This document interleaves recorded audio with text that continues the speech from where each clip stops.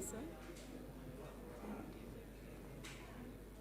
ठीक है मैं अनाउंस कर देती हूँ announce right right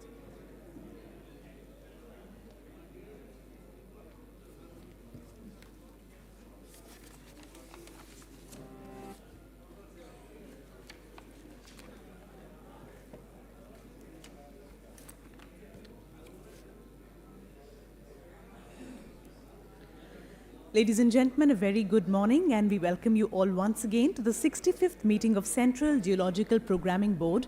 May I please invite everyone to be seated on their respective seats, because our chief guest, the Honorable Secretary, has already arrived and has inaugurated the exhibition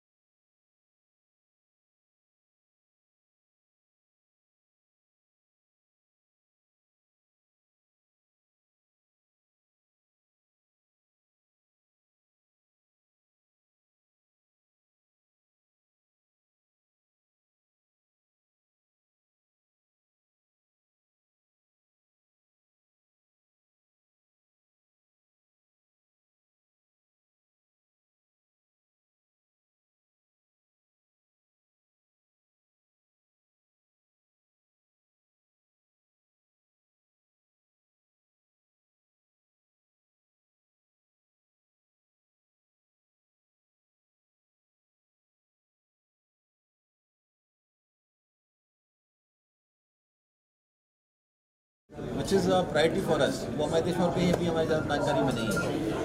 इसको भाई आप 50 का तो फटाफट करिए, जहाँ पे बेसिक ग्राउंड वर्क हो चुका है, इसमें तो खाली काम आउट ही करना है। असेसमेंट के लिए इसको It's not so. It's not so as simple as you say.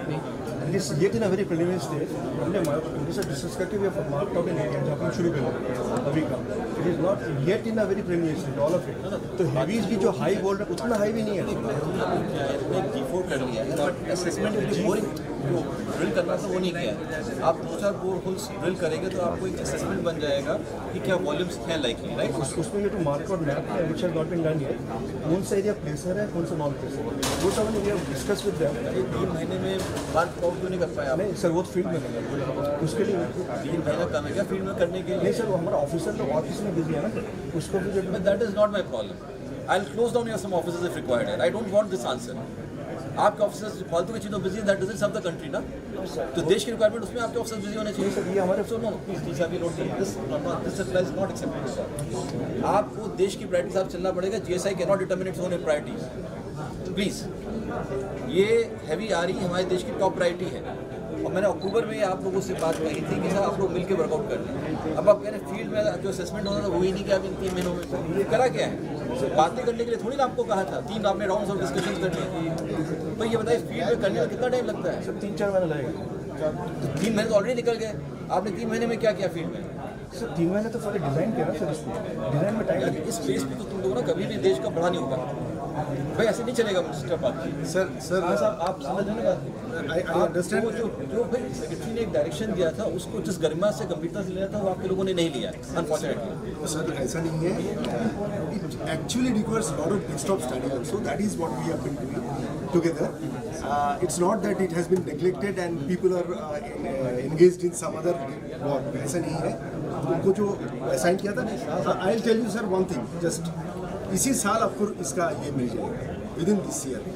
This is too long. No, this year means I am not going to end in December. 3 महीने आपको फील्ड स्टडी के लिए लीजिए। चलिए अभी जनवरी चल रहा है, let's say February March April, by April तक आप अपना सारा फील्ड वर्क कंप्लीट करके इसका असेसमेंट करके ब्लॉक्स बनाइए। मई में हमें ब्लॉक्स बन जाना चाहिए। Sir, give us till June. We will give.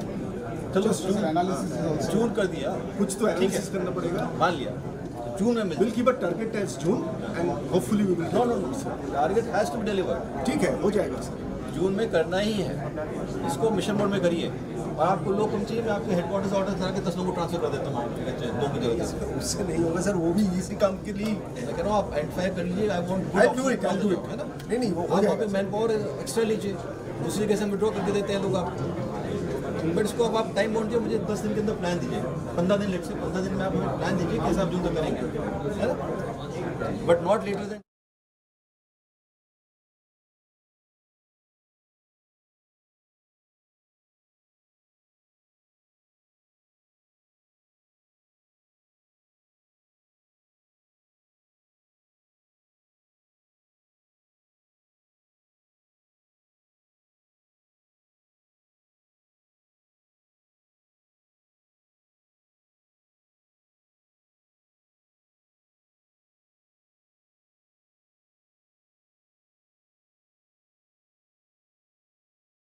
Within 15 days से कर ही देंगे।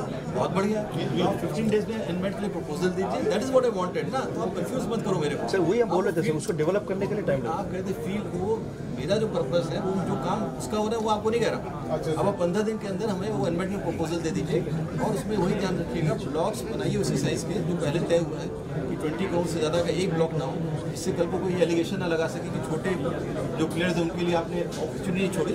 But we'll do one thing, जो हमने तय किया था, जो बड़े प्लेयर्स हैं जो ज़्यादा ले सकते हैं उनको आसपास के 20 ब्लॉक्स कवर करके दे दीजिए, और जो छोटे प्लेयर्स 1 या 2 ब्लॉक लेना चाहते हैं वो वैसा आप चले लें।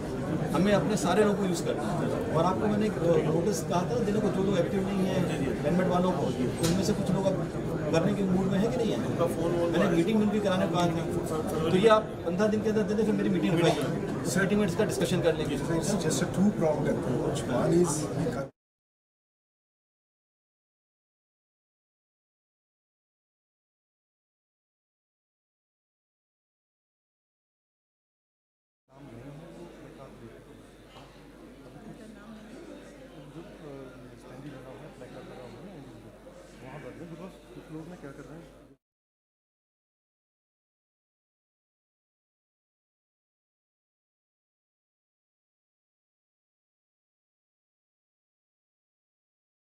इस मीटिंग के सभी पार्टिसिपेंट्स से निवेदन है कि जो सामने नेम कार्ड्स हैं आप कृपया उसी के अनुसार बैठें। मैं फिर से ये रिपीट करना चाहूँगी कि सामने जो नेम कार्ड्स लिखे हुए हैं आप स्ट्रिक्टली प्लीज़ उन्हीं के अनुसार बैठें, और अगर आपका नाम सामने मेंशन नहीं है तो बीच में जो स्टैंडीज़ हैं उनकी इंस्ट्रक्शंस के अकॉर्डिंग आप कृपया बैठ सकते हैं। Ladies and gentlemen, it's a very humble request to all the participants of this meeting to kindly sit in the designated areas strictly, please. Because few of our dignitaries will be joining us and we want that their seats should be vacant so that when they are here, we don't have to, किसी भी प्रकार की असुविधा आपको भी ना हो, तो प्लीज़ आप अपने सीटिंग अरेंजमेंट के अकॉर्डिंग ही बैठें। धन्यवाद।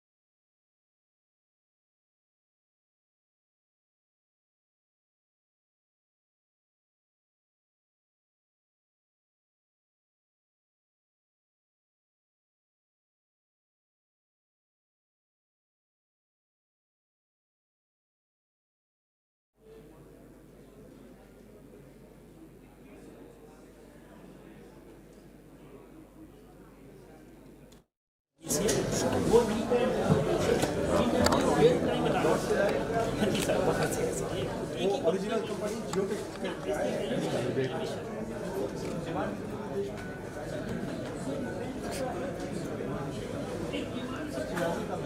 सर देखिए इसके मेरे हिसाब से टोटल पोटेंशियल इंडिया में 10-12 यूनिट फिर यहाँ पे उसको बनाने में सर और दूसरा है इसमें सर हमें रियल टाइम एनालिसिस आप लोग खुद बनाते हैं इंडिया में?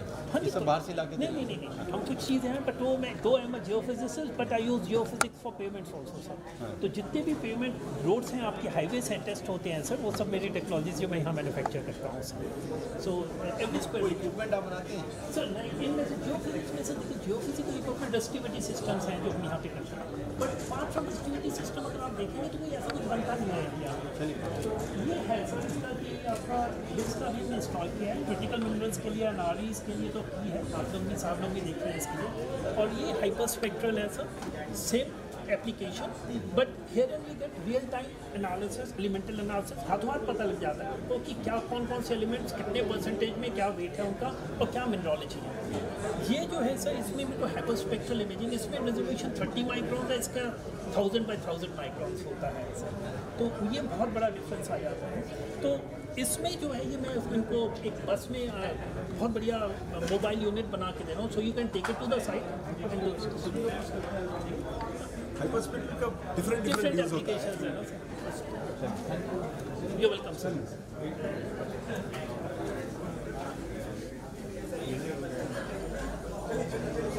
कैफे जा रहे हैं? निकलिए हेलो, फोन कर रहा हूँ।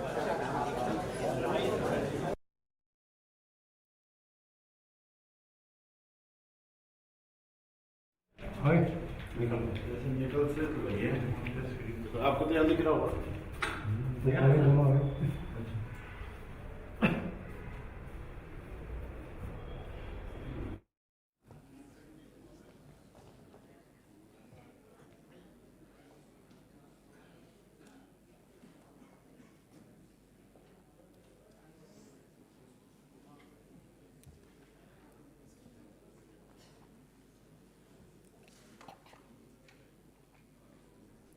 Ladies and gentlemen, now we are joined by our chief guest for the day, Shri Piyush Goyal ji, secretary mines. जोरदार तालियों के साथ आइए स्वागत करते हैं Shri Piyush Goyal ji, secretary Ministry of Mines, Government of India. We also welcome Shri Asit Sahaji, Director General, Geological Survey of India. Let's have a huge round of applause. And Shri Sanjay Lohia ji, Additional Secretary, Ministry of Mines, Government of India. बहुत बहुत स्वागत।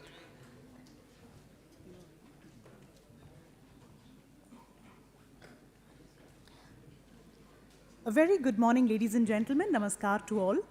It's a pleasure and privilege to welcome you to the 65th meeting of Central Geological Programming Board.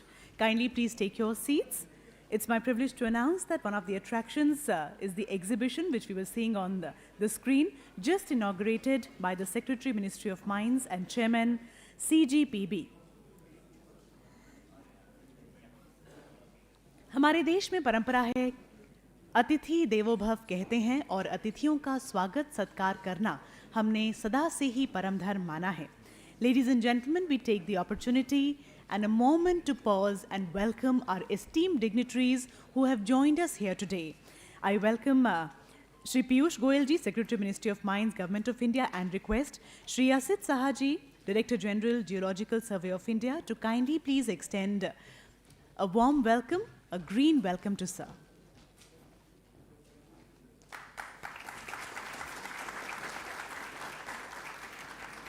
बहुत बहुत स्वागत, पुनः अभिनंदन।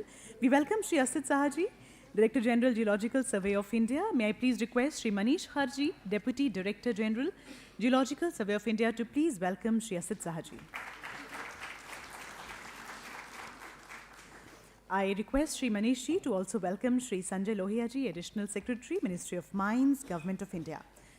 पुनः जोरदार तालियों के साथ सभी अतिथियों का बहुत बहुत स्वागत।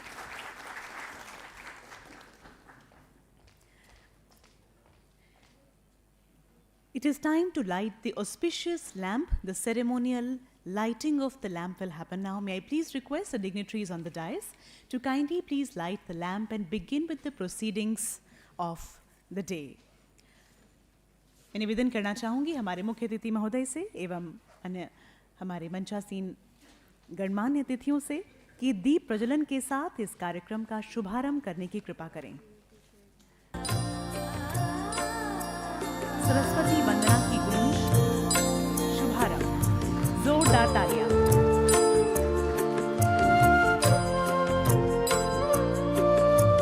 शुभं कुरुत्वं कल्याणं आरोग्यं धनसम्पदः शुभं कुरुत्वं कल्याणं आरोग्यं धनसम्पदः शत्रुबुद्धिविनाशाय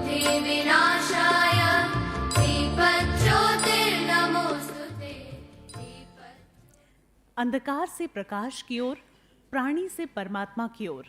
लैंप लाइटिंग दीप प्रज्वलन हमें बताता है कि हम सभी को यात्रा करनी है अज्ञान से ज्ञान की ओर।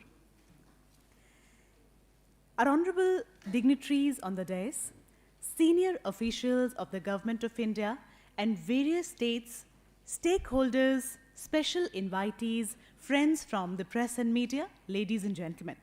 As we are aware, the Central Geological Programming Board, CGPB, is the apex body at the national level to coordinate the activities on geological mapping, mineral prospecting and exploration in the country. It works to provide effective programmatic coordination among the stakeholders, enabling better interaction between central agencies and state-level organizations, and to avoid duplication of programs. It was established through the Government of India resolution in the year 1966. CGPB is supported by 12 theme-based committees. The State Geological Programming Boards, or the SGPBs, came into being in every state to coordinate their geoscientific activities, complementing the CGPB and to interface with CGPB and GSI. The CGPB is an important platform of the Geological Survey of India, Ministry of Mines, for placing its annual program that it takes up independently or in collaboration with other agencies. Ladies and gentlemen, we are deeply appreciative of your kind presence, and we offer our most grateful welcome to all today to the 65th CGPB meeting in New Delhi. It is our honor, ladies and gentlemen, to invite now our first speaker of the day, who assumed office of Director General GSI in July 2024 and has since then been providing a new energy and impetus to the organization and leading it from the front.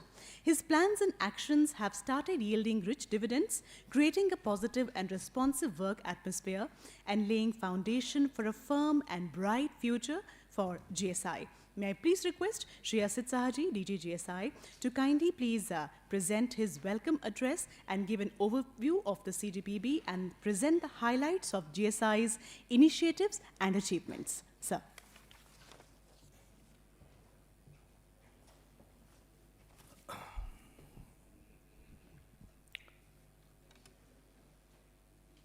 Sri Piyush Goyal ji, Secretary, Ministry of Mines and Chairman, CGPB. Sri Sanjay Lohia, Additional Secretary, Ministry of Mines, heads of central and state government institutions, distinguished colleagues from academia, industry, and the private exploration agencies, ladies and gentlemen. It's my proud privilege to warmly welcome you to all the 65th meeting of the Central Geological Programming Board, an enduring institution that for decades has brought together the center, states, academia, public institutions, and the private sector on a common platform to collectively shape India's geoscientific vision and mineral exploration roadmap. Geoscience today is no longer confined to mapping rocks and minerals. It lies at the heart of national resource security, infrastructure development, clean energy transition, climate resilience, and disaster risk reduction. In this evolving context, GSI continues to serve as the country's principal scientific authority and custodian of pre-competitive geoscience data, enabling informed policy, investment confidence, and sustainable development. Over the past decade, and with the renewed intensity in the last 5 years, GSI has consciously moved beyond conventional mineral belts. by extending exploration into terrains once considered low prospectivity, including regolith-covered areas, Deccan Trap basalts, sedimentary basins, and other frontier regions, and by developing integrated approaches, GSI has successfully unlocked new mineral potential areas across the country. This paradigm shift has led to the discovery of several previously unknown mineral deposits, including critical and strategic minerals such as graphite, vanadium, titanium, gallium, scandium, occurring in diverse geological terrains. Highly prospective concealed RE and rare metal mineralization has been delineated in parts of Sivanading complex, while significant RE has been confirmed in the carbonatite complexes of Karbi Anglong. Substantial potash has been established in Nagaur Ganganagar. Discoveries at Madan Shahi and Ladera mark the recognition of substantial copper deposits, enforcing India's growing inventory of critical and strategic minerals. These outcomes clearly demonstrate that India's mineral potential is not confined to classical geological provinces, and that systematic, technology-enabled, concept-driven exploration can substantially expand the country's resource base.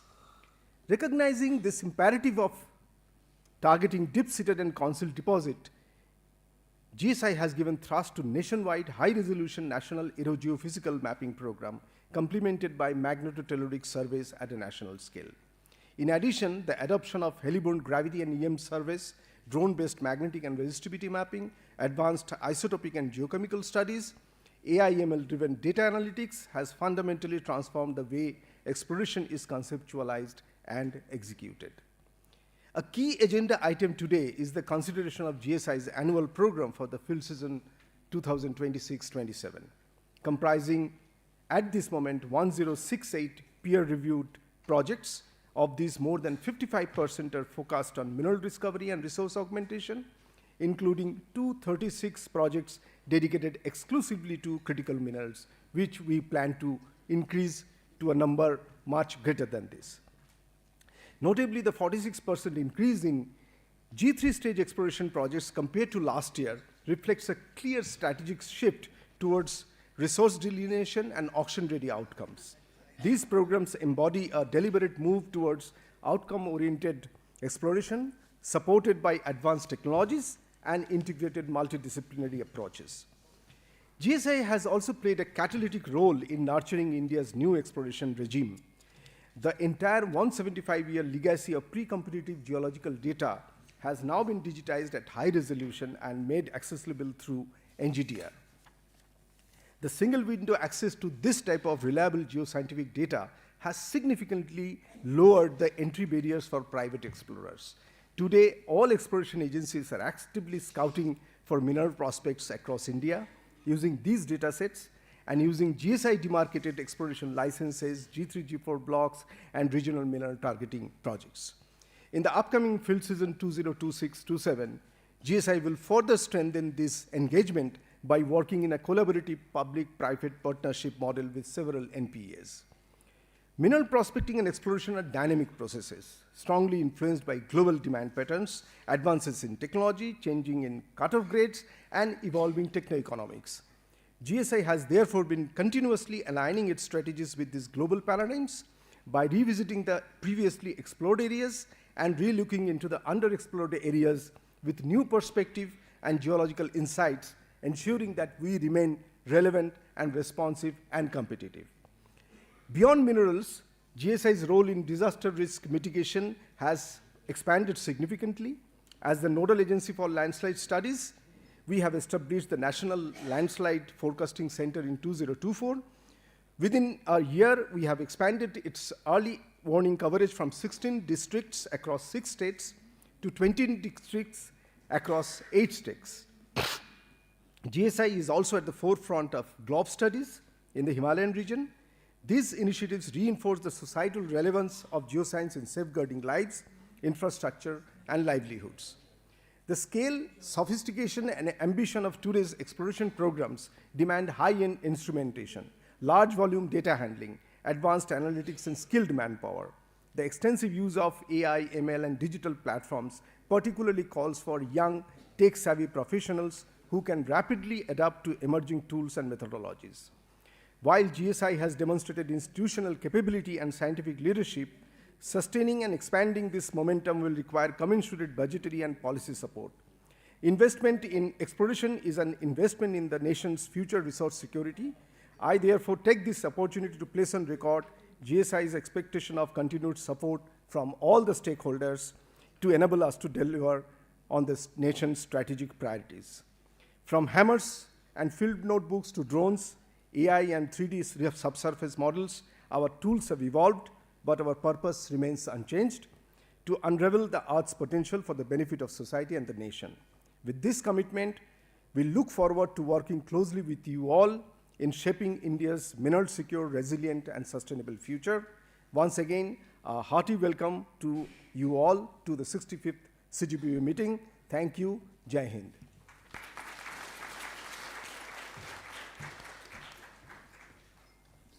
Ensuring that we remain relevant, responsive, and competitive. Thank you very much, sir, for your welcome address, as well as the highlights of the diversified activities of GSI and the contributions of CGPB, which were just listed out by you. It speaks volumes about the huge responsibility that lies on the shoulders of the organization in the years to come.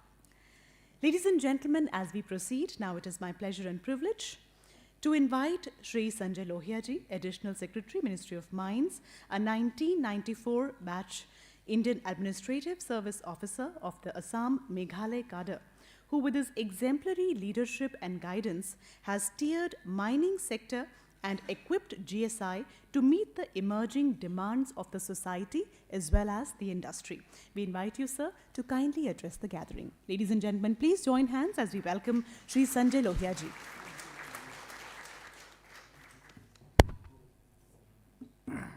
Respected Secretary Mines, Shri Piyush Goyal, Director General GSI, Shri Asit Shah, senior officers of the central government, state governments, representatives of industries, and various institutions. I would just give some feedback or some hints on what is the thinking in ministry and overall, which will help us to understand what are the priorities of Government of India and what is the impression we have in the ministry and how should we proceed.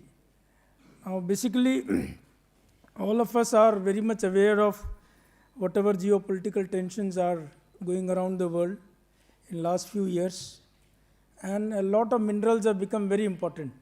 The prices have gone very high. Prices of copper has become, I think, $12,000 per ton.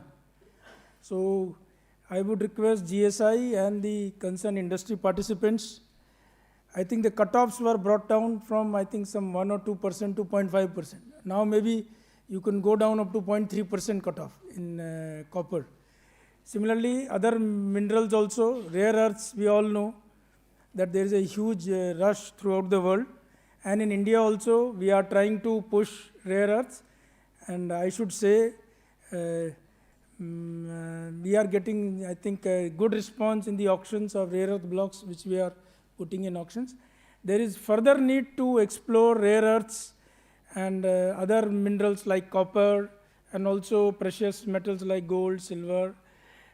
So this is the scenario, and along with that, even the prices of bulk minerals are becoming very high. I think aluminium is consistently keeping a price of around $2,700, $800 per ton. So those kind of things. So even bauxite and these kind of minerals require a lot of attention. So I have a request to all the participants that you please keep this thing in mind. Now why I am saying so is, Geological Survey and its officers, I would put it very bluntly that we have to speed up our work. Our earlier culture is that we will do field work in one season, 1 year, and write the report in the next year. So recently GSI has promised us that they will complete the whole thing in 1 year, and maximum, suppose the financial year starts, the FSP starts from April. So by next March, the report will be ready. If not ready by March, it will be ready definitely by June. So I hope all the officers of GSI, they keep up this word.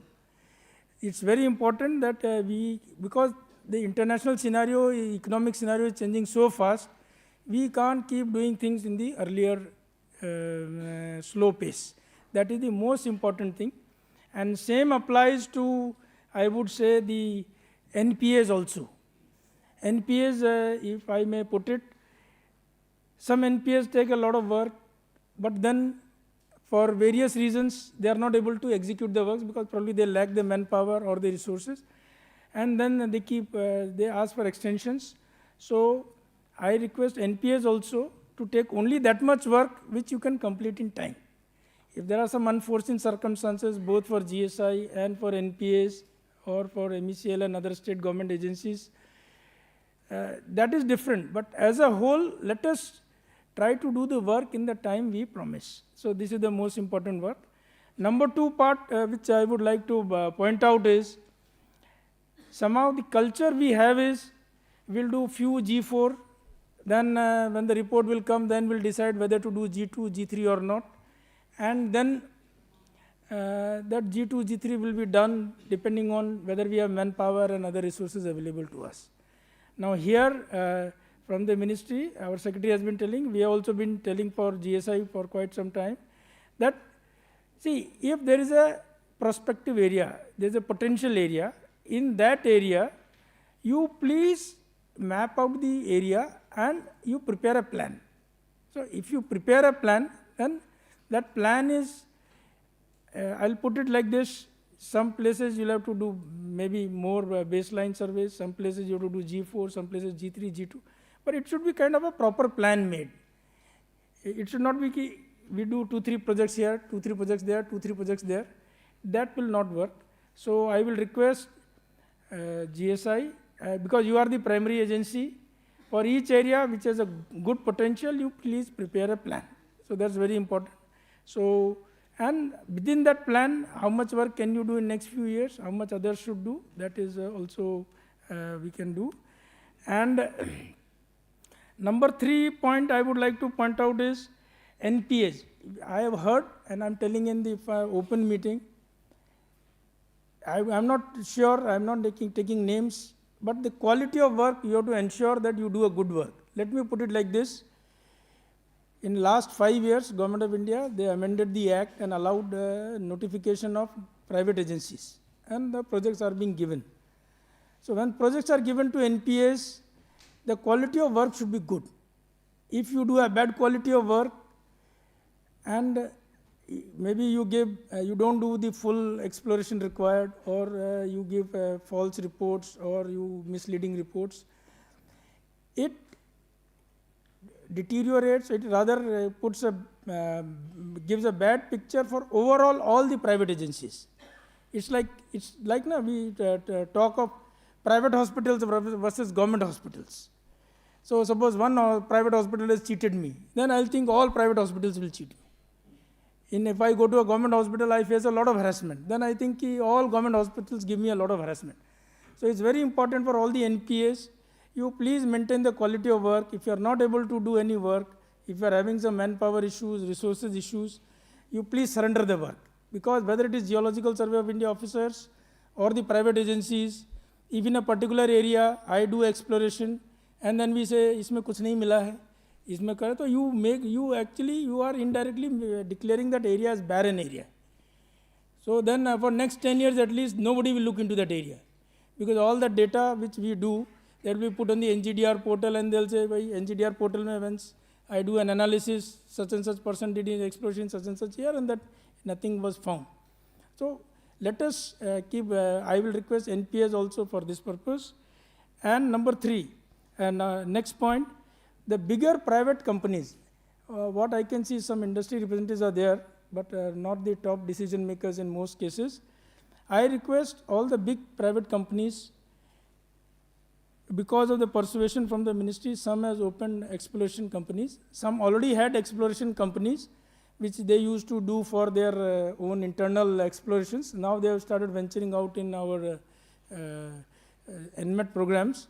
I request all of you, please take up this work in a sincere manner. It will build up your capability within the company, and that will be useful for the companies when you take up these blocks in auctions or the big companies venture out of India. Then you will have an internal capability for you to, it's useful for us. And one more thing I would like to point out is, we have made a NGDR portal. Now this portal has been, I think, in existence for last more than 2 years. More or more data from the state government is being put. GSI, most of the data is there. And what I will request is, all the agencies, whether it is our GSI officers, whether it is NPA officers, private agencies, before you start the work, please go through all the details in the NGDR. What we have observed, I am pointing out here, in NMET, when projects are being submitted by NPAs, some NPAs don't even bother to see the NGDR portal, and overlapping projects are being given. So what happens is, then later on somebody comes and tells us, then you have to cancel or modify the sanction, and all those things happen. In fact, we have requested NMET that you should do a kind of a checklist whether this thing has been, the agencies which submit projects, they have examined on NGDR. And I would also like to point out use of latest technology. In fact, we are trying in GSI to set up a good AI center kind of thing. It may take some time, but here I would like that all the agencies, whatever softwares are available, maybe paid softwares, maybe free softwares, you should use those softwares to analyze the data before you proceed in the field. And when you have done part of the exploration, again you can take help with those software. In fact, this practice, somehow we have to kind of bring it in our working style. So this is very important. And I have a request to our sister agencies like AMD, CMPDI, etc. also. Recently, we have circulated, we had prepared one policy on what I will say, detection or whatever, exploration of critical minerals and other things in existing mines as well as on new areas. So whether it is coal exploration, whether it is atomic mineral exploration, whether it is exploration done by our agencies under NMET or GSI, we should test for all elements as per the protocol we have prepared, and that protocol has been prepared in consultation with these agencies only. It is not that it is being imposed by Ministry of Mines. And all the other participants who are present here today, I will request you, please go through the policy which we have prepared on the ministry's website. It is available. And if you have some comments, you please bring it to our notice. We will try to modify if required. And one more area which I think requires a lot of attention, which somehow we are trying to push, but our institutes which are involved in beneficence studies or some kind of, what I would say, extraction studies, they are involved.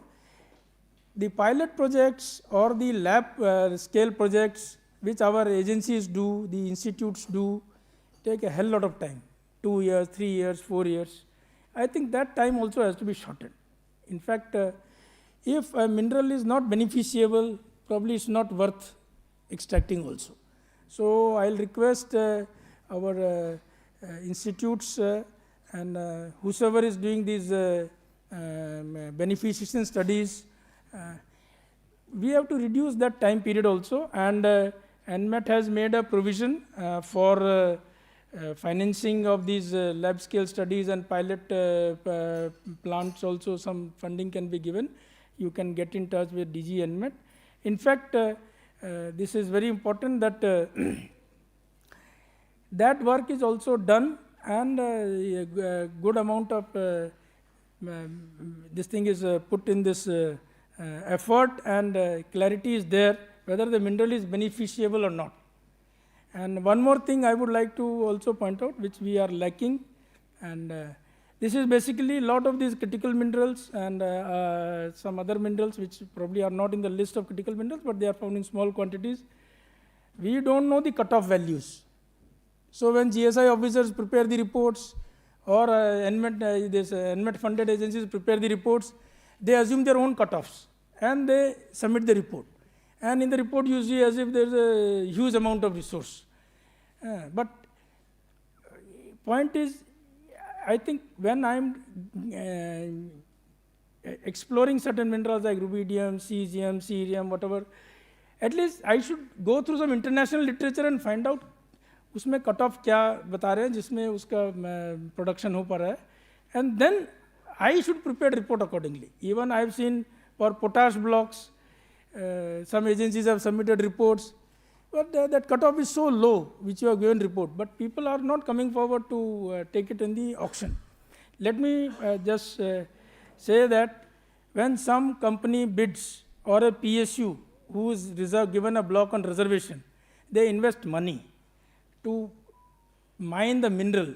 They have to make a lot of investment because they have to buy the land, they have to prepare the mining plan, buy the equipment, make the whole setup, and later on if they find the quantity of mineral is not good enough, or if the grade of mineral is not good enough, or it is not beneficiable, so then they will not bid. So that leads to failure of the auctions, and if people have taken an auction, then they feel, I would rather say, like cheated kind of thing. And last point I want to just point out is that the blocks which are submitted to the ministry or the state governments, they should have whatever I have told about this beneficiability, size, and grade of the mineral. You have to apply some mind. We have to apply some mind. In fact, it's that what is the total value of the estimated resource, what is the area I am asking for, and which to be put on auction, whether it is feasible or not feasible. So that much we have to keep in mind. And I say that over the years, GSI has increased its focus on critical minerals and deep-seated minerals, and they are trying to improve their performance. At the same time, we are from the ministry's side, we are also trying to put a focus on building an ecosystem of private agencies. It's not a competition between GSI versus others, because India is such a huge country, and we have a target to fully explore our country. So everybody can participate, and there is enough on the plate for all of us. So, but all of us have to do the work properly, and whatever DGGSI has said, there will be a presentation on the CGPB, whatever the items they are going to take up, and we have had some internal discussions which our secretary will tell us in his keynote address. But I wish this CGPB platform, basically it looks very grand, Central Geological Programming Board, but somehow in practice all the committees probably only sit once in a year, or even if there are multiple sittings, it's basically to produce something for the main CGPB meeting, and the CGPB is being held once. But even then, it's a very good platform for all the agencies, all the officers, scientists, everybody to interact and learn from each other. With these words, I again thank you for being present here today, and I hope all of us will go much richer after the end of the program. Thank you. Thank you very much, sir, for sharing your thoughts, views, and ideas with all of us. Thank you once again for your address, as well as presenting the highlights of key initiatives of the ministry to boost the geoscientific activities in general and exploration sector in particular in the country. Ladies and gentlemen, moments like these leave a lasting impression on our minds, and CGPB goes above and beyond to capture these moments. One important part of all CGPBs are its publication releases today is another such occasion, and we are honored to have them getting released by our esteemed dignitaries on the dais. May I request for these publications to be brought forward for release as I talk about them individually, and also request our Honorable Chief Guest and the dignitaries on the dais to kindly release these publications, please. Ladies and gentlemen, we have total 3 publications we are starting with, and then a digital unveiling of the maps on various themes. So we begin with the 3 publications which will be released. The first one is the Bulletin Series A, number 79, Marine Phosphorites in the East Coast Margin of India of Chennai and Point Calimere, Tamil Nadu Marine and Coastal Survey Division. This publication provides the authentic and updated information on the present status of offshore phosphorite exploration in India and is expected to serve as a valuable reference for all involved. We move on to miscellaneous publications number 30, part 9, Geology and Mineral Resources of Kerala, 4th revised edition, Southern Region. This revised edition is brought out with the aim to update and revise geology, stratigraphy and latest mineral resource position of the state. Ladies and gentlemen, quickly moving on to the third one, Records of GSI Volume 159, Part 9, Annual Report of GSI for Field Season 2024-25. The annual report provides region and mission-wise highlights of work completed during the period April 24 to March 25. Thank you very much, dignitaries, for releasing these publications. And now, ladies and gentlemen, we once again request our chief guest, Shri Piyush Goyalji, to kindly please press the remote button and digitally unveil 9 maps on various themes.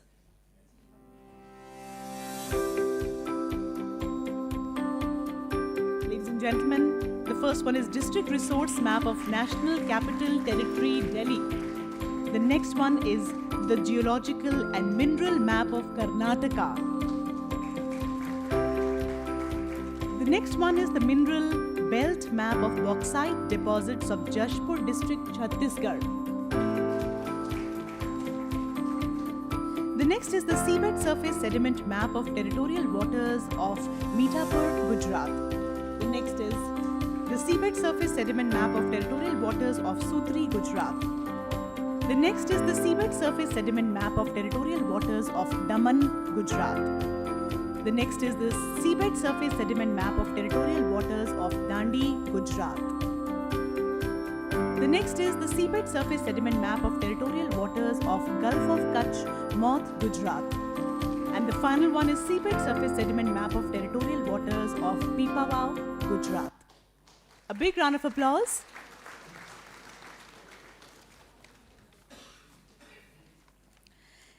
Ladies and gentlemen, after these releases, we move on to the technical session.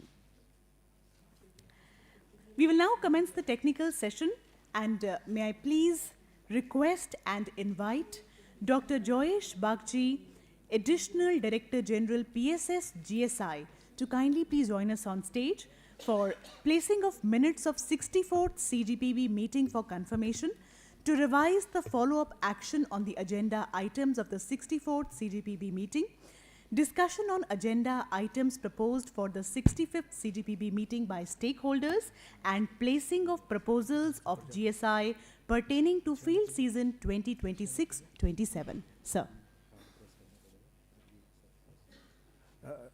Secretary Mines, Piyush Goyal Saab, DG GSI Asit Shah Saab, and Sanjay Loya, Additional Secretary Mines, and dignitaries here in CGPB. Good morning to all. I will just present the minutes. We had no comments. We have circulated the minutes. We had one comment from NIO.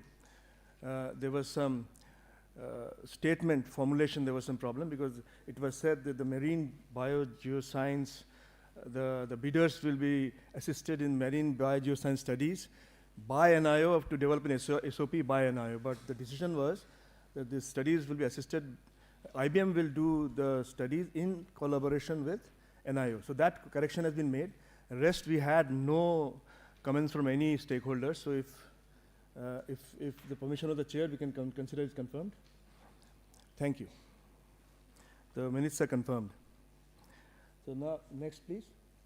So I will go through the ATR of this 64th CGPB meeting. I will just quickly go through them. There are quite a number of actionable points against which the ATRs are there. In between, this CGP was held in 19th of January 2025, and in between 11th of August, DGGSI had taken a meeting with all the stakeholders regarding the actionable points. So with those two meetings, the final actionable points and the actions taken, I will present today.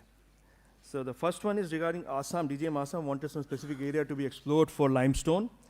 And then after we had done and explored it and handed over, they had wanted that block to be split into two. The block was too big for auctionable as an auctionable block. And we did that. GSI has split the block into two and handed over to them. And now DGM Assam is going forward for auctioning of these two blocks. And then there was an issue about one block which we had handed over. There was an overlap with an existing lease. And they had returned it back to us. And we had checked it out that the an unoverlapped area was too small for an auctionable block. So what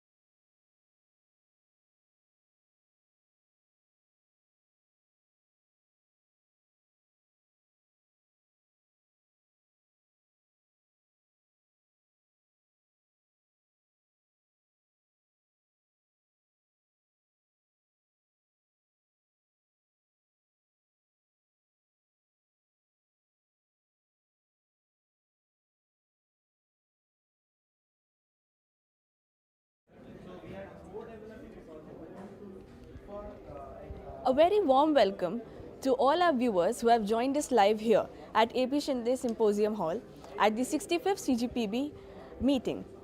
Here I am Aliza and I'm Malena Kamar. and here we are your hosts as we will be showcasing you various organizations that have joined here at the exhibition, showcasing how they are performing in the current technological areas in the mining sector and geological sector, exploring various different critical minerals shaping the Atmanirbhar Bharat of tomorrow. We are firstly joined here by Steiger, one of a European brand that establishes various mining and geological explorations. So, sir, hello, sir. So, if you might just tell us what exactly Steiger is all about. Yeah, Steiger Geoscience is a exploration, geoscience and engineering exploration company, which is established in India in 2020, and this is a subsidiary of Steiger Estonia country, and there they invested with my ideas. They invested and we established in Hyderabad. And since 2020 we are doing the geoscience work. So we are mostly focused into the mineral exploration and with advanced technologies. So that delivering data to discovery is our motto. So collect good data, model it, and which will result in discoveries. Okay, so considering that lithium is one of the critical minerals right now, so how are you majorly, focusing on that, and how are the AI-driven technologies that you're using into the exploration? Yeah. Initially, AI and all comes into picture when you have a good data sets. So we focus on collecting good data. Like we have, it is like an investigation.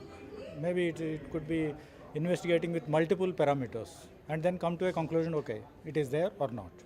So we collect multiple information like geology, geophysics. There are different kind of data sets like magnetic, gravity, IP, EM.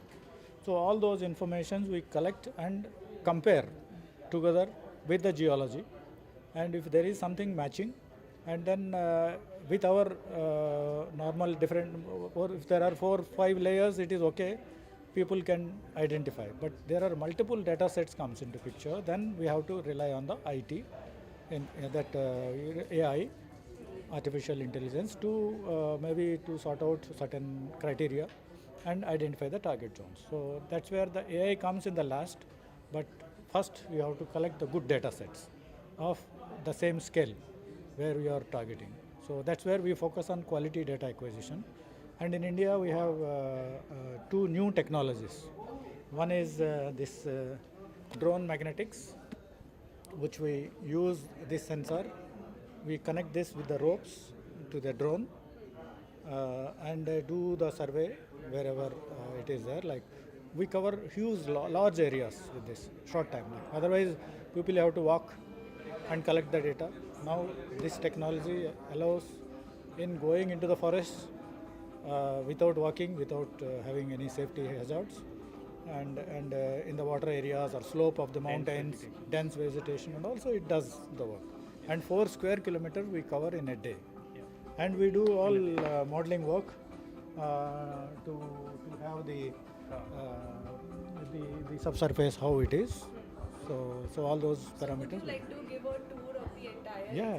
Sure. For our viewers. Definitely. Another thing that we are the only agencies which have covered around 4,700 kilometers of drone magnetic survey in India and abroad. Yeah, so we are the premier in that in case of India. If I start from here, and as I told that we are more focused into the advanced technologies. So general, normal, shallow investigations are fine. Like no, it is only 50 meters or 100 meters depth.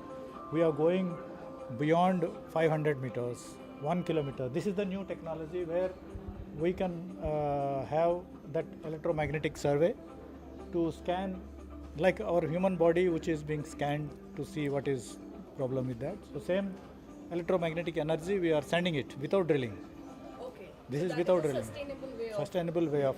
And then you drill only at the focused areas where the suspected mineralization is there we can drill. So that way we can reduce the cost of the drilling and increase the chances of finding. So this is one, and this is the magnetotellurics, which uses the natural currents exist in the earth without sending any current into the ground. So we collect information which gives more than 1 kilometer data.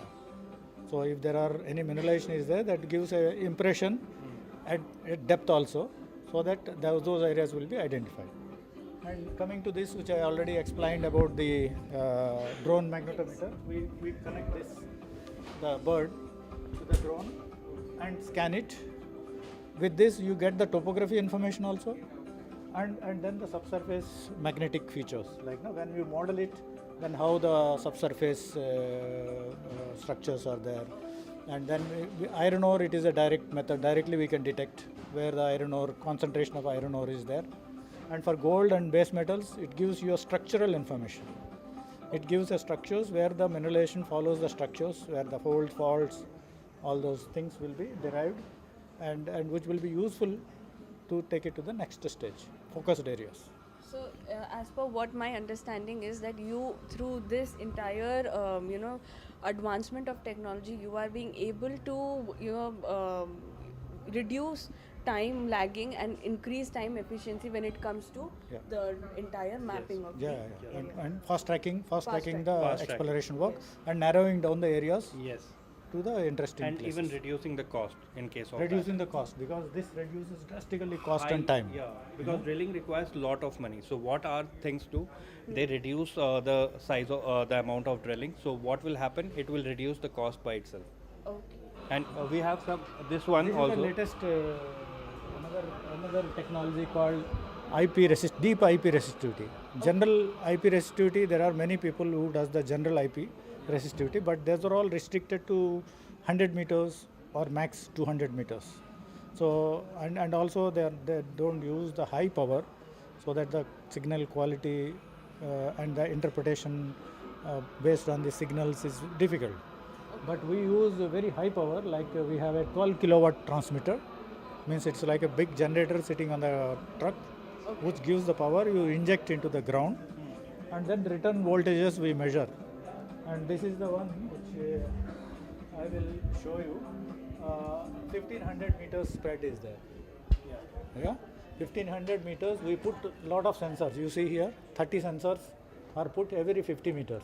Every 50 meters, 30 sensors are being placed, and we send the current from here, and the transmitter is 12 kilowatt. And then all the transmitted current will go down and scan the entire area of 1500 meters, and gives you a depth of about 600 meters if you are doing pole dipole. 600 meters depth scan will be there, like our body scan. You get a scale of 600 meters by 1.5 kilometers. So in one day we cover all this. So one day you get a scan of one place. If you have multiple places you do like that every interval, then you can make a 3D model to see how the anomalies are connected together, and then we can suggest for the drilling and testing. Okay. So drilling will be done afterwards. Yes. You know? Afterwards. Because otherwise what happens, based on the surface features, if you drill you may miss. It looks like something here, but you keep on drilling here, actually is here. If you are doing only limiting the depth of investigation, then you are getting this anomaly also. So people may start drilling this, which avoids, what is the depth continuity. So this is the one which we are doing drastically. Like you can see, there is a technology to connect all those long spreads, so that depth of investigation can be more. Especially this is very good in case of base metals, gold, and the thing you are talking about, critical minerals. So these deposits are very good, very betterly detected in this instrument. How much do you feel that in the coming 5 years it's going to completely transform the shape of the Indian mining sector and the exploration sector? Definitely. See, everyone is looking for some faster and more adaptive technologies, right? So what we have in mind as a Steiger, we believe in bringing new technologies.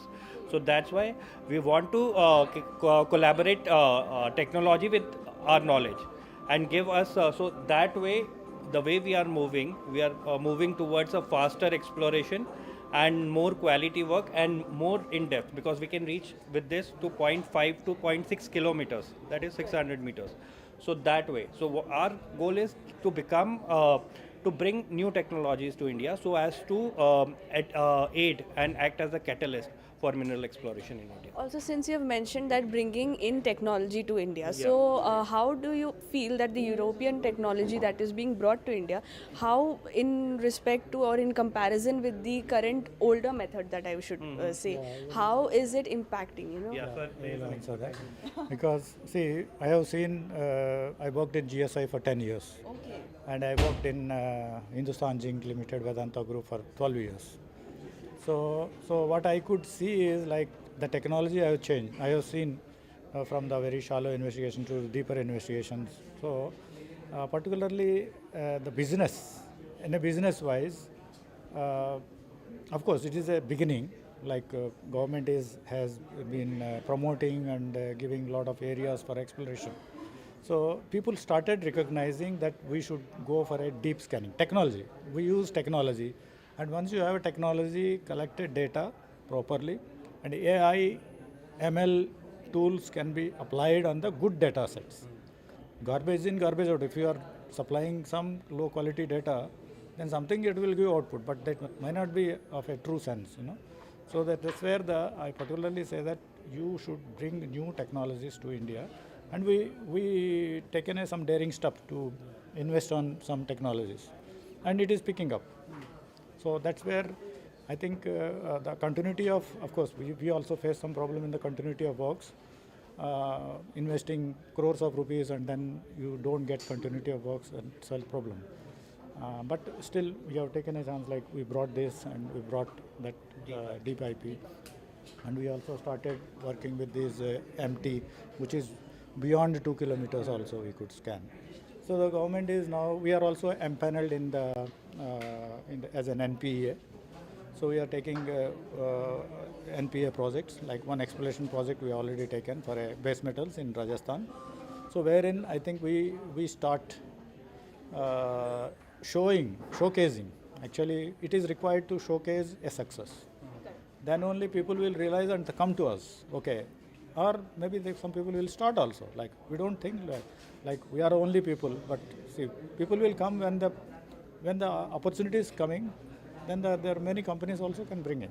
You know? That's where the competition should be there to give a best quality, and that's where the discoveries will happen. So we are doing for many big clients like Tata, Adani, Vedanta. So they are all satisfied with our work, and which will come once they start drilling and finding some things. Then it will come out. Okay, this is the technology we used.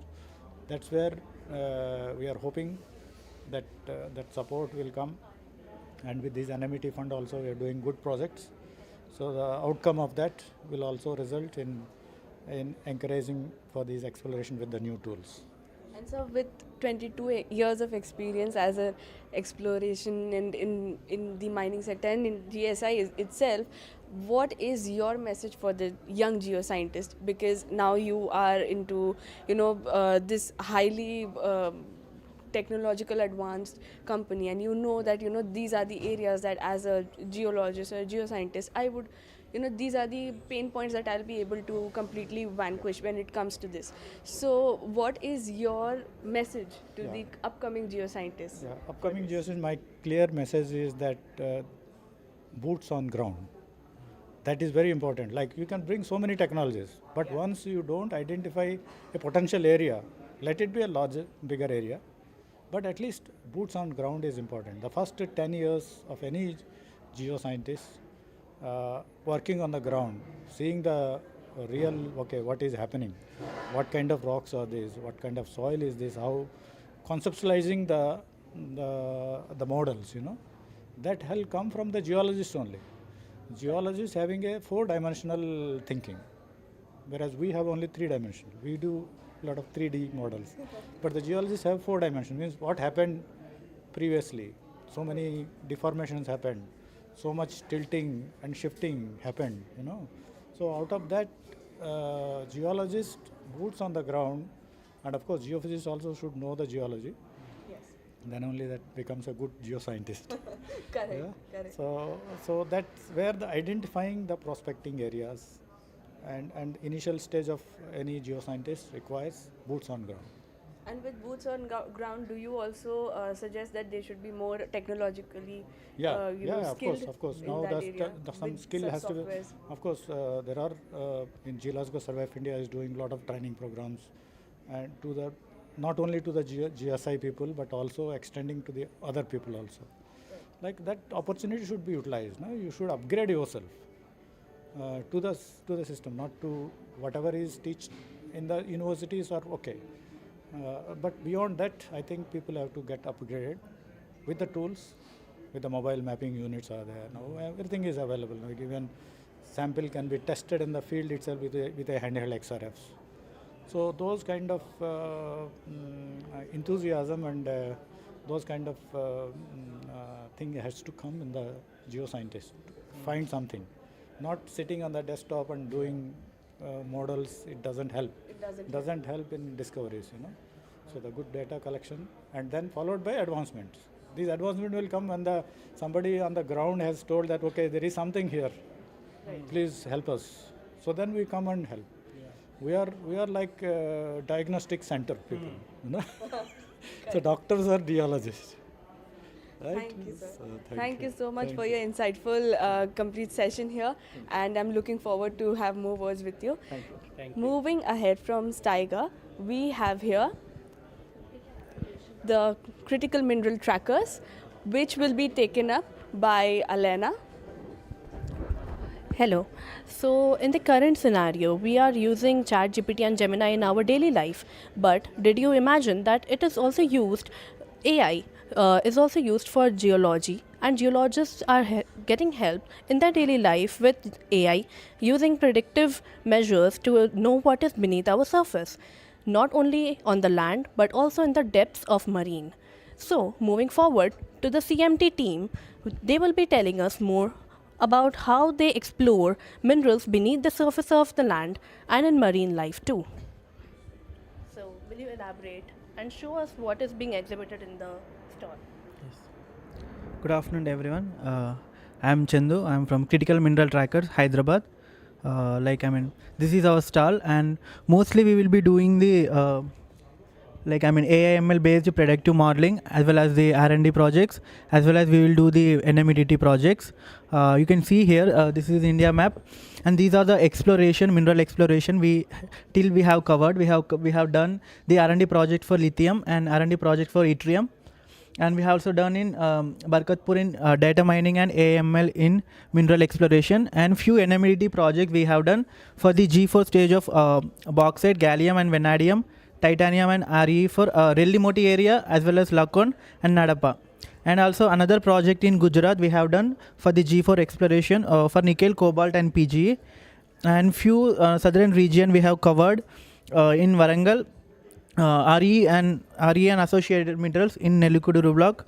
So these are the some mineral exploration project we have done, and you can see here, and this is the CMT Geo Solution Center. Cost-effective and time-bound solution using AI applications for mineral exploration. So generally, you can see here, this is the lithium prediction. We have done the lithium prediction using the geochemical data, and also we have done the identification of coal seams from borehole logging. And generally, basically, we will be collecting the data from the NGR portal, and like geological data, geophysical data, as well as the remote sensing data. Then so the data collection mainly by the remote sensing satellites, and will be for the future extraction we will be doing this, like spectral feature extraction, texture analysis and vegetation and soil indices. After that we will do modeling like AI/ML methods by using, there are some 3 to 4 methods that we'll be using, and we'll be predicting the data. For the lithium prediction we'll be doing the first one is the RF method, and the second one is the CNN, the third one is the clustering method. And so this is how we will predict the lithium prediction by using the AI/ML. And you can see here, these are the representative samples which we have been collected. and these are all the government NMDT project field collected samples. You can see here, this is the plant fossil, tyler film fossil, which we have collected from Gujarat in Nadapa area, and this is the picretic basalts. It is also from Gujarat, and these are the few RMT block samples, regional mineral targeting. It is in Andhra Pradesh. You can see here, this is the pyrolusite, epidote, and this is the pegmatite, and these are the few samples. This is the charnokite. These are the few samples which we have brought here exhibition, so that we can showcase all the things. And these are the some private exploration critical minerals which we have seen. You can see that these are all the lithium associated, and this is the evaporite, brine, fluorite. You can see here, these are the representative samples. This is the cassiterite. This is from the Himalayan quartz which we have been collected. So these are all the private exploration samples which we have been collected.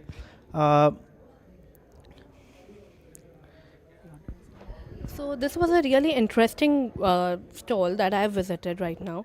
So can you just tell us that how it is helping in the future for the critical minerals, and as you know that India's mineral security is so important. So how is these extractions giving an importance in the current scenario?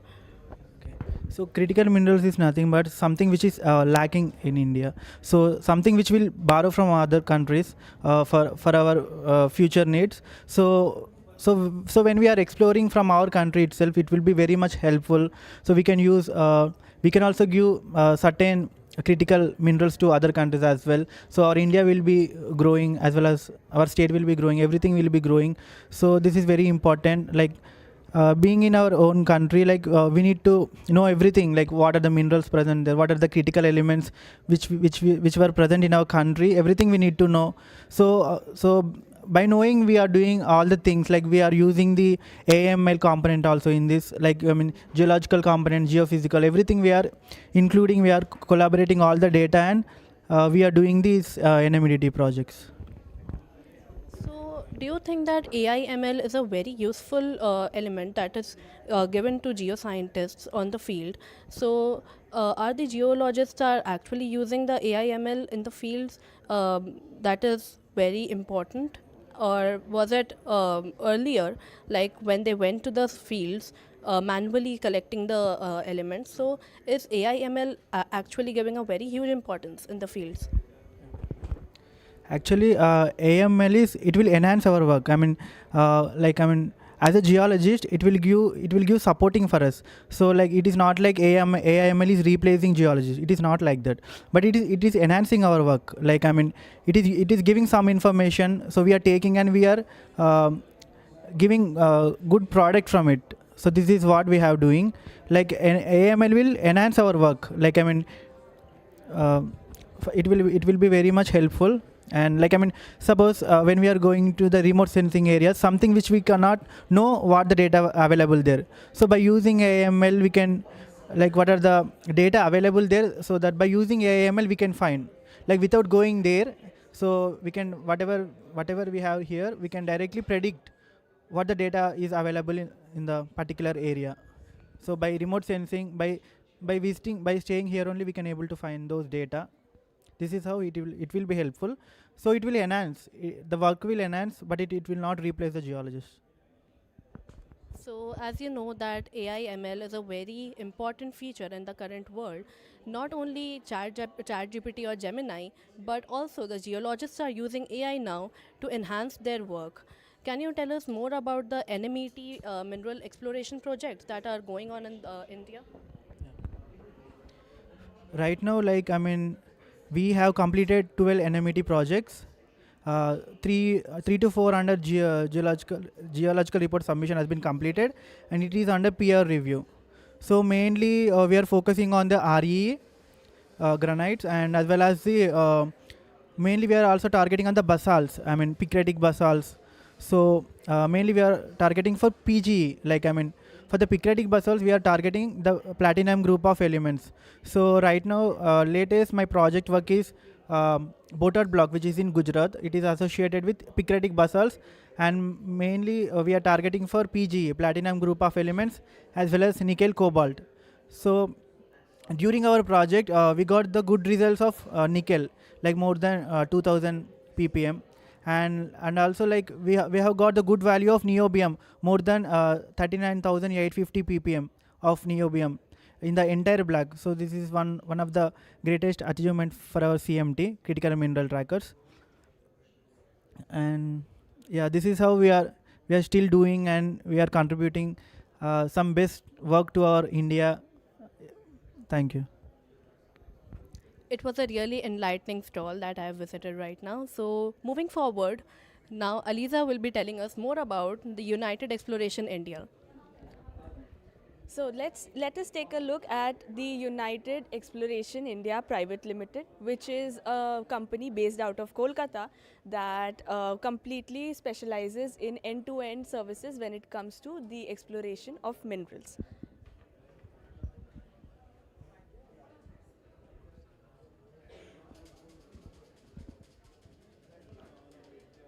So we are here and we will be taking a quick session with them. So sir, if you could quickly tell us what this company is all about and what do you do when it comes to providing the end-to-end services? Definitely. Yeah, good afternoon. My name is Arijit. We are United Exploration India Private Limited, based in Kolkata. Our company established in 2014, and since the very inception, we are into the field of geology and mining. So what we do, we provide end-to-end service in terms of consultancy for any minerals or any all the exploration, you name it, and we provide the consultancy services. Like starting from drilling, exploration, preparing geological report, preparing mining plans, environmental clearance report, forest clearance report, hydrogeological study, geophysical report, all sort of things. So we have our all in-house teams. We have GIS professionals, we have engineering division, we have geologists, we have a good chunk of geologists in our in-house team. So whatever reports and whatever you need to run a mine, all the reports what we do, we provide and prepare in our in-house team. So that is what end-to-end solution or things we would like to mention. Okay. And sir, if I may also ask that you, like you said that you have all in-house team provided here. So that means that you also reduce the overall timeline that is there when it comes to the exploration. So say if it is 6 months, so how much does that mine when it comes to mining and also reducing timeline? How is that helping? And also how is that impacting when it comes to critical mineral mining? Absolutely. The way India is moving towards exploring minerals in-house, like in India, and try to do the Make in India things. So we are a small contributor to that as well. So yeah, timeline is a very key and kind of one of the part where we have to focus more and more. So what we do, before starting any project, what we do, we sit with all the think hats, and we do proper planning, and we deploy our team, a separate team for every project. So what happens, a separate team work on every project, so there is no authoritative approval or whatsoever the approval required where company stocks that diminished over there. So that is how we strategize every project, and we constructively reduce the timeline of every project. So planning is the key. Right. And so if you would like to tell us about the 3D geophysical mapping that you do, and how give our viewers a complete walkthrough of your stall here at the exhibition. Absolutely. For geophysical thing, I would like to introduce Dr. Prakash Kumar. Dr. Prakash Kumar is a geophysicist, so he can indulge about geophysics. Please. So before going to the broader section, हम लोग पहले आते हैं कि deep seeded minerals कैसे form होते हैं. Let a overview. Actually, there are so many process inside the earth is going on. So one of them is that hydrothermal solutions. Inside the earth, there are so many liquids comes up to the surface, and some of them trapped beneath the surface here. So from the observation on the surface or ground, we cannot see these things कि कौन सा mineral है नहीं है. So we going to the indirect way, that is like geophysical way. So इस तरह के minerals को हम लोग आइडेंटिफाई करते हैं उनके फिजिकल प्रॉपर्टी के नेचर पे, लाइक कि ससेप्टिबिलिटी वेरिएशंस कैसा है, डेंसिटी वेरिएशंस कैसे हैं. तो उस चीज़ को पकड़ने के लिए हम लोग सर्वे करते हैं, लाइक मैग्नेटिक मेथड्स हो गया, एक हो गया ग्रेविटी मेथड्स हो गया, आईपी हो गया. तो ये मेथड्स बेसिकली सब सरफेस के अंदर डेंसिटी वेरिएशंस को चूज़ करते हैं कि कहाँ पे किस तरह की एनॉमली है. सिमिलरली मैग्नेटिक सर्वे करते हैं, उससे पता चलता है कि किस तरह से हम लोग उसमें मतलब वेरिएशंस आ रहे हैं. तो फिर हम उसको फिर वापस से डेटा सेट पे लेके आते हैं. डेटा सेट को फिर हम लोग प्रोसेसिंग करते हैं. Like if you take the magnetic part, suppose there are so many corrections like RTP corrections, RTE corrections. Whenever we required the corrections, we applied, and finally we try to filter out the other effects which impacted the ore body's presence. After that क्या हुआ कि फिर उसको हम लोग 3D modelling करते हैं. 3D modelling करने का बेसिकली क्या है मतलब है कि आप उसको एक्चुअल सब सरफेस में किस तरह से, इसके लिए हम लोग कुछ मैथमेटिकल मॉडलिंग लगा लेते हैं कि किस तरह से ओर बॉडी का ओरिएंटेशन है.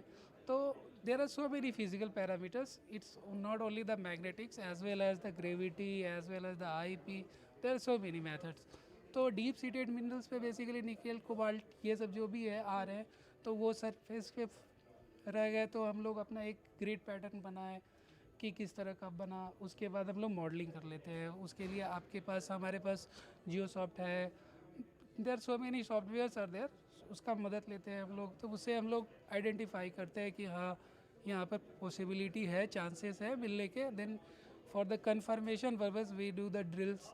तो उसके बाद हम लोग फाइनली कन्फर्म हो जाते हैं. बट ये करने से फ़ायदा क्या होता है ना कि मतलब जो प्रोबेबिलिटी है ऑकरेंस का वो बढ़ता जाता है. हमेशा सारे जियोफिज़िकल मेथड करने से एक फ़ायदा ये होता है कि हर एक जियोफिज़िकल मेथड जो है वो डिफरेंट फिज़िकल पैरामीटर के ऊपर बेस्ड है. अगर वो सारा पैरामीटर्स को एक साथ हम कंबाइन करते हैं ना, तो हमारा कॉन्फिडेंस लेवल और भी इंक्रीज़ करता है. और फिर देन आफ्टर दैट हम ड्रिलिंग के लिए जाते हैं. तो प्रॉपर एक प्रोसीजर है. So we go through each step by step, और कि हाँ यहाँ हो सकता है. तो इस तरह से हम लोग पूरा कोशिश करते हैं कि हाँ वो पाया जा सके डीप सीटेड मिनरल जो भी है. एंड जब हम लोग आते हैं ऑन द टॉपिक ऑफ से मिनरल सिक्योरिटी, तो उसमें आप रेयर अर्थ एलिमेंट्स और क्रिटिकल मिनरल्स पे किस तरह से फोकस कर पाते हैं? एक्चुअली क्रिटिकल मिनरल्स का एक है कि हम लोग जो फिजिकल वे में ना, वो डायरेक्टली वो रिस्पॉन्स नहीं देता है. वो हमें उसके लिए हमको जाना पड़ता है उसको माइन्यूट लेवल पर कि किस तरह से वो वेरिएशंस दिखा रहे हैं. तो वो उसके जो क्रिटिकल मिनरल्स है, वो जिसके होस्ट रॉक्स होंगे ना, उसको हम लोग आइडेंटिफाई करते हैं. आप जिसके साथ एसोसिएट होता है वो, तो उसको टारगेट करते हैं बेसिकली. एक हम लोग का प्रोजेक्ट अभी सिवाना में चल रहा है कि उस पर क्रिटिकल मिनरल्स बेसिस पे कि हाउ दे फॉर्म. तो उसकी एक कहानी बनती है. एक जियोलॉजिकल तरीका होता है कि जैसे वहाँ पर कैसा नेचर है सिवाना रिंग कॉम्प्लेक्स का, कि वहाँ पर है आप बाई मॉडल वॉल्केनिज्म बोलते हैं.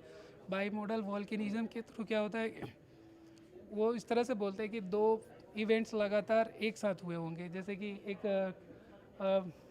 आप स्पेसिफिक टर्म में बोले तो एक रायोलिटिक और बेसाल्टिक दोनों एक साथ घटित होते हैं, और उसके साथ कैलेडेरा का सिचुएशन बनता है. वो कैलेडेरा उसको बोलते हैं, जो कि आप जनरली आप देखे होंगे वॉल्केनिज्म के दौरान ना, जो क्रेटर्स होते हैं ना, तो वो सर्कुलर पैटर्न बनाते हैं ना.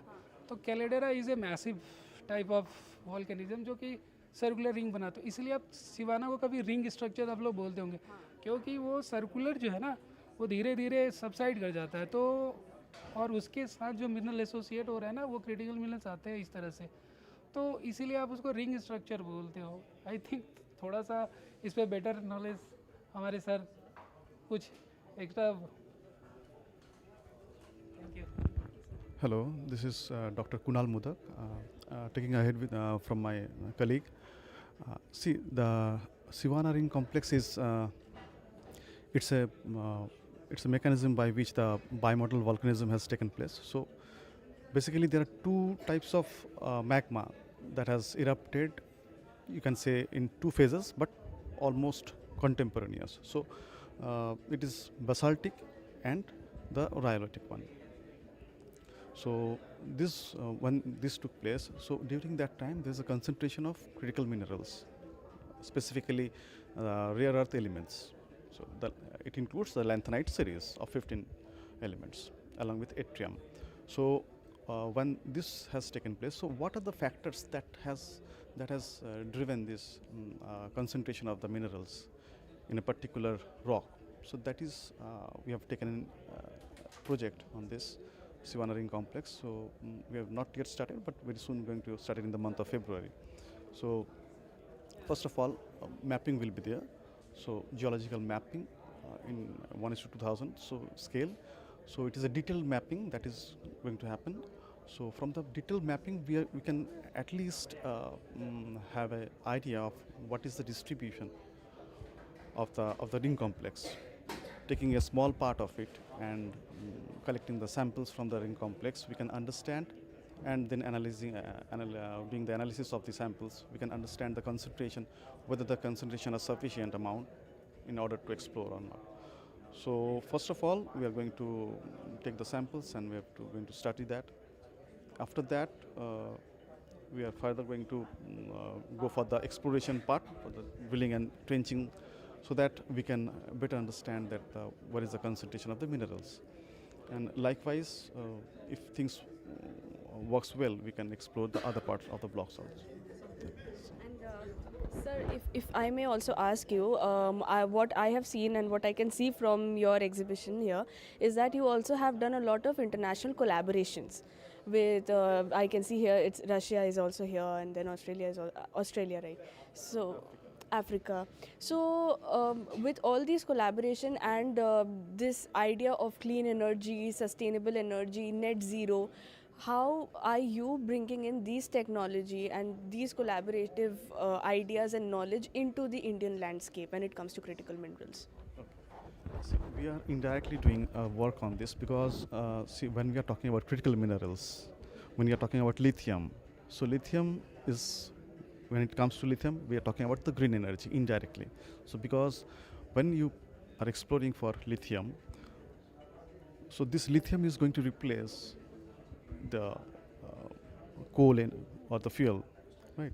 So indirectly it is helping us to reduce the fuel energy and slowly and gradually converting into the coming into the lithium and green energy. So this is how we are dealing.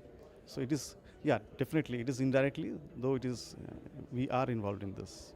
Yes. Thank you. And sir, would you like to add upon your international collaborative efforts into this? Absolutely. Would glad to. So see, we are one of the company who have tied up with Russian companies in terms of to bring their technology in India.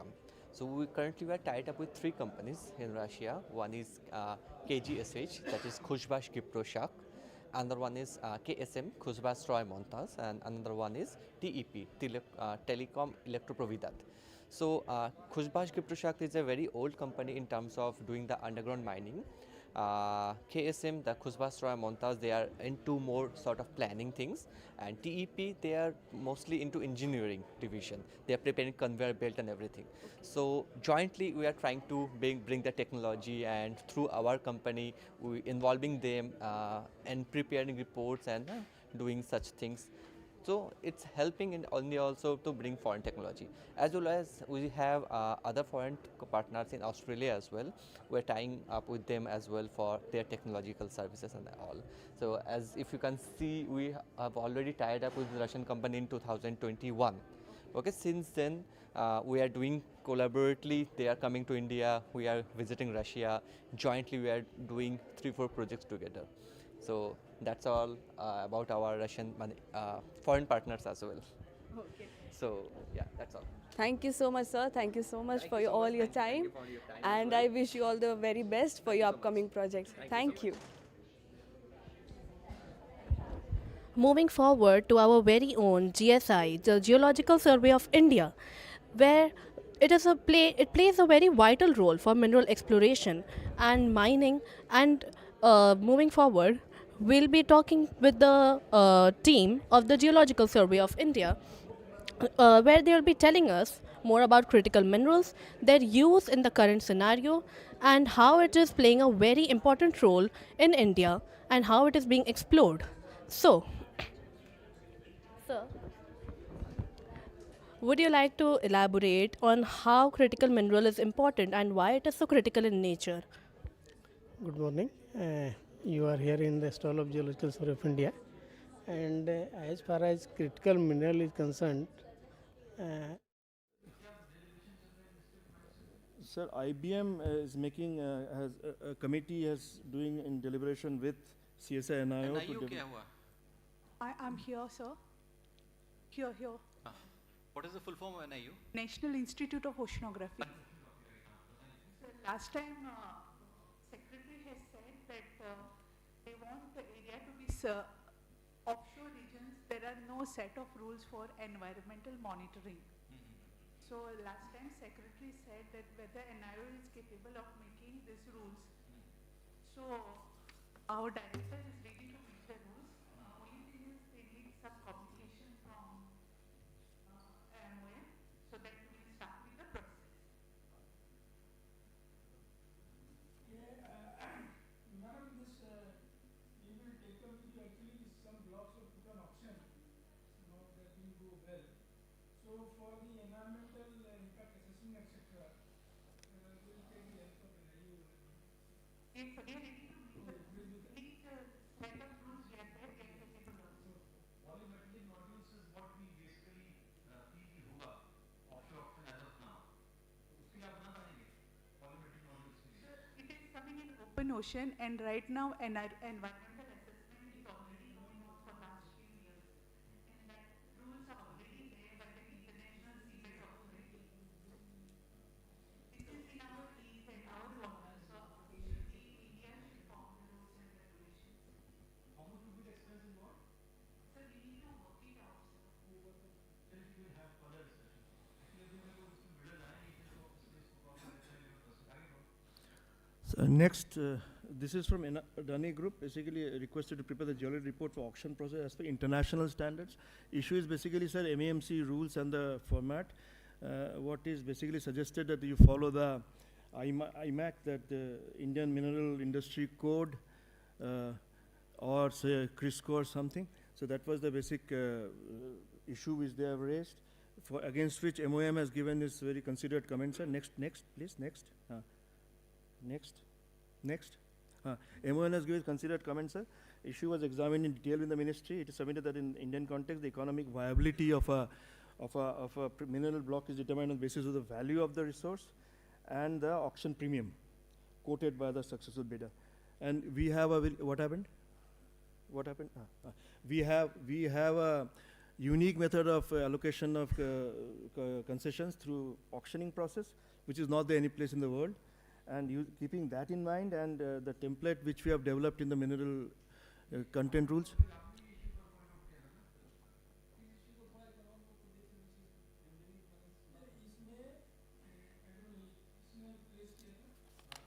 Adani ने किया था sir, and then of course Nakri added to it.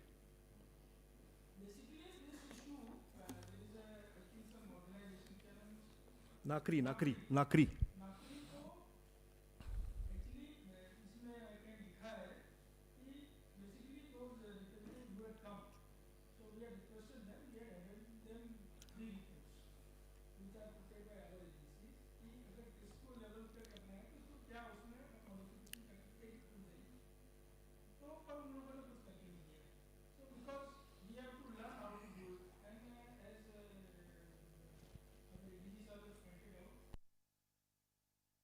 Questions about cost of mining and also how much it will be sold for and issues, and we have a problem issue of premium also, which is good. Somehow we are ready, but the Nakri people should come forward and show us कि ऐसा report बन सकता है. Please.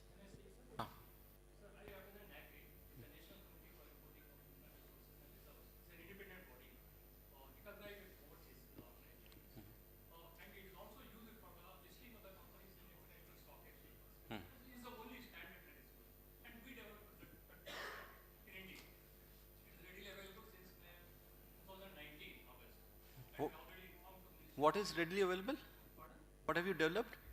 We have developed a code Huh. that is used for the listing of resources and reserves in stock exchanges to raise capital. And this is the only standard used across the board. UNFC is not used for raising the capital in stock exchange. It's not recognized.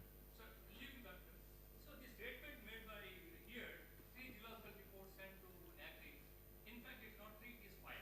And 5 reports were sent within 3 months, within 1 month we have already submitted the reports. And Mr. Pradeep Singh, who was the director technical at that point of time, he is very much here. He should acknowledge whether he has received it or not. Mr. Pradeep Singh, बताइए. Sir, reports we have received, sir, after their comments, and we. क्या किया आपने? Singh साहब आप बोल रहे हैं, you were asked not to give comments on the reports. Listen. What he had told me that वो आपने उस report बना के नहीं दिया है, comments दिया है सिर्फ. Comments दिया है. राव साहब सुनिए. In fact, I had met, I don't remember, 2-3 people had come, I had met them also. You please come and show us the report, we'll take it forward. Okay. So I have not asked actually. I was the author and I have replied and I have submitted the reports. It is 2 years back, sir. And last year it came up, where in the same meeting it was again filed report in the same fashion. We responded, no, we have submitted. Now again. Report दिया, comments दिया है. आप They have provided the comments on GSA report. No, we don't want comments. This is what I told you. Mr. Rao, please understand. As per our MEMC rule, as per the whatever code is there, one GR has been prepared. You want it as per CRISCO standards. So the same report, you please write in the manner for a CRISCO report. Then we can take it forward. This was the request given to you, and I have gone through those emails, etc. You had given comments. This is what I was told. I was shown. Let's do one thing. Let's not waste time in this discussion here. Point is very simple. You are the expert agency with the internationally recognized expertise for this work. That's why you have been requested. Please have a relook. What is required is that these have to be modified as per the template of CRISCO, right? So if you have done it, please just share it with Sanjay and just mail it to him, send a copy of that email to me also, and we'll have a look at it. In case it is not exactly as per, you may have done partially you may have given comments, then please finish that work and then share it. And don't just share it with Mr. Pradeep Singh. Share it also with us directly, because we don't want to depend on individual officers who in any organization who may not take their work as seriously as they should. I think, Mr. Pradeep Singh, you are also at fault here. DGJSA, please take it on record. Listen to me once again. If there was something missing here, this is not the forum you should wait for discussion. You could have immediately reached out to Mr. Droff, look, this is not what we needed. Why didn't you call him up or sit with him and had it sorted out in the manner which was needed? आपने कुछ किया था ऐसा? Was director technical. The report was received.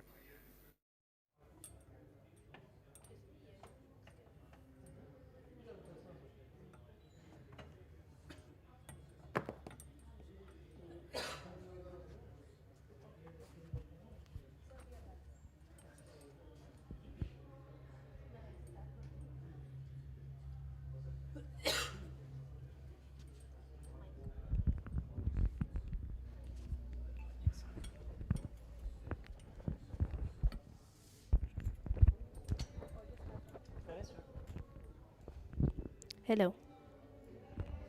So we are back in the GSI stall, and sir, I would like to ask you that how is GSI using mineral system mapping for and AI in the exploration in the fields of India? Actually, for using mineral system in mineral exploration, we need a set of larger data that we are using basic mapping data, NGCM data, remote sensing data, geophysical data, lineaments data. All these are used and they are combined. After that, we apply different techniques of data interpretation. Based on that, we delineate some potential zones. Then we go for initial search, that is known as G4 exploration. After some positive findings, we go further in G3, G2. Then we apply different techniques, compare with other explored areas.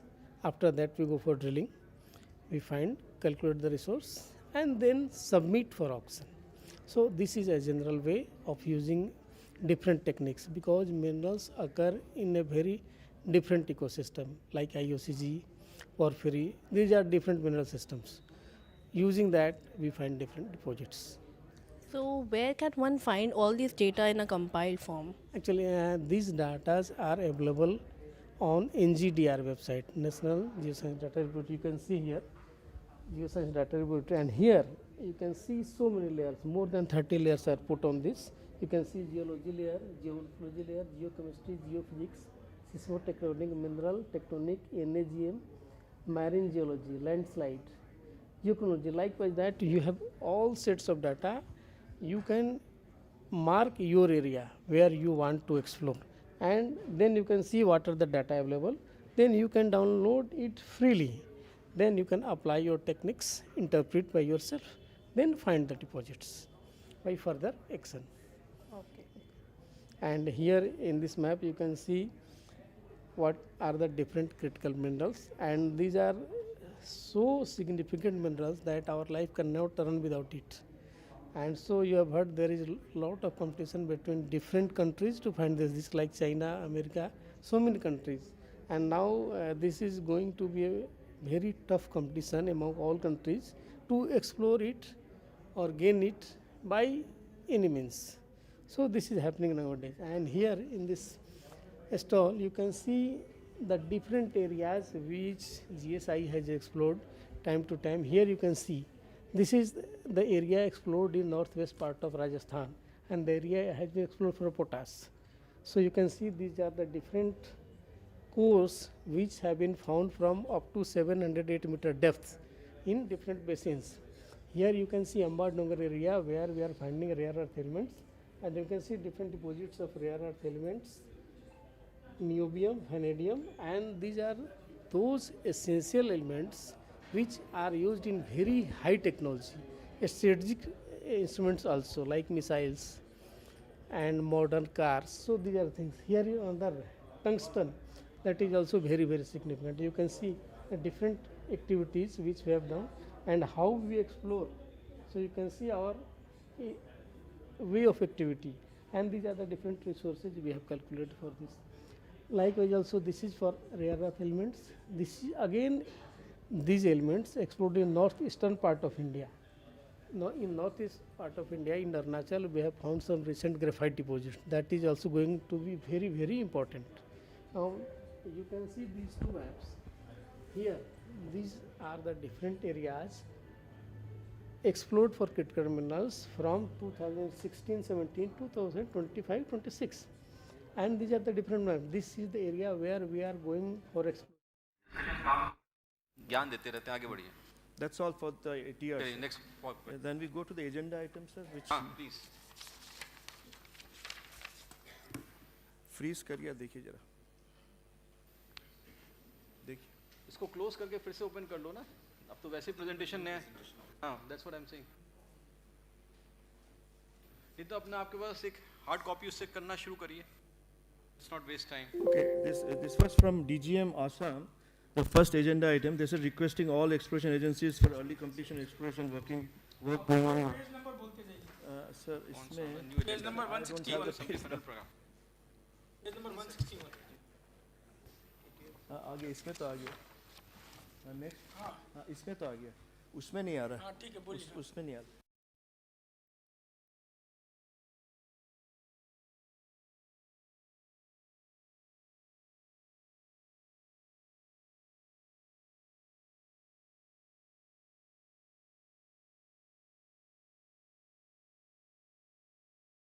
With 3 years back, which was in big news, and this is the area where we have explored for lithium.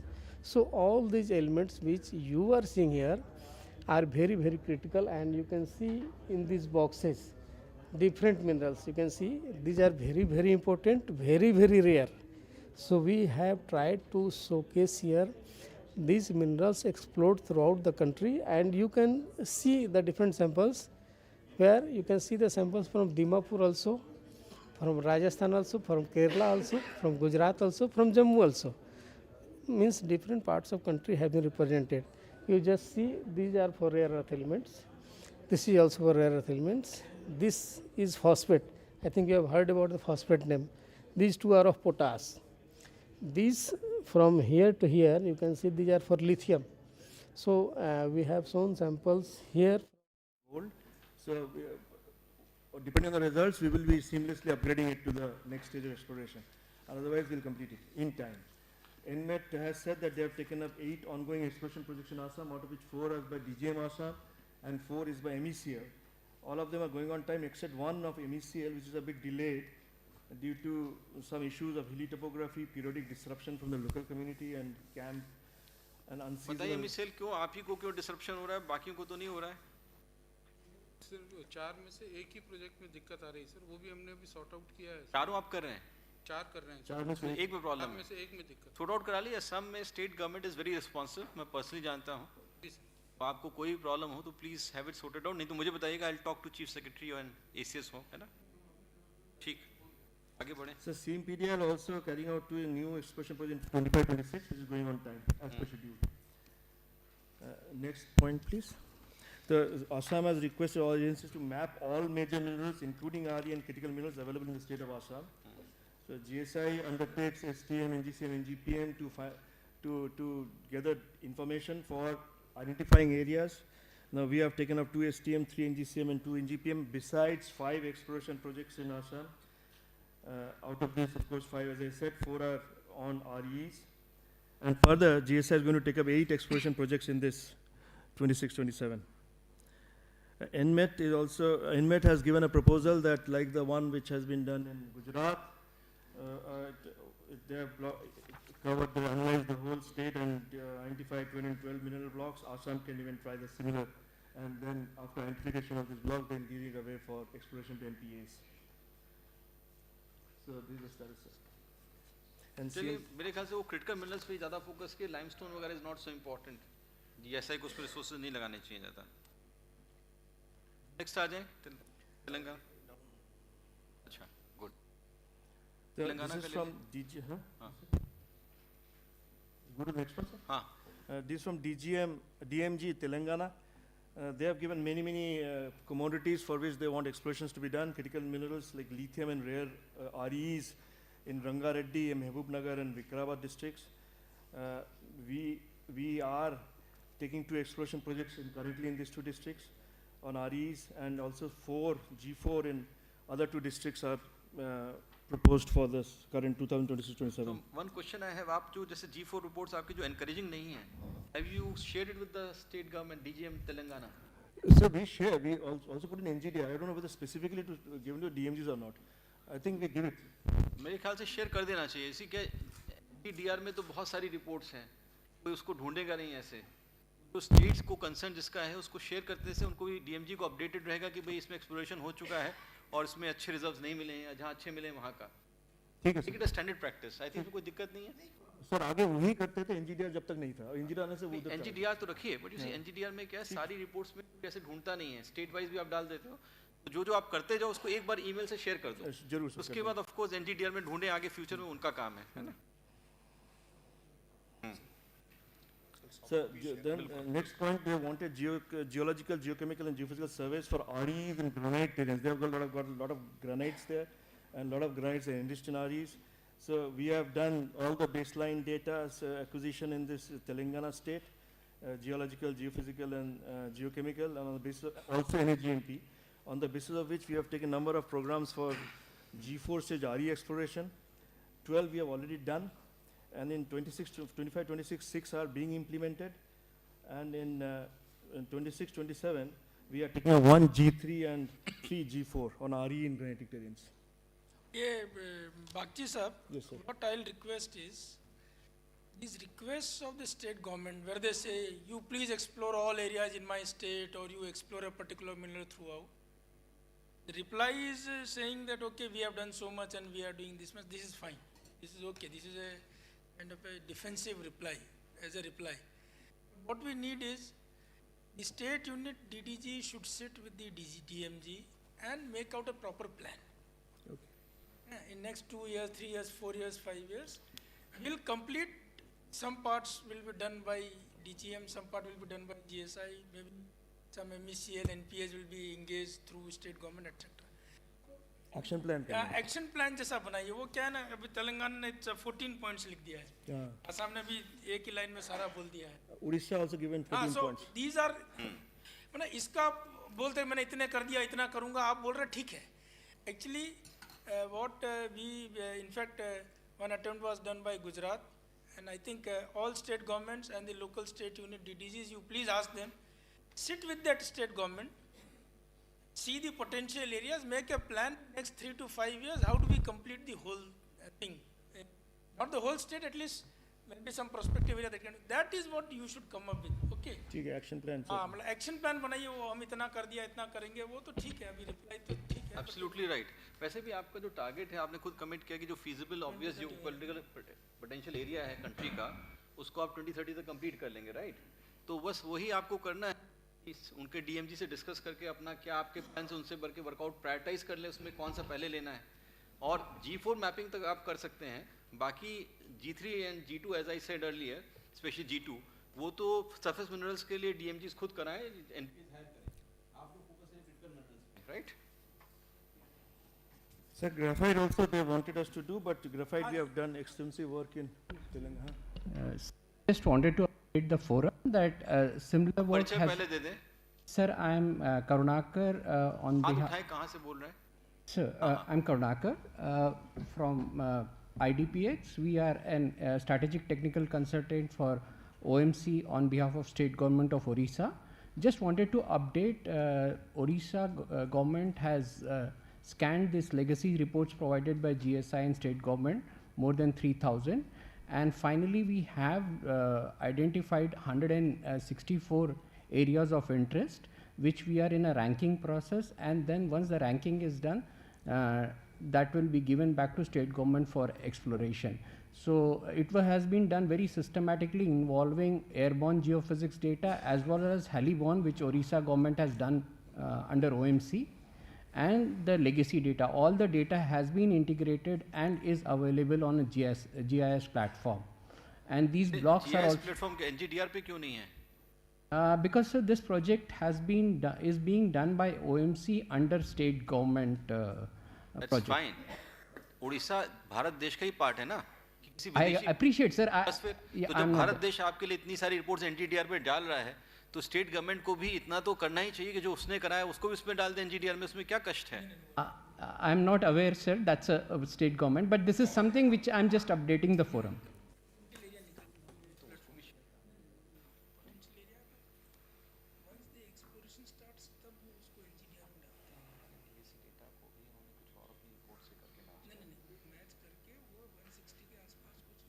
देख लीजिए, अगर आपकी कुछ आपने further state government ने exploration reports उसमें हो, should be put on NGDR. आपने जो प्रायोरिटाइज किया that is fine. My limited submission is you should also, because ultimately state government कोई मना नहीं करती है. I think this only issue of inertia. तो बहुत अच्छा काम आपके यहाँ हो रहा है. आई एम ग्लैड.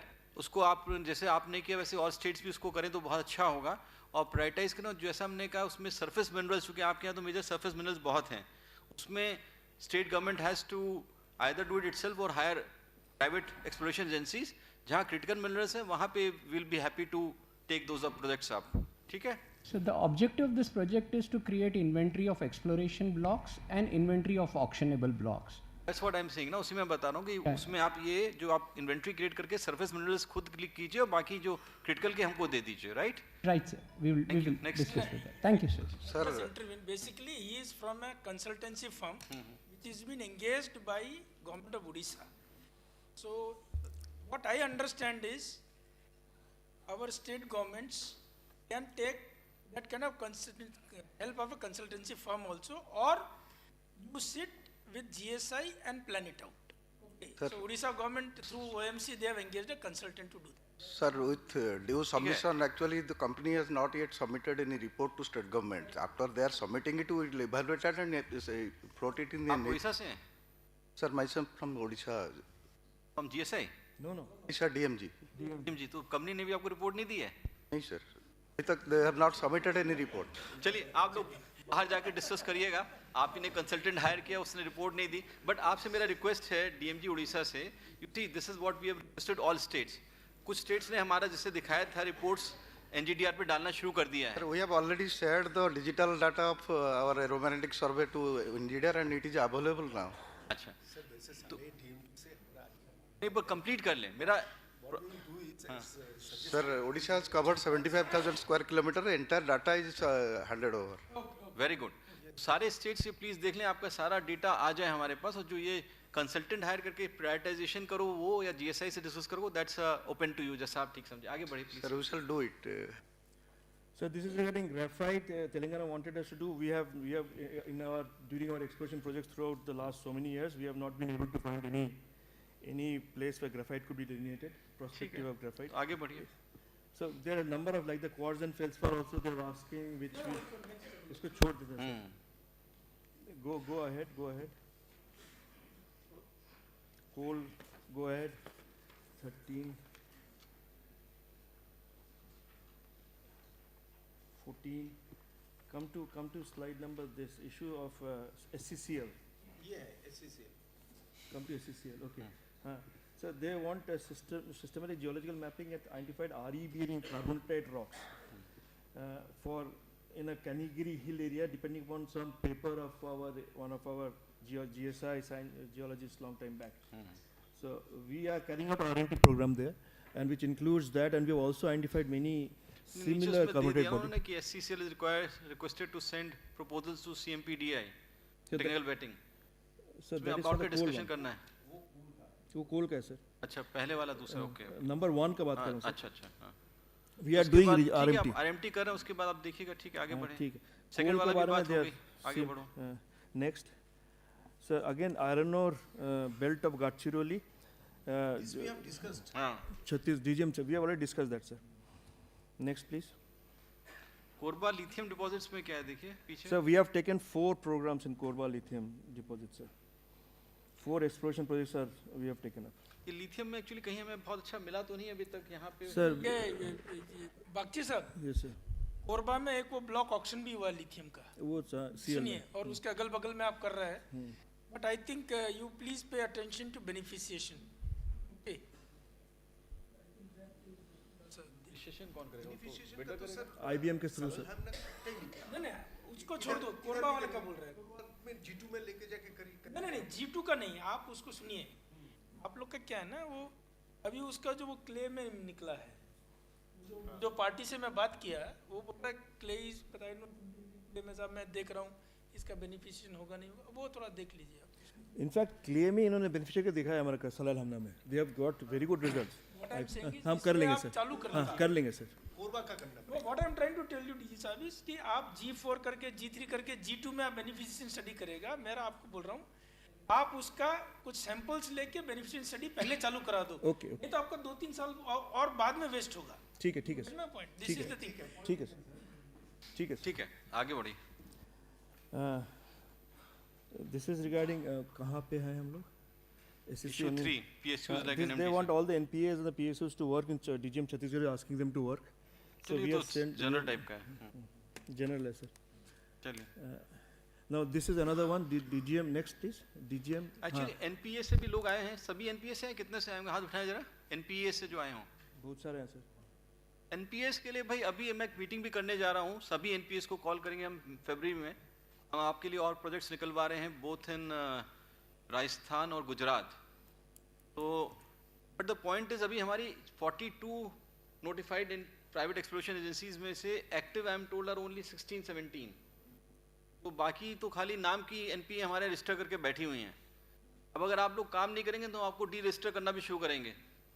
आप हमारे से खाली ठप्पा लगा के अपना कहीं और काम धाम ले रहे हो, देयर इज नो पॉइंट. और NPS अपनी कैपेसिटी बिल्ड करें. हमारा गवर्नमेंट ऑफ इंडिया का फोकस है कि private sector should take the lead in exploration and GSI आप लोगों को सपोर्ट करे, आपकी कैपेसिटी बिल्डिंग में भी हेल्प करे. और चूंकि क्रिटिकल मिनरल्स में जहां आप लोग नहीं उतना रिसोर्सेज डिप्लॉय कर पाते, वहां पे GSI फोकस करे. NPAs आप लोग अपना देखिए, अब आपको कैपेसिटी बिल्ड करनी होगी. एंड ऑफ कोर्स आपके जो बॉटलनेक्स हम हटा रहे हैं. अभी तक ये था कि सरफेस मिनरल्स को आप अगर एक्सप्लोर कर लेते थे तो आप बिडिंग में पार्टिसिपेट नहीं कर पाते थे. Now we are in the process of removing that hurdle for you. वो मेरे ख्याल से आपके कई NPS में काफ़ी इंटरेस्ट आएगा, आपकी पेरेंट कंपनीज को भी और जो लोग एसेटेड हैं. तो आप अपना कैपेसिटी एक्सपैंड करें. That is a request. Before you come for my meeting in February, you please make a plan for that. चलिए. Sir, DGM Chhattisgarh has signed an MOU with IIT ISM and they want the support of NMEDT for approval. नहीं, ये तो R&D project के लिए नहीं होता. आगे बढ़ो भाई.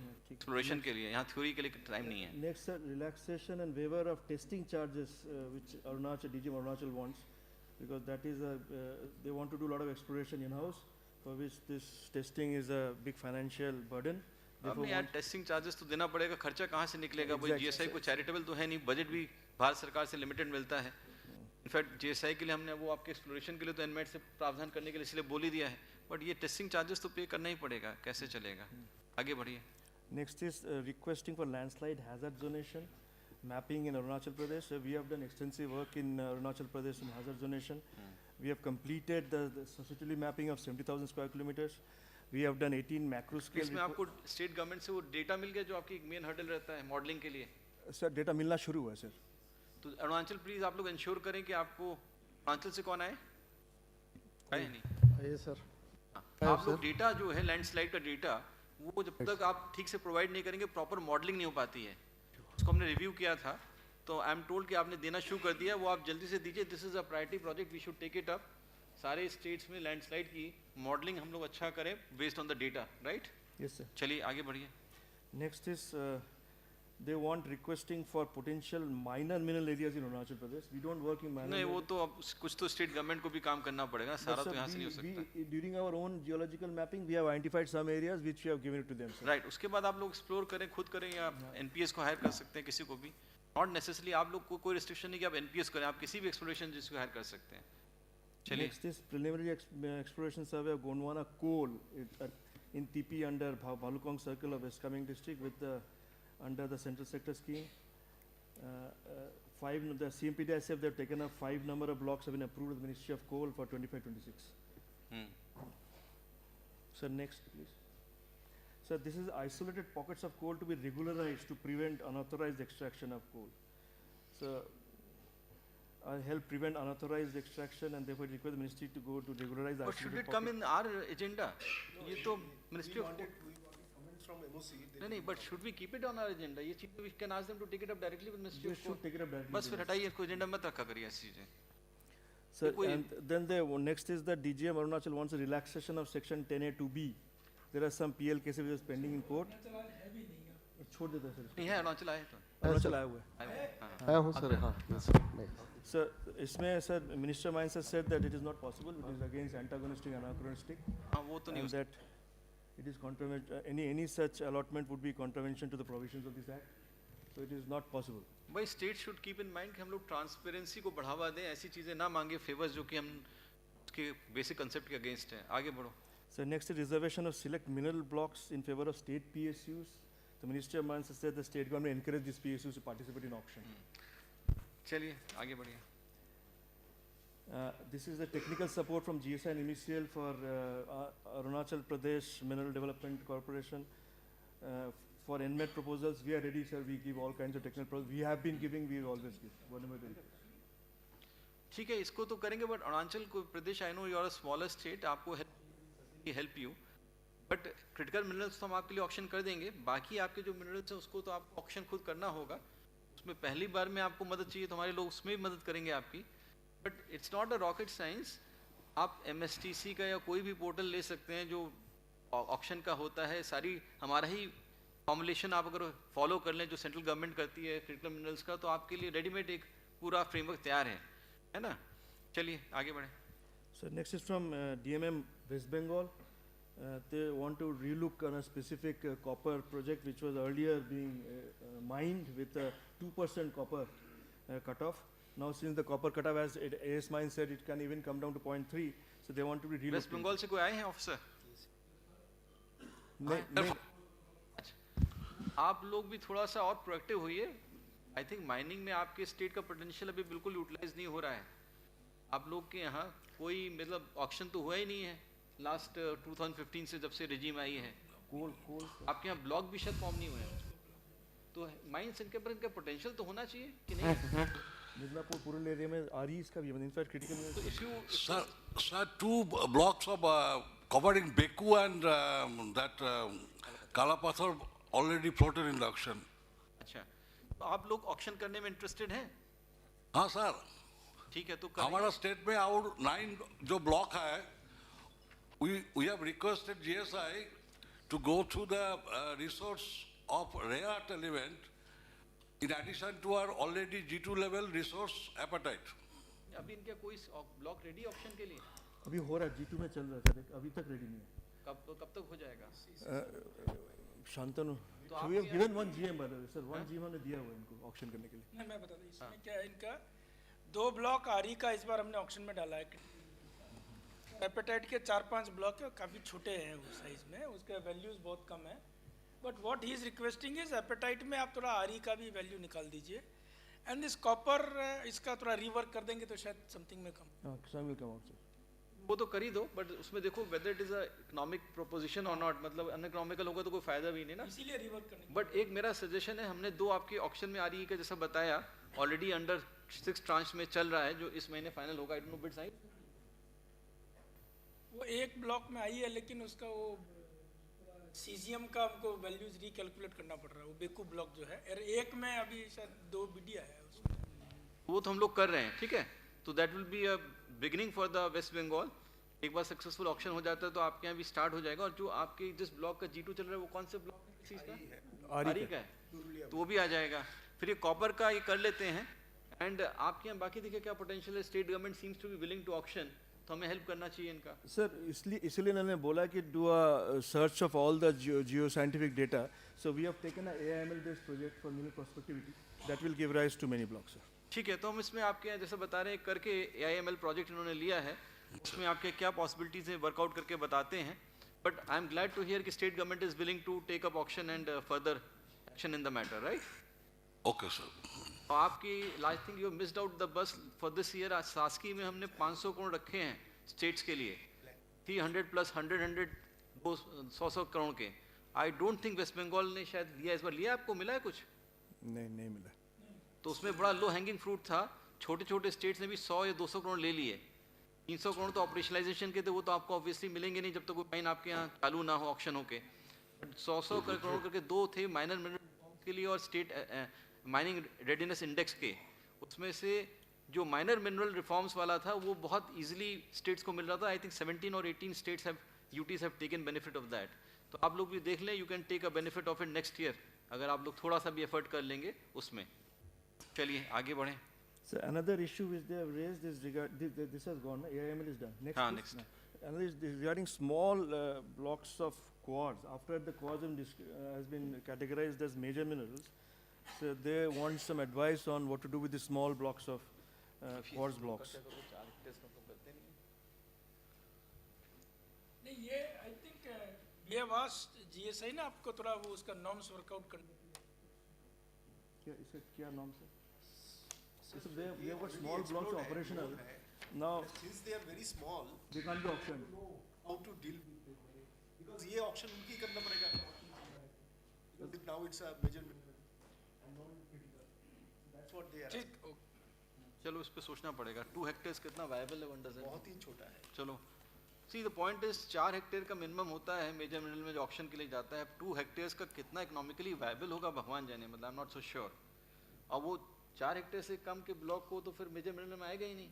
इन उसका मतलब आपका है ना, हमारा उसमें दिया हुआ है आइसोलेटेड डिपॉजिट्स अप है, दे वांटेड बिलो 2 हेक्टेयर।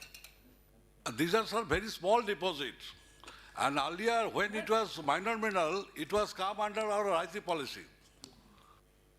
इसको सोचना पड़ेगा। That's why I said in another case, जो आपको ध्यान हो, मैंने कहा किसी स्टेट ने रिकमेंड किया है 3 मिनरल्स के लिए मेजर कर दूं, तो मैंने इसीलिए कहा सारे स्टेट्स इस पे अपना कमेंट्स दे दें, नहीं तो वहाँ पे भी ऐसी प्रॉब्लम बाद में आ सकती है, राइट? चलिए इसको हम लोग देखते हैं। नेक्स्ट इज इंडिया में they want GSI's continued and close participation in their work. Propose that GSI will continue active participation and further request GSI. ठीक है, तो आप कर ही रहे हैं इसको। आई एम ग्लैड आपको डेटा मिलना शुरू हो गया, because when I taken charge as secretary तो आप लोगों ने बताया था कि हमें स्टेट्स का डेटा नहीं मिल रहा है। Then we took it up with MHA और आपने कंफर्म किया कि आपको स्टेट से डेटा आना शुरू हो गया है। तो अब वो मॉडल्स का जरा वर्कआउट कर लें जल्दी, because once you have the data then the modelling part we should be able to do in a time bound manner, right? तो वो करिए, because landslide protection priority for the country. ठीक है, very So good. they wanted some nodal officers to be designated in the landslide prone. ठीक है। We have done that, sir. Contact details में email तो आपने दिया ही होगा। हाँ, उनको दे दिया सब। ठीक है। This is from DGM Ladakh. They wanted the proposal for a G4, G3 study of Matayan limestone for auctioning. So we have taken up a project for reconnaissance survey of limestone in Matayan Progression area. एक तो पहले देख लो, वहाँ तो सारा area covered है forest या सब में। नहीं, ये शायद उतना नहीं है प्रॉब्लम। लद्दाख में बहुत इशू है। लद्दाख में तो रोड्स नहीं बन पाती थी बॉर्डर की, बिकॉज ऑफ और kinds of areas have been declared. तो पहले ये देख लीजिए कि ये फीजिबल है कि नहीं। Secondly, limestone not a priority area for you right now, और वो लद्दाख के अपना हायर नहीं कर सकता, कैपेसिटी नहीं होगी। नहीं है सर। आपके वहाँ पे ऑफिसर डिप्लॉयड है? हाँ सर। हाँ तो ठीक है, जब ऑफिसर डिप्लॉयड है उनको यूज करिए। We also are having 2 critical mineral projects in Ladakh, sir. ठीक है, तो कर लीजिए, आगे बढ़े। Sir, they also want a denotification अब of ये तो उन्हीं को टेक अप करना पड़ेगा, ये तो हम लोग नहीं कर सकते ना। दैट द MOFCC ने कुछ दिया नहीं है सर। वो देंगे भी नहीं। ये प्रॉब्लम ये है कि सारे स्टेट्स और यूटीज ने 90s में एफिडेविट फाइल करना था, उन सब में लोगों ने फाइल कर दिया एफिडेविट, उसके बेसिस पे सब डिक्लेयर हो गए। उस समय लोगों ने ध्यान नहीं दिया, प्रॉब्ली जो फॉरेस्ट बना के दे दिया। उसमें बहुत सारे एरियाज हैं जहाँ पे कहते हैं घास भी नहीं उगती। The states and UTs have to take it up. I think they'll have to take it up with the Supreme Court to have it denotified. बिना सुप्रीम कोर्ट के परमिशन के मिनिस्ट्री ऑफ फॉरेस्ट एनवायरनमेंट कर भी नहीं सकता। चलिए। So then they want assistance for geotourism. Discuss ना। ये तो भैया आगे बढ़ो। ठीक। This is from DMG Odisha. Odisha again has got many programs, sir. Manganese mineralization, which we are taking up. But this is an issue. They are saying if critical minerals are within 40%, then state government may allow to auction the blocks. That's already discussed, sir. हाँ, मतलब you see, 40% नहीं हो, but let's say 75-25, because critical minerals is a bigger priority for the country. 75% तक major mineral है, 25% से कम critical mineral है, then probably the state government पहले करे, नहीं करेगी तो हम करेंगे। नहीं, उड़ीसा ऐसा ना, आप जल्दी ऑक्शन कर दो तो हमें कोई दिक्कत तो नहीं फिर हम लोग क्यों क्रिटिकल मिनरल के नाम से ऑक्शन करेंगे? That's the whole idea. मतलब आप बैठा रहेगा तो क्या करेगा? ग्रेफाइट सारा आपके यहाँ है, समझ रहे हैं?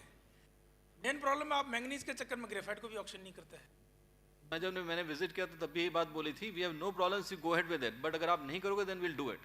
इवन बिलो 25% भी हम कर देंगे, तो आप करिए, कोई दिक्कत नहीं है, आगे बढ़िए। Another block is lying, that is iron with lignite. So one permission should be given. So that is another. क्या हो गया? Lignite का क्या है? Oh, Gandhalpada का iron and lignite. तो कौन में? नहीं, if you have iron and lignite mixed block है ना, तो ठीक है, आप हमें थोड़ा डिटेल भेजिए या इनफॉर्मली डिस्कस कर लीजिए, then we'll sort it out. Iron and lignite, huh? Sir, it's a bit. 5 million ton lignite has been reported by GSA. 86% iron था, 6% lignite था। Lignite, अच्छा एरिया। सर 86% आयरन है। ये तो क्या आपको कोल मिनिस्ट्री ने मना किया है? किसने मना किया है? It is governed, Schedule 1 mineral is there. नहीं, what I'm trying to tell you is, you have such a block, you please send us some detail, we'll consult coal ministry. Just carve out the lignite area. Both of them should not be occurring together, no? Just carve out the Lignite is lying below the iron ore horizon. ठीक है, आपका चूंकि Below the iron ore. ये कोल ministry का matter है basically, आप उनसे directly भी डील It कर is in सकते the हैं, नहीं तो central हमें रेफर part. कर दिएगा, सॉर्ट आउट नहीं कर पा रहे, we'll talk to them. चलो आगे बढ़ो। Then chromite, they want optimum depth of chromite bands of Sukinda needs to be proved. Now, Minister of Mines has said that the holder of a mining lease shall carry out detailed exploration. सुखिंदा में तो मेरे ख्याल से state government को काम करना है भाई। आपका सुखिंदा क्रोमाइट बेल्ट पूरी ही अनयूटिलाइज्ड हो गई है। टाटा ने सरेंडर कर दिया शायद अपनी माइन को, बता रहा था मुझे। क्या रीजन है आपके यहाँ क्रोमाइट बेल्ट का? मुझे एक तो इशू जो बताया गया कि आपके यहाँ क्रोमाइट बेल्ट में एक कॉमन इंफ्रास्ट्रक्चर का कोई मैकेनिज्म डेवलप करना होगा, बिकॉज हर माइन ऑपरेटर अपना इंफ्रास्ट्रक्चर सेटअप करेगा तो कॉस्ट बहुत ज़्यादा हो जाती है। That is what one of the persons told me. अब ये तो कुछ स्टेट गवर्नमेंट लेवल पे आपको कुछ सॉर्ट आउट करने पड़ेंगे जो वहाँ के इश्यूज हैं। वैसे आप जो सोच रहे हो ना, वहाँ प्रॉब्लम रिसोर्सेज की नहीं है, problem is more of how you practically operationalise it. आप करिए, will support you in whatever way you require, but you need to do the basic ground work first. चलिए next. Well, sir, our suggestion was to explore the deep-seated chromite body because ऐसा है ना, मैंने कहा state government अगर मन बना लेगी काम ही नहीं करना तो हमारे पे रिसोर्सेज को वेस्ट कर रहे हो। अभी आपके यहाँ का एग्जाम्पल मैं बोलना नहीं चाहता, आपके यहाँ आया था एक बंदे को जिसका प्रॉब्लम था माइन में, आपने 5 साल बाद ऑक्शन कर दिया एज अ ब्राउनफील्ड प्रोजेक्ट, पानी भरा हुआ था माइंस में। आपके लोगों को मैंने कहा कि आपके लोग IBM के लोग जाके वहाँ पे मौके पे देख लें, और अगर if this is correct then you should not force that MDPA requirement for this year, next year से पूरा हो। आप लोगों ने उसको किसी दूसरे क्लॉज में शो कॉज नोटिस दे दिया। तो ये जो माइंडसेट स्टेट गवर्नमेंट का है ना कि हम चौधरी बन के बैठेंगे, काम नहीं होने देंगे, then please don't come back to us asking us for favours. पहले अपना माइंडसेट ठीक करिए। State government has to become proactive to help the industry, not to become bloody obstacle to the industry. Chaliye. Convey my serious displeasure to your ACS. This is not the way the state government should function. Our minister has pointed that out yesterday. और मंत्री जी ने कल बताया मेरे को कि देखिए वो just because कि वो बंदा आ गया मीटिंग में, उसी पे उनकी ईगो हट हो गई आप लोगों की। वो बिना बुलाए कैसे आ गया मीटिंग में? भाई को हमने बुलाया था, वो प्रॉब्लम लेके आया था। किसी भी इंडस्ट्री का प्रॉब्लम का जेन्युइन प्रॉब्लम का सोल्यूशन ढूंढना हमारा काम है। उसी के लिए सरकार हमें तनख्वाह दे रही है। सरकार ने हमें फ्री के लिए नहीं बैठाया हुआ है कि तनख्वाह फ्री की मिल रही है। हमारा काम ये नहीं कि हम चौधरी बनकर लोगों को ब्लॉक करें, हमें प्रोएक्टिवली हेल्प करना है इंडस्ट्री को, तभी देश तरक्की करेगा विदाउट फियर और फेवर। हमें किसी को फेवर नहीं करना, किसी को हमें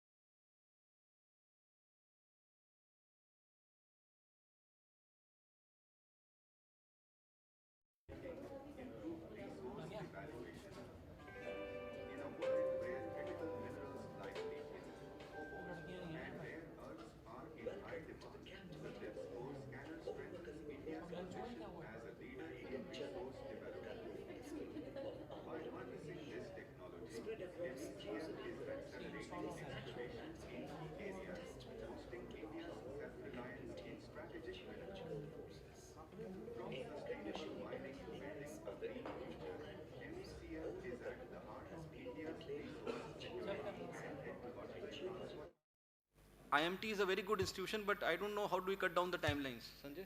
नहीं, आपका एक प्रोजेक्ट दिया हो ना IMT को, OMC ने दिया ना, किसने दिया है?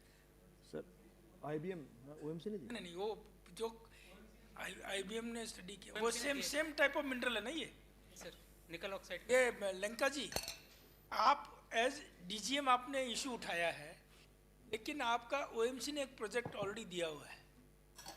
ये हमारा जो IBM ने हमको बताया है, आपसे मेरा रिक्वेस्ट है आप OMC और IBM को एक साथ बिठा के बात कर उनसे साहब के साथ, क्योंकि उन्होंने जब सैम्पलिंग करवाया जो OMC का रनिंग माइंस है, उसमें तो उन्होंने OMC ने बताया कि हमने एक लैब स्केल स्टडी के लिए IMT को दिया हुआ है। इधर में आप रिकमेंड कर रहे हैं कि हमको एनमेट से पैसा दीजिए, समझ रहे? तो एक बार आप बात कर लीजिए। बेसिक प्रॉब्लम तो रहेगी ना, लैब स्किल स्टडी, फिर वो पायलट हाँ, बहुत लंबा टाइम लगता है। इनको DGM को ये नहीं मालूम है कि उन्होंने दिया हुआ है। Education now, that is right, but again we have to work out कि कैसे हम timelines कम करें। See, I understand scientific research will take certain time, but there is also an issue कि हमारा mindset क्या है। अगर हम उसको academic exercise बना लेंगे तो 4 साल में काम होता है, उसको हम थोड़ा सा मिशन मोड में कि नहीं भाई फास्ट ट्रैक करें और रिसोर्सेज डिप्लॉय करके।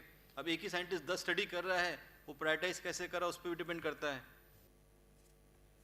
चलिए sir, next is that regarding chromite leaseholders, they are saying the IBM should ensure that no chrome ore is lifted without assessment of critical minerals. So that is well within the power. एक second, let me, Pankaj ji आप अभी मुझे afternoon में मिलेंगे उस session में, उससे पहले से सोच के आइए कि जो फ्लाई ऐश वाला चल रहा है और रेड मड वाला जो है एल्यूमिना वाला, ये सब पे आप कैसे टाइम बाउंड मुझे कुछ टाइमलाइंस लेके आइए। कई सारी स्टडीज़ चल रही हैं और मैं 4 महीने से मुझे वही सुनने में आ रहा है कि चल रही हैं। तो फ़ोन पे अपडेट लेके क्या है टाइमलाइंस मुझे बताइए प्लीज़। हाँ, सॉरी, कंटिन्यू।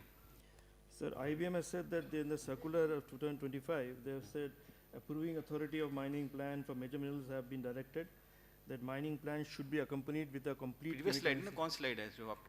नीचे वाला सर, सेकंड पॉइंट, इसी स्लाइड में 6 वाला इशू 4 वो तो 4 या 5 आ गया। पीछे चला। हाँ, या 4 sorry. Chromite leaseholders, they want that no chrome ore is lifted without assessment of critical minerals. So IBM has given a circular that in the mining plan they should include this. That mining plan should also include that chemical analysis of samples for all radicals for any levels. See, I think this instruction has been given for a certain purpose. अभी क्या था, ये critical minerals कई जगह होता है, उसका पता ही नहीं चलता हमको. उसमें दिक्कत क्या है? वो एनालिसिस कराने में कोई दिक्कत है सैंपल की? Sir, actually, LESI is not analyzing the entire whole rock sample. LESI is analyzing only for the chrome ore they are lifting. So entire. That's right. LESI को इंटरेस्ट नहीं, पर हमारा देश का तो इंटरेस्ट है ना. तो LESI को ऐसा क्या कष्ट है एक सैंपल कराने में भाई, केमिकल सैंपल करा ले वो. चलो give. We have to enforce this. You see, we cannot afford to waste our critical mineral resources. कहीं भी किसी भी मिनरल के स्टेटेड में निकलते हैं, वो एक बार केमिकल एनालिसिस करा लेगा, हमें पता चल जाएगा. अगर उसमें क्रिटिकल मिनरल है, then we'll see if it can be economically extracted along with the main ore. अगर इकोनॉमिकल नहीं है, then we can't force it. We understand that. ऐसा नहीं हम उसकी गर्दन पकड़ के करा लेंगे. But अगर इकोनॉमिकली एक्सट्रैक्टेबल है, then certainly we would want that LESI to take that out also. उसको भी फायदा होगा. थोड़ा सा रेजिस्टेंस आएगा, थोड़ा उसको इन्वेस्टमेंट करना पड़ेगा, but end of the day he'll be benefited. नहीं, आपका उड़ीसा गवर्नमेंट से मेरा ये रिक्वेस्ट है, IBM ने सर्कुलर एक अगस्त में दिया है कि उसको पूरा कंप्लीट एनालिसिस करना चाहिए. आप तो उसका टीपी देता है, आप बंद कर दो टीपी, तो कहाँ से क्रोम और लिफ्टिंग कर लेगा? Gate my point? नहीं, उनका पॉइंट दूसरा हो गया ना कि IBM ये मत करो. नहीं, IBM वो बोल रहा क्रोम और का लिफ्टिंग ना हो जब तक IBM वो ना करे. अरे लिफ्टिंग तो परमिशन आप देते हैं. रेगुलरली जब भी विजिट करता है, सब सैंपल कलेक्ट करता है और LESI को कह रहा है कि सैंपल्स एनालिसिस करवा के फॉर ऑल क्रिटिकल मिनरल्स जो रेडिकल्स. हाँ, वो सही है, पर वो आप ट्रांसपोर्ट परमिट तो आप ही देते हो ना, मत आपको देना नहीं चाहिए. वो आपको वो इशू आप कर रहे हो सर. चलिए, मतलब you see, IBM के इंस्ट्रक्शन अपनी जगह, but the state should not give that TP until this is done by the LESI. Next. So next is 5. Okay. This is again from DMG Odisha. The ML holders of ferrous grove minerals should be encouraged to drill at least 4-5 stratigraphic boreholes to ascertain the depth of mineralization in the leaseholds. So this also, as per the rule, the holder of mining lease shall carry out detailed exploration over the entire potentially mineralized area under the mining lease. The state government has to basically ensure compliance. The next is beneficent studies of G3 blocks of iron ore, bauxite and limestone need to be made mandatory.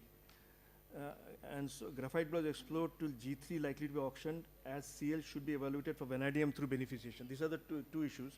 So for beneficent studies for bauxite and limestone is not recommended by, is not recommended. IBM also communicated. तो bauxite के साथ vanadium तो मिलता ही है, तो उसको settled mineral रखना ही चाहिए. उसमें इशू क्या है? बॉक्साइट की जो भी माइन आप लीज ऑक्शन करें, उसमें साथ में या CL में कंपोजिट लाइसेंस में भी वेनेडियम लिस्ट करना चाहिए. वो तो मिलता ही है साथ में सेटेड में. आप माइक ऑन कर लें.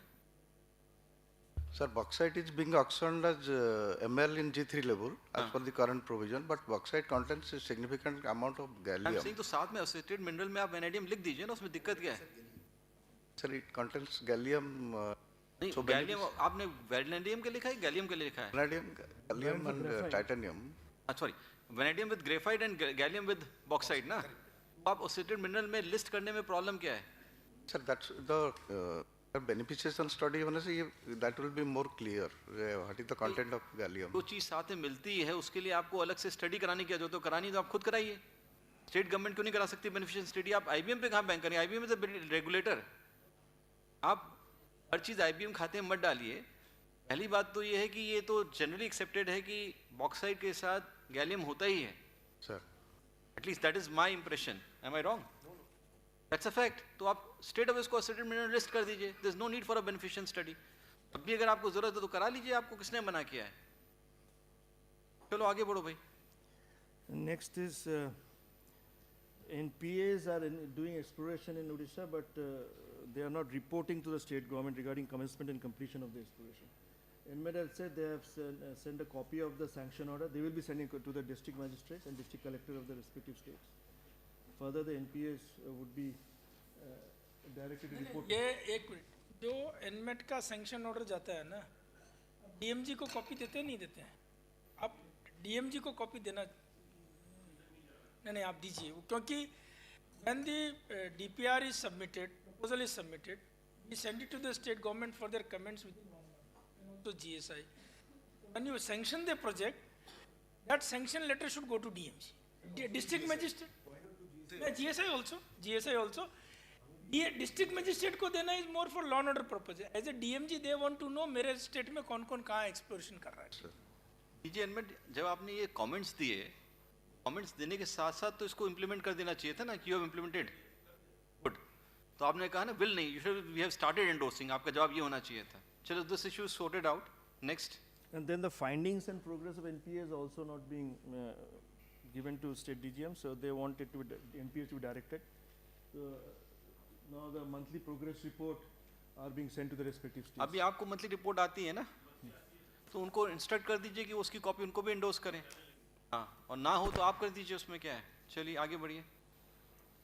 This is the next issue regarding in CIRAC sources for their RE RM content. They want at least 10 samples may be analyzed for RE and RM before permitting quarry leases. This again is within the state government's domain. The state government are empowered to make rules for regulating the grant of quarry leases, mining leases or other mineral concessions in respect of. बिल्कुल, ये तो आपकी अपनी powers में है. State government को आपको कर लेना चाहिए. नेक्स्ट. एक इसमें वो जो भी आई हैड सेड, वो हमने पॉलिसी जो पब्लिश किया, एक बार आप पढ़ लीजिए उसको. ठीक है. टेलिंग्स वाला एसओपी जो जारी हुआ है टेलिंग्स डंप्स का, वो भी देख लीजिए. उसमें minor mineral has also been touched. Okay. But I will encourage all states to go through that policies पे काफी एफर्ट लगा के. और पहले वो ईमेल भी आप लोग को गया है, स्टेट गवर्नमेंट्स को ईमेल भी गया है कि आप माइनर मिनरल का लीज देने के टाइम में ये पूरा पहले एक्सप्लोरेशन करा लीजिए. ठीक है. एक हम लोग ने गाइडलाइंस इशू की थी नवंबर में, और अभी फाइनली हमने एक एसओपी जो बनवाया था 3 डिफरेंट एजेंसी से फॉर डिफरेंट प्रोडक्ट्स. एमडी ने बनाया था एटॉमिक मिनरल्स के लिए, जीएसआई ने बाकी, और कोल के लिए कोल मिनिस्ट्री से. उसको पूरा करके एक्सेप्ट करके आप सर्कुलेट कर दिया है. That will really help you. चलो आगे. Sir, एक last issue from Odisha is this, that regarding legacy mines of overburden dumps may be taken up by IBM from priority to ascertain the presence absence of critical minerals. हाँ, ये तो मेरे ख्याल से IBM इसको legacy जो ओबी mine dumps, मतलब कि वो माइंस क्लोज हो चुकी हैं. तो अबेंडेंट माइंस में पड़ा हुआ है. अबेंडेंट माइंस तो उसमें करेगा कौन? ये तो किसी से कराना पड़ेगा. Sir. IBM state government mines का तो आईबीएम कर रहा है पूरा, जितने भी डंप्स हैं उसका तो आईबीएम कर रहा है. इसको तो मेरे ख्याल से स्टेट गवर्नमेंट को कराना पड़ेगा किसी से जो क्लोज अबेंडेंट माइंस हैं. एग्जिस्टिंग माइन के लिए तो हमने ऑलरेडी आईबीएम के थ्रू उस पर कराया है कि भाई जो लेसी उसको कराना जरूरी मैंडेटरी कर रहे हैं ना. कर रहे हैं सर हम लोग. जो पुराने के लिए तो आपको कराना पड़ेगा, तो उसको करा लीजिए. फायदा भी आपको ही होगा. भाई जो भी है वो आप ही की प्रॉपर्टी तो हो गया एक तरह से, तो उसका जो भी बेनिफिट आएगा वो भी स्टेट गवर्नमेंट को मिलेगा. तो थोड़ा पैसा इन्वेस्टमेंट आपको करना चाहिए. और उड़ीसा तो रिचेस्ट स्टेट है यार, लाख करोड़ से ऊपर आप लोग कमा रहे हैं इस समय. चलिए 70,000 करोड़, नॉट लाख करोड़. चलिए आगे बढ़ो. Next is from DMG Jharkhand. They want. Honestly, I'm not in a mood to discuss Jharkhand के suggestions today. जब तक ये काम करना ना शुरू करें, हम यहाँ टाइम क्यों वेस्ट करें इन पे. ठीक है सर. तब भी कोई दिखा लीजिए, कोई इंपॉर्टेंट हो देख लेते हैं. Sir, basically they want that all the projects they submitted to NMET should also go through the Jharkhand State Geological Programming Board. कोई जरूरत नहीं, आगे बढ़ो. ये तो ऐसे ही काम नहीं करते हैं. हमारा दिमाग खराब हुआ, इनके यहाँ टाइम वेस्ट करने के लिए भेजेंगे. ये आप लोग ना चौधरी बन के बैठ जाइए. सब जगह अपना कंट्रोल चाहते हैं. जो आपकी सारी परमिशन है वहाँ भी आपकी पुलिस जाके माइनिंग रुकवा देती है. कल ऐसा एक केस हमें मिनिस्टर बता रहे थे, कोल माइनिंग वाला. तो ऐसी आपकी अप्रोच रहेगी तो भगवान ही मालिक है, वही आपकी हरकतें देख रहा है, वही आपको उसका समुचित पुरस्कार या दंड देगा.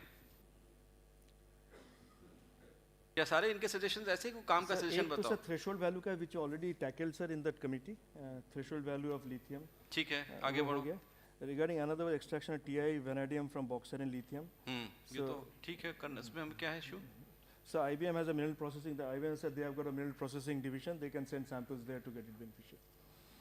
इसमें क्या, इसमें इशू क्या है? IBM बताइए. बेनिफिशिएशन स्टडीज क्या चाहते हैं? Extraction sir basically titanium vanadium. Sir extraction के लिए टाइटेनियम की तो हम बात कर रहे थे, वही उसमें बीच सैंड में ना बॉक्साइट के साथ. बीच सैंड में भी होता है. सैंड से आप कहते इतना ज़्यादा रिकवर होगा कि फिर बाकी जगह से उसका इकोनॉमिक्स वर्कआउट होगा. सर ये एसोसिएटेड है, तो अगर है तो हम कर सकते हैं, वो देखना. तो बीच सैंड में सर थोरियम भी होता है, it becomes atomic. ये वेनेडियम लिखा है, V फॉर वेनेडियम है. Vanadium V. सर क्या मैं बोलूं कुछ? हाँ बोलिए. सर ये issue actually Jharkhand state geological programming board कौन बोल रहे बैठक में, सर मैं हाँ स्टेट जियोलॉजिकल प्रोग्रामिंग बोर्ड की बैठक में तालको की तरफ से एक इशू रेज किया गया था सर. ये एक सिस्कारी पार्ट का ब्लॉक है, जिस टाइटेनियम ऑक्साइड का सोर्स है वो काफ़ी अधिक है और उसको ऑक्शन के लिए क्रिटिकल मिनरल के रूप में मिनिस्ट्री ने किया था। तो उनका ये क्वेश्चन रेज किया था कि इंडस्ट्री जो है वो अभी टाइटेनियम एक्सट्रैक्ट नहीं कर सकती है, इसको क्रिटिकल मिनरल की तरफ के रूप में अगर हम ऑक्शन करेंगे तो दिक्कत होगी।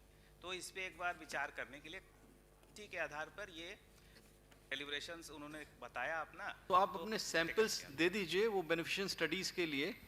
उन्होंने IBM रेडी, आप कराएंगे, कैसे कराएंगे इनकी बेनिफिशियल स्टडीज? एक्चुअली सर हम लोग अपने लैब में हम लोग करते हैं, IBM की जो लैब है नागपुर और बेंगलोर, हम लोग करते ही हैं।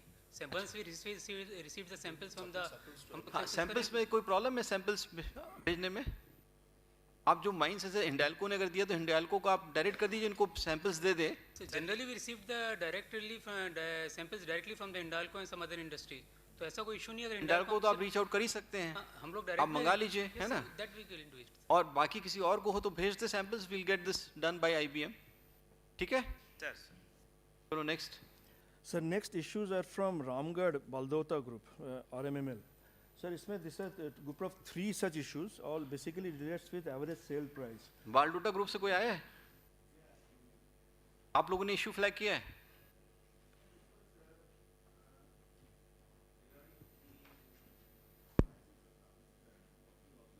हाँ, ठीक है, मतलब आई जस्ट वांटेड, आप हैं, हम देख लेते हैं, इसमें लिखा हुआ है। So, so what the basic the contention is that the IBM is following USGS and then they are saying which is not very realistic, and SMM, that is Shanghai Metal Mining, that would be much better. That is the gist of it, sir. And IBM says it is not so because they are also USGS as per the Argus Media Group's assessment, and also London Metal Exchange. कितना variation है दोनों में? Sir around 1.5 times का variation है। 5 times का? 1.5 times का। 1.5 times? 1.5 times. So we have concerned, we have taken the prices from the USGS. So we have mailed it to USGS कि whether the prices published by you contain the 65% WO3 or 100% WO3. So they have replied कि the prices are contain 65% of WO3 and whatever the prices we are publishing, that is the correct one. So accordingly we have already replied to the ministry in this regard, sir. And अब Shanghai का पता नहीं उनका कितना realistic है, वो तो कई बार कंट्री से भी इन्फ्लुएंस हो सकता है, नहीं? That is the reason Shanghai metal market के हम लोग प्राइसेस नहीं ले रहे हैं अभी, सर। ठीक है भाई, वो आगे बढ़िए, चलिए नेक्स्ट पॉइंट पे। Sir next all of this related to this, sir. हाँ, सेल्सियम का एवरेज सेल प्राइस, इसमें क्या कमेंट्स है? ये सर अभी रिवाइज कर दिया है सर, अभी कार्बोनेट के बेसिस। पहले CGM मेटल का हम लोग ले रहे थे, तो उसके वजह से इसमें तो काफी आपने कम हो गया ना? हाँ, अभी प्राइस काफी कम हो गया, 1/10 हो गया सर। 1/10 पब्लिश करिए, वो पब्लिश कर रहे हैं सर इस महीने से। इस ये वाला आपका करेगा तो वो ब्लॉक ऑक्शन में लगेगा। ये वाला आपका कंसर्न एड्रेस हो गया है, सेल्सियम वाले में 1/10 आ गया, CGM वाले में, सॉरी CGM वाले में। पब्लिश जल्दी करिए इसको, हमको ऑक्शन में ले जाना है, इसलिए रोका हुआ है उसको हमने। तो 1/10 हो गया आई थिंक, क्या बोलिए? हाँ,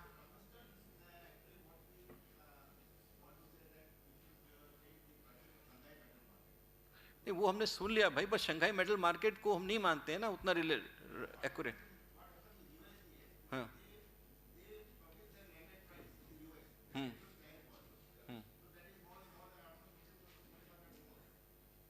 इनका पॉइंट है USGS जो प्राइस देता है वो US का लैंडेड प्राइस है ना? Is that correct? Sir, USGS taken the prices from the Argus media. They collected the information based on the traded volume from different sources, sir. वो landed price US का नहीं है, sir. They collected the prices from the Argus media, which is a portal which collected the traded volume of that minerals from different countries. Different countries? निकालता है, sir. Different countries? Different countries. वो यहाँ fundamental difference है आप दोनों के assertions में। आप कह रहे हैं US का लैंडेड प्राइस, ये कह रहे हैं नहीं वो आर्गस मीडिया से लेता है जो डिफरेंट कंट्रीज में ट्रेडेड प्राइस है उसके बेसिस पे है। Yes, sir. And Shanghai metal exchange का हम लोग कहीं भी मेरे ख्याल से नहीं कंसिडर करते हैं। एज ऑफ नाउ कहीं हम यूज नहीं कर या तो रहे। आप वो शंघाई मेटल एक्सचेंज वाला लॉजिक से मत बोलिए, ये इसका लॉजिक है टंगस्टन ऑक्साइड वाले से। सर ये अभी CGM वाले का सर बात नहीं, CGM का नहीं, वो टंगस्टन का बोल रहे हैं। CGM तो they are happy, CGM is happy. Mr. Desai had met me also, he had also gone to IBM. This issue we have examined, and Mr. Baldota also, we have informed him over telephone, and Mr. Desai also knows.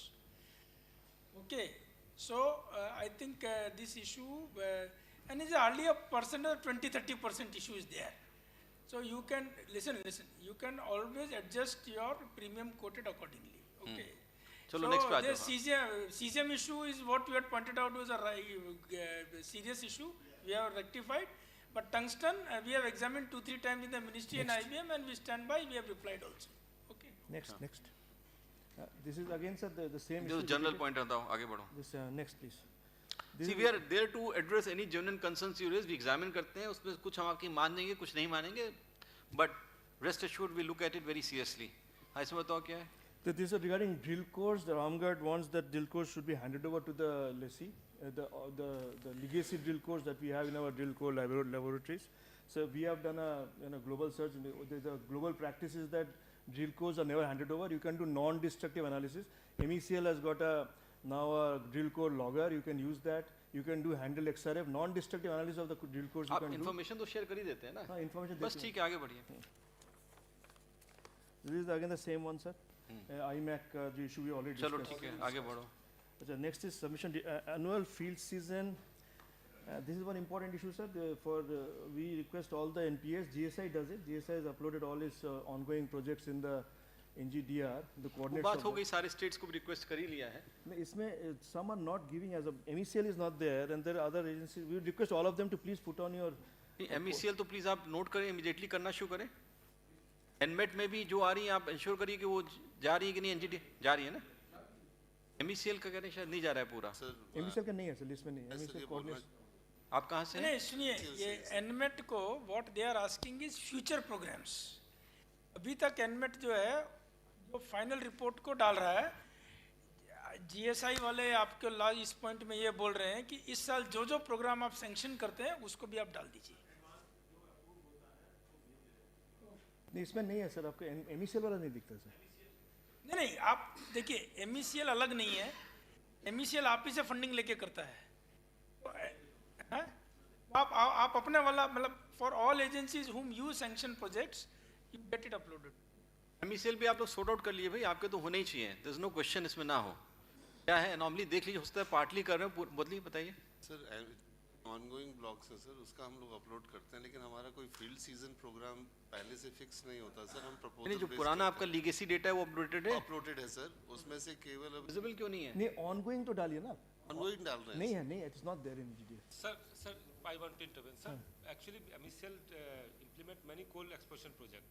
So this is given by Ministry of Coal to CMPD, and in turn it is given to MECL. So we, in behalf of sir that project, नहीं, you have done. For regarding coal, you have CMPDL is project boundaries are there. But MECL का जो non कोल ऐसा इसको बाकी आप अलग से sort out कर लीजिएगा बात करें। सर हाँ, ये कम्युनिकेशन गैप हो रहा है कि सॉर्ट आउट कर लीजिए। Sir, this is an issue by MECL. Early sharing of KML boundary files for GSI proposed. Sir, we are doing it. Many other, but MECL नहीं कर रहा है। सर MECL आप कर दीजिए, हम तो कर ही रहे हैं सर, हम तो कर ही रहे हैं। नहीं, ये कह रहे हैं कि आप करो भाई। एक तो पहली चीज समझ लीजिए, GSI अपने आप डिसाइड नहीं कर रहा है हेंस फॉरवर्ड कि वो कौन सा एक्सप्लोरेशन करेगा ब्लॉक का। ऑल हम लोग लेंगे कि भाई ये नहीं कि GSI ने अपनी मर्जी से प्रोजेक्ट्स चूज कर लिए कि हम यहाँ एक्सप्लोरेशन करेंगे, बाकी दूसरों में बांटो। But of course we have to see किसके लिए कौन बेस्ट फीजिबल है। और केमल बाउंड्री फाइल्स का कोई मेथड शेयर करने का? वो बेसिकली बोल रहे हैं आप अपना अपलोड कर दो, ये बोल रहे हैं कि आप नहीं करते हम तो करते हैं। आई थिंक तो आई थिंक थोड़ा issue is serious on the MECL side, less serious on GSI side. Sir जैसे आफ्टर ये 26-27 का जो प्रोजेक्ट्स हमारा अप्रूव हो गया, the all details will go into ठीक है। So we want similarly for all other agencies, वो एक प्रोजेक्ट हो, दो प्रोजेक्ट हो, पांच प्रोजेक्ट। बॉटम लाइन है सारे लोग करें, जैसे बताया आज जैसे इनका अप्रूव हो गया तो ये अपना शेयर कर देंगे ऑन NGDR पोर्टल, बाकी लोग भी करें। अब मेरे ख्याल से जो आप प्रॉब्लम बता रहे हैं वो पुरानी है, अब वो गोइंग फॉरवर्ड वो आएगी नहीं, आए तो मुझे बताइएगा। अगर ये अपलोड ना हो आफ्टर दिस मीटिंग अप्रूव है तो मुझे आप 15 दिन बाद सेंड मी अ मेल और लेट मी नो। हाँ, next. So this is from MECL, issuance of uniform guidelines for forest clearance for mineral exploration activities.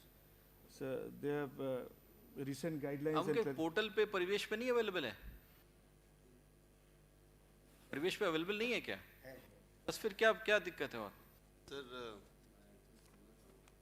क्या है सर कि गवर्नमेंट ऑफ इंडिया की तरफ से जो गाइडलाइंस इशू हुई हैं सर, वो होमोजीनियस हैं। परिवेश पोर्टल में हमको अप्लाई करना है और मिलती भी हैं।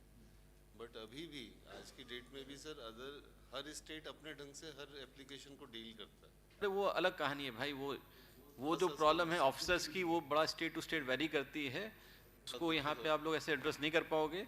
We are conscious of it, उसको हम हर स्टेट के साथ फ्लैग कर रहे हैं, but end of the day इसमें फॉरेस्ट क्लियरेंस इज द सबसे बड़ा challenge for operationalisation of any project. Second biggest challenge is environmental clearance. चलिए सिस्टमिक रिफॉर्म्स तो हम लोग करा रहे हैं, but end of the day local level पे वहाँ के ऑफिशियल से क्लियर कराना, और अगर वो केस यहाँ रेफर हो जाता है मिनिस्ट्री ऑफ फॉरेस्ट एनवायरनमेंट, तो I know it's a huge challenge. वो EDS ADS लगाने में बहुत चुस्त हैं, अब तक लगाते रहते हैं जब तक कि आगे बिडर उनके सामने नतमस्तक नहीं हो जाता। चलिए आगे बढ़ो। Sir, next is from FIMI. They want a relief on raising compensatory afforestation, sir, over degraded forest land.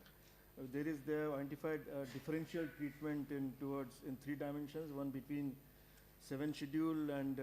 चलो आगे बढ़ो, ये सब वो फॉरेस्ट मिनिस्ट्री मानने वाला नहीं, जितना कर दिया वही बहुत है। हाँ। So this is regarding uploading of recent reports. NGDA portal, sir, we are getting 14 stakeholders out of 48 are uploading the reports.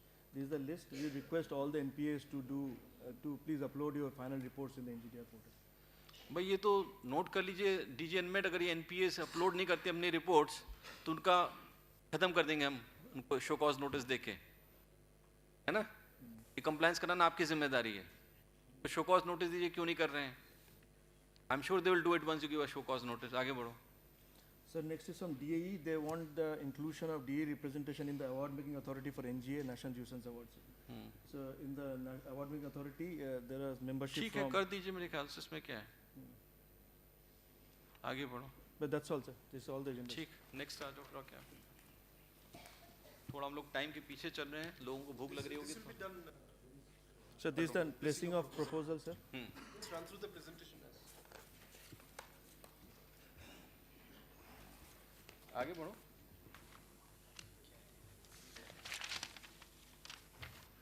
Next, please.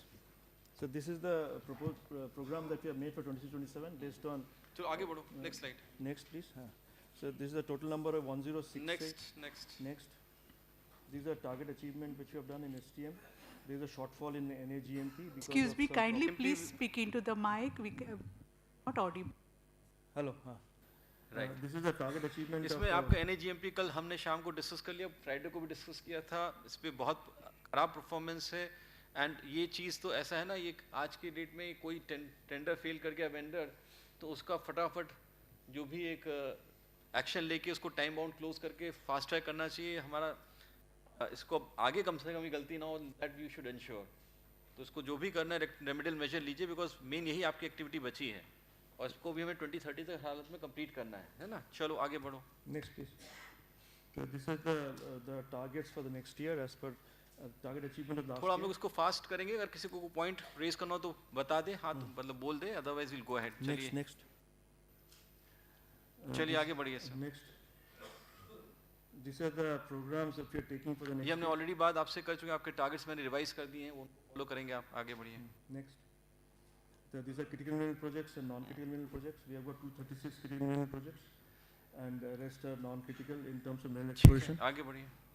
So this is one slide we'd like to show that though we have 236 exploration projects for critical mineral exploration per se, there are many other programs that are linked with the NCMM critical minerals per se, exploration and identifying prospects. चलिए वो आपको पर 300 target revise कर दिया, आप उस हिसाब से लाइए प्रोजेक्ट्स, और अगले साल से और बढ़ेगा।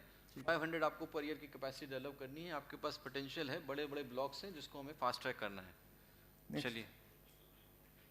See the geoinformatics activity, sir, the data processing and management. ठीक, आगे बढ़िए। Next.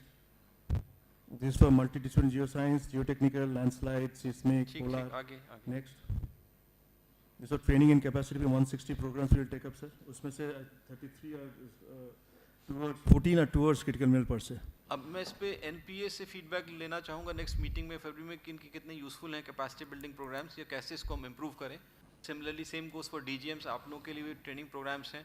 आप बताइए क्या फीडबैक है आपका, और आप ईमेल से शेयर कर दें, ऐसे हम फर्दर इम्प्रूव करें। Next.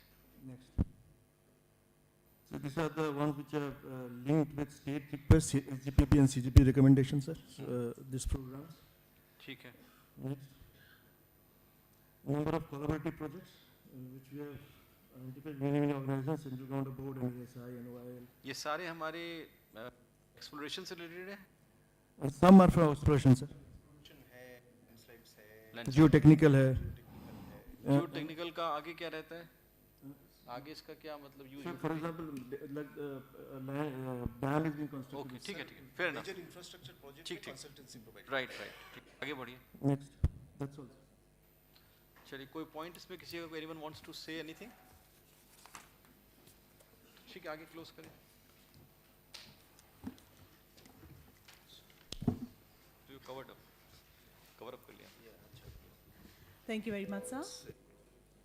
Ladies and gentlemen, I now have the honor to request our chief guest for the address.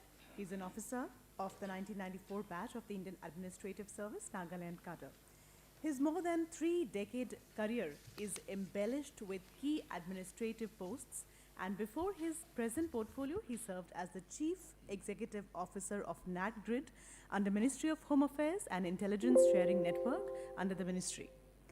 Ladies and gentlemen, with extensive experience across administrative domains, Shri Goyal is known for strong interagency coordination, strategic leadership in technology-driven governance, and a balanced approach to developmental and security matters.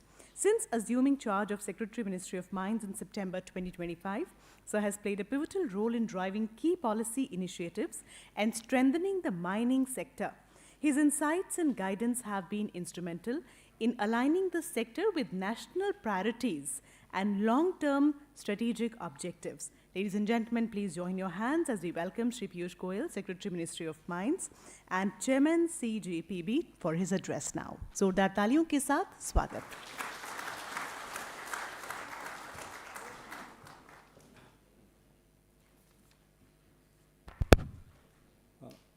Shri Asit Saha, DG GSI, Shri Sanjay Lohia, Additional Secretary, Ministry of Mines, all esteemed members, distinguished guests and participants.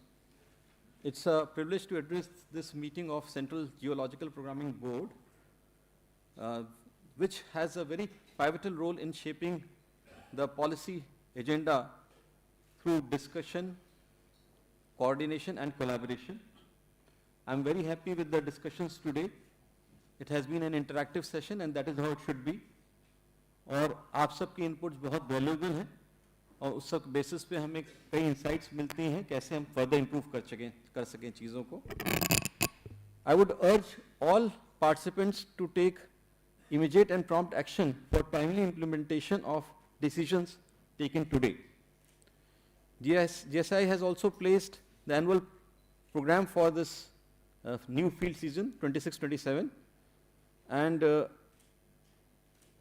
though we have approved it, but with certain stipulations, I would like to urge that we need to focus on the national priorities and take them up in a mission mode.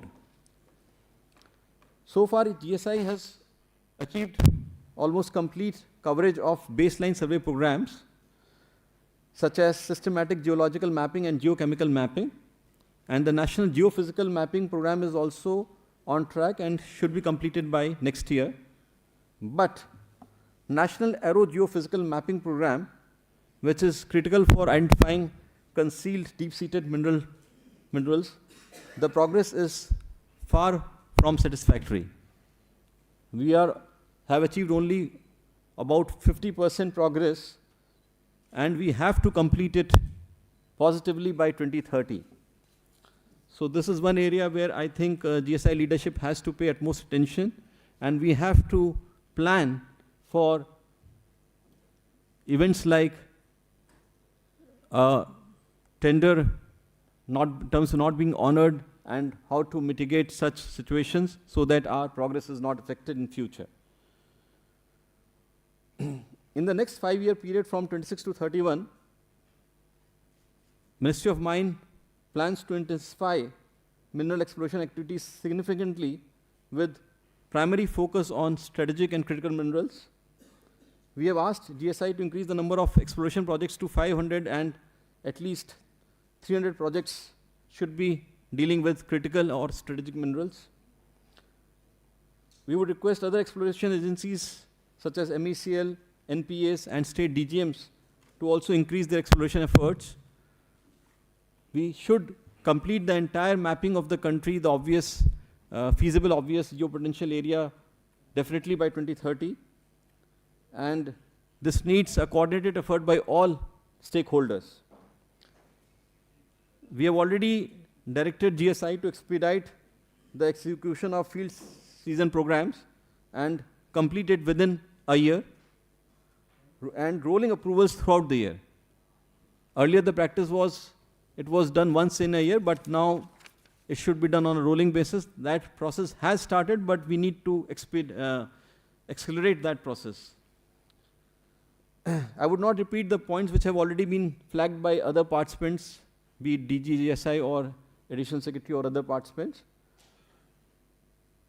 But we need to focus on a data-driven project formulation and take up feasible blocks with adequate reserves in a seamless manner.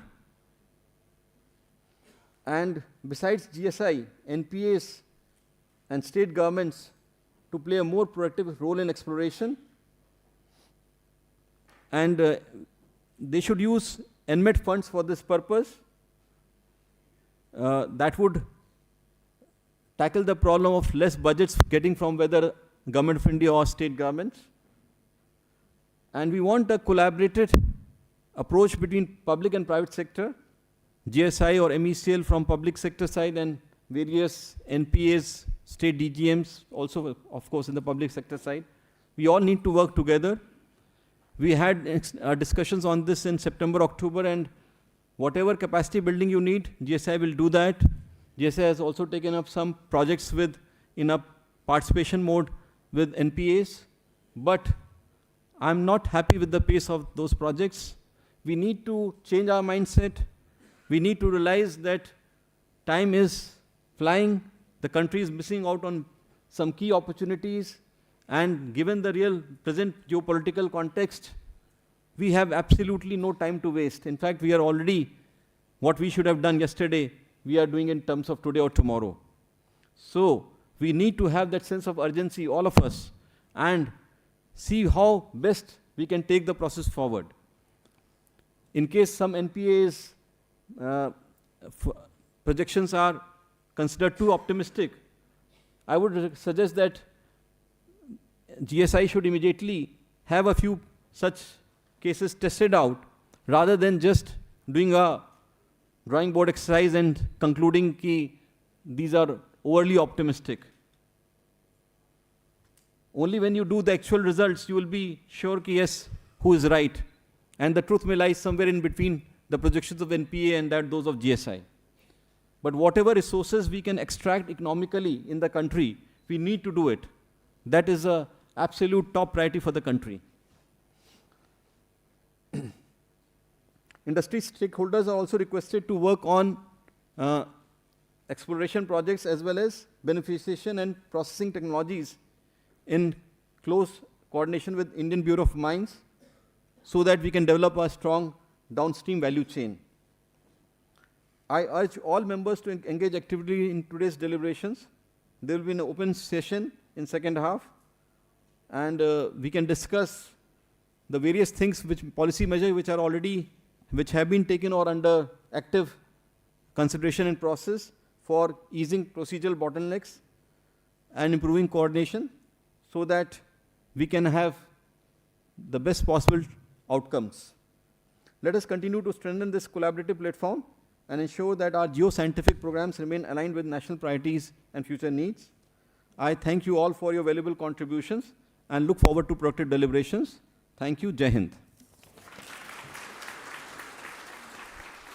Thank you very much, sir, for sharing your thoughts, views, and ideas with all of us, and for giving us an insight into the geoscience sector and the highlights of the key initiatives of Ministry of Mines to boost the exploration activities in the country. So after the technical session that we just heard, it is time for a refreshing lunch break now. So a sumptuous spread awaits us in the dining area. Ladies and gentlemen, we reconvene at 2:40. I repeat, we will reconvene at 2:40 as per the agenda and begin with the further discussions, the technical discussions that we have planned. So let us join for lunch at the dining area, please. Thank you.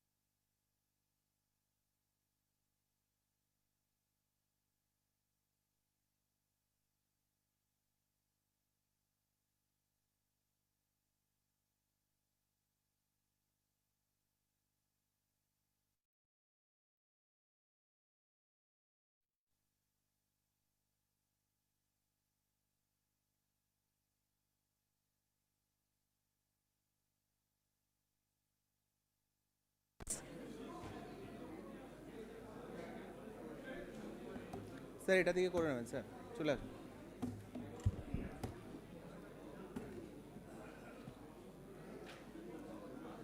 পাসওয়ার্ডটা আবার lock হয়ে গেছে, এটা ওটা খোলা থাকলেই lock হবে। ছেড়ে দাও এটা। আচ্ছা দেখছি দাঁড়া।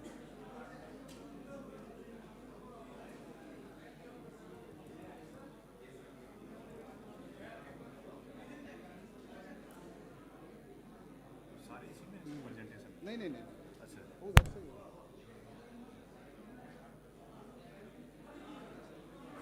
ये बैक में है किया बैक वाला यही है ना ठीक छोड़ লাগবে না এইটা দিয়ে ওটাকে দেখে দেখে করব ছেড়ে দাও এইটাকে দেখে Requesting everyone to please take your seats. We are about to begin. सभी से रिक्वेस्ट है कि प्लीज अपनी अपनी जगह पर बैठ जाएं. ঠিক আছে এটা ছেড়ে দাও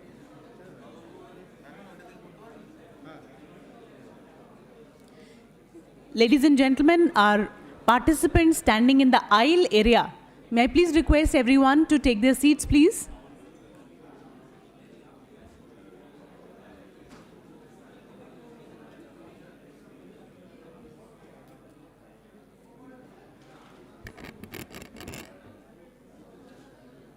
बहुत से लोग बीच में खड़े हैं आइल एरिया में, सभी से रिक्वेस्ट है कि प्लीज बैठें.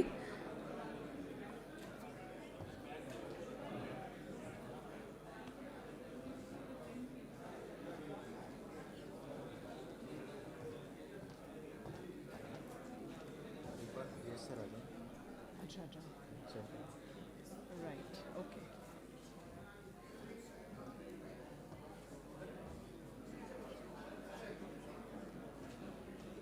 ये दिस इज द ये नहीं कर ये काम नहीं कर जो लोग बाहर की तरफ खड़े हैं, all our participants who are standing outside are requested to please quickly step in and be seated. We are beginning now. 5:30 না 5টা 5:30 কতক্ষণ কি फटाफट 10 minutes presentation उसके बाद open discussion lead by sir and then I'll start now. we'll finish it off. It is my privilege to introduce the technical presentations that will form the core of today's deliberations.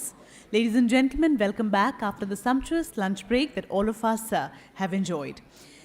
The presentations that will begin now will highlight the cutting-edge initiatives being undertaken in the field of critical mineral exploration and the forward-looking policy measures in the field of critical minerals.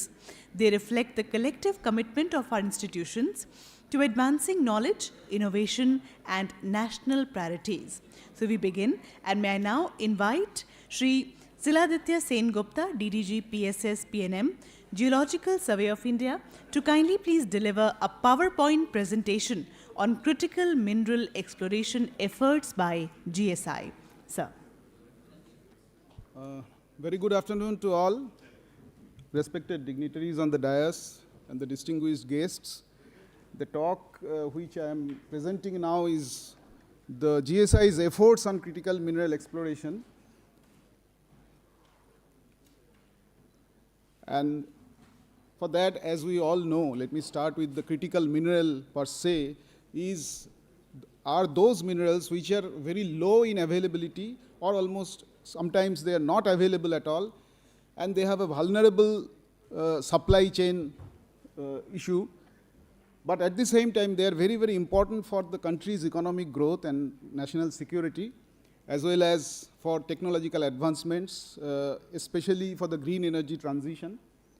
And these are the list of 24 critical minerals, categorized from 30 initially, 30 critical minerals, and then from there, the 24 critical minerals. This is the list of that, which has been incorporated in the Part D of the first schedule of MMDR Amendment Act 2023. Now, I would like to make a point here, is that this is a comparison table of different critical minerals of different countries, and what we can see here is that the critical minerals vary from country to country. The list of critical minerals, for example, what is critical to some country, that is not critical to our country. For example, again, aluminium and manganese, they are critical in US, UK, and Australia, but they are not critical in India. At the same time, being an agrarian economy, India, the fertilizer minerals like potash, then phosphorite, these are critical minerals in India, but they are not critical minerals in those countries. And point number 2, which is very important here, is that certain critical minerals like beryllium, gallium, indium, rhenium, selenium, tellurium, these kind of minerals, they do not form any deposit on their own, and they are always associated with certain other major minerals or primary minerals. And therefore, for example, again, indium is associated with sphalerite. Then tellurium, selenium, that kind of minerals, they are associated mostly with the copper refines when they are going into the smelting plant. So these minerals, these critical minerals, they need to be explored through the exploration of the primary mineral, which is not in the list of critical minerals. Now, this graph of International Energy Agency shows that there is a yes, sir. Okay. Okay, sir. So sir, I just wanted to make one point is that, first of all, critical mineral is in parts per million and available, even in the enriched deposits itself. And second thing is, gradually the critical mineral exploration is going deeper and deeper. And that's why we have to go for deep-seated, and that is why the need of the hour is to go for data-driven and knowledge-driven exploration instead of the surface evidence-based exploration for critical minerals. So to tackle these challenges, GSI has made a multi-pronged strategy in which one of the important steps what we have done is to go for the uncharted territories. These rock types what I have kept here, these are, traditionally they were not considered to be, having mineral wealth. That's why we used to ignore these rock types, but now these younger granitoids are important for rare earth elements. And for example, the Chotnagpur Gneissic complex and Pan-African granitoids of Meghalaya, Sivana granites, these are coming up to be a big RE deposits. Then pegmatites are another major focus of ours, where we are trying to find out the different critical minerals like lithium, barium, and all these minerals. And Biha mica belt, Mangalwar complex, Dharwar Ketan, these are our major areas. Then of course, this thing is alkali igneous intrusives. They are going on for some years now. Then Ambadangar, Joshora in Assam, then Gundlupet in Karnataka, these are the new areas where we have got very good RE deposits. Then also we have had some pilot projects on Gondwana and tertiary coal, lignite and other things. And this is compulsorily now we are analyzing coal for rare earth elements. Then also the medium to high grade metapelitic rocks, which were again earlier not considered to be mineral rich, but now we are getting graphite and vanadium. So these are the different lithotypes, even inland pressures, which were not considered earlier. These we are targeting. So another thing is for covering, to search for critical minerals in the covered, concealed and inaccessible areas. GSI is extensively utilizing geophysical tools. For example, the NGPM, as Sir has already mentioned, that NGPM is nearly covered. Then NAGMP is going on. So these tools for ground, gravity and magnetic, and then NAGMP for magnetic and radiometric, these tools are helping us in finding out or narrowing down the mineral targets. Drone magnetic survey we have done in selected areas in Rajasthan and Odisha for again mineral finds, or the extension of the existing mineral zones.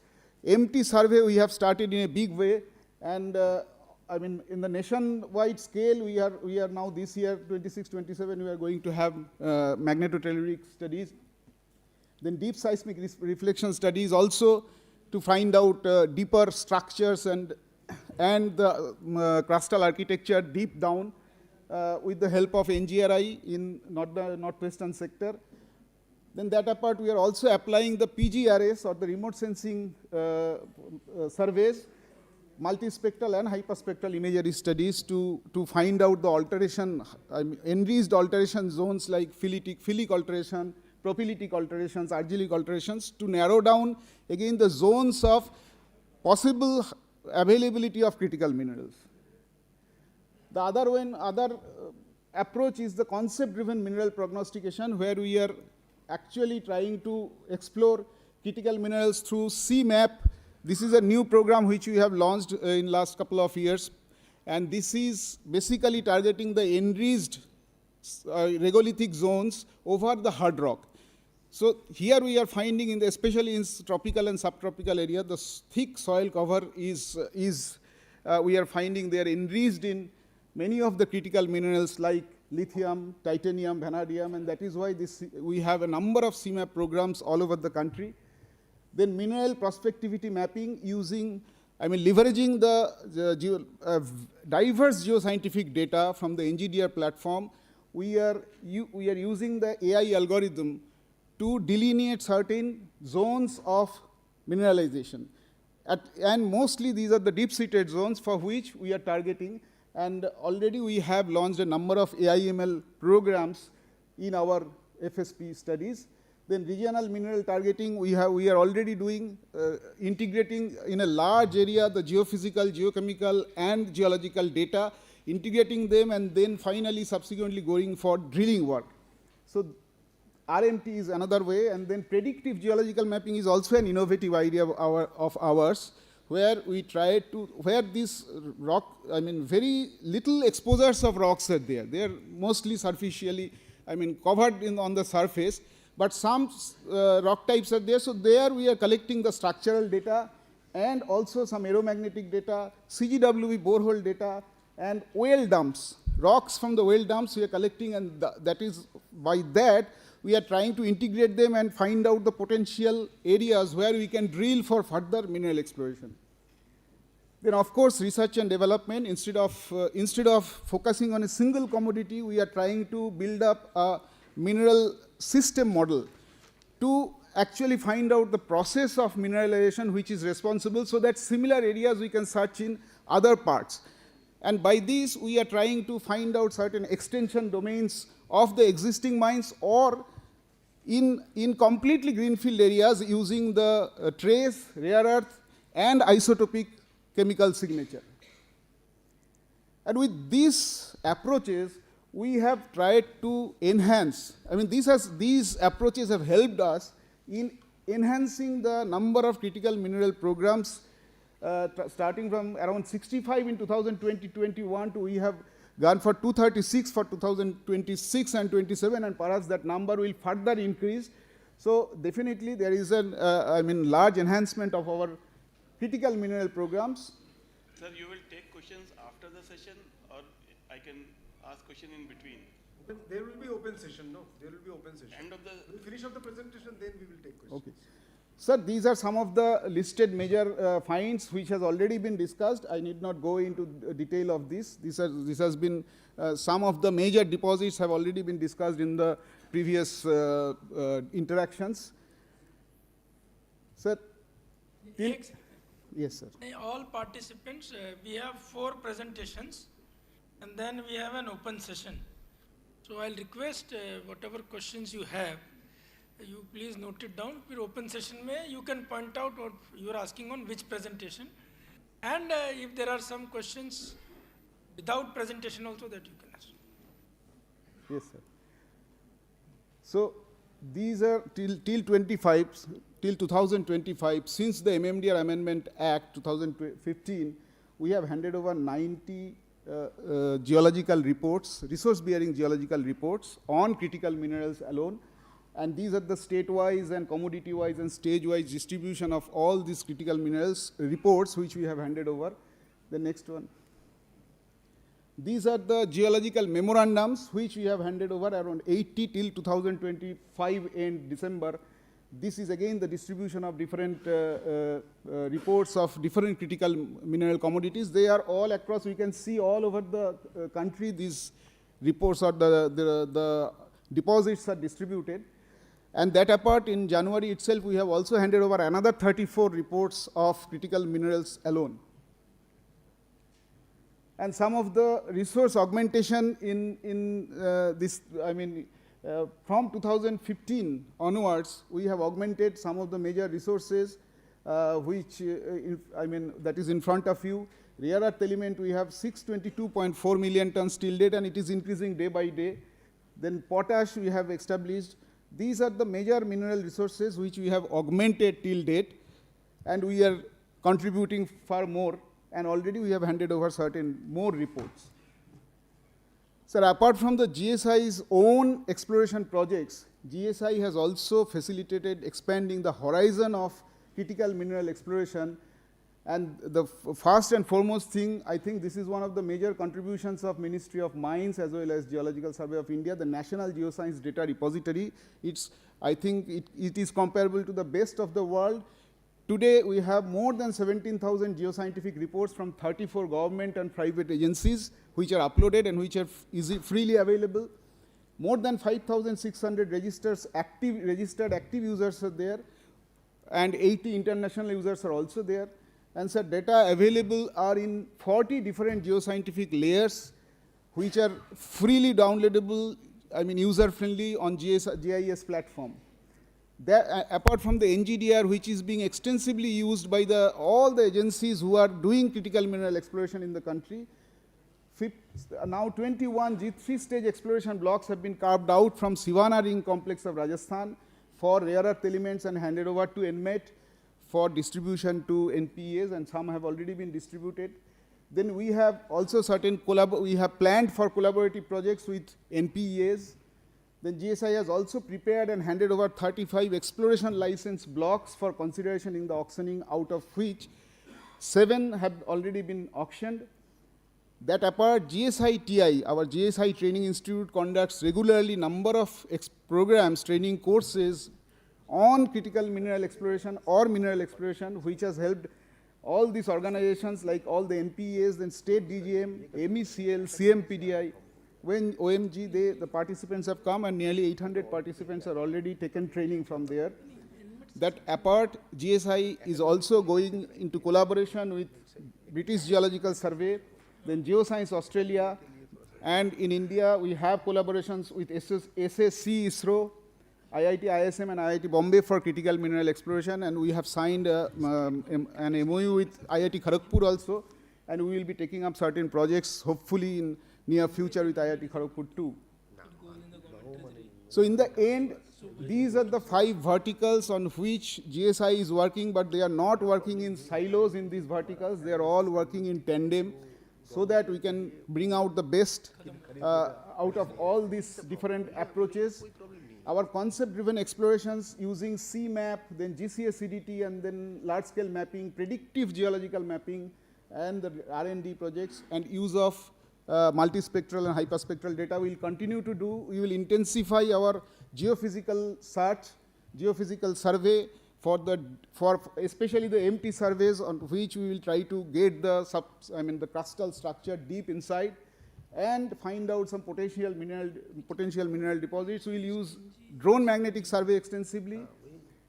Also, we will be using the artificial intelligence in a much more extensive way, and for that we are bringing up setting up a data processing integration and interpretation laboratory, DPIIC at Bangalore. So these will help us, and parallelly we are also acquiring 2 new vessels for further search in our exclusive economic zone of especially multimetallic nodules and other lime mud and other things. So that will also help us in finding out more and more mineral deposits. And more importantly, or most importantly, GSI will enhance its critical mineral programs or exploration programs that will be in alignment with the National Critical Mineral Mission, and we will be surely going much beyond this 1200 number, which was envisaged in the NCMM agenda. So this we will reach, and I am sure with this different approaches from GSI, we will be able to achieve much more than what we have achieved today. With this, I am concluding my talk. Thank you very much, sir.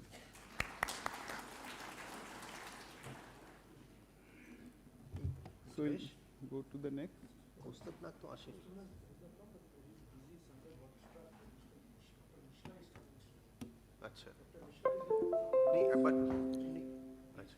No, it's second next. She will announce. Please announce. Okay. So thank you very much, sir. And also, as we've already announced, that the questions will be taken up later after all the presentations are done. We'll open the house for questions. We move on May I please invite Shri Yogendra Singh Bhambu, Director Technical, Ministry of Mines, to kindly please deliver a PowerPoint presentation on policy for exploration of critical minerals in new projects and recovery of critical minerals from overburden, dumps and tailings of existing mines 2025. Sir. A very good afternoon to you all, respected dignitaries on the dais, participants and colleagues. Since morning you are hearing about the importance of critical minerals.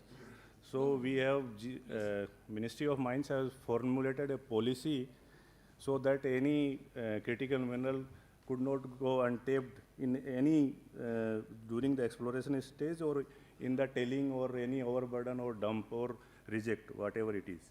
The policy was approved in the December 2025 and it has been circulated to all the stakeholders and the state governments to implement it. Next. The policy, what is the background of the policy? With the announcement of NCMM, as you know, and NCMM was having a important component about recovery of critical minerals from tailing, overburden, fly ash or red mud. And in NCMM, there is a allocation of 100 crore rupees for pilot projects for recovery of critical minerals from tailings and overburden. And further in the Union Budget 2025, Honorable Finance Minister has also announced that there will be a dedicated policy on recovery of critical minerals from tailings. Why there is a need of this tailing policy? Nowadays or earlier we are extracting one or two important minerals and we are not looking for the companion minerals because they are not economically viable or very hard to extract from the, but with the, or we seem that they are uneconomic for present scenario. And a mine always generally takes around 10 to 15 years to start the production. So on that basis, we have thought of that we should prepare a policy framework so that the critical minerals can be recovered from the tailing and dumps. So next, with this table you can see that any metallic, non-metallic, coal or atomic mineral, every mineral is having a companion mineral which is very critical for the country. Next.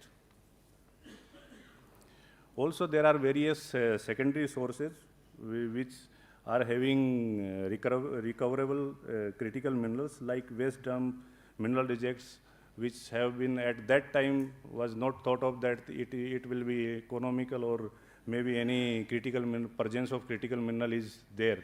It was not tested at that time. Next.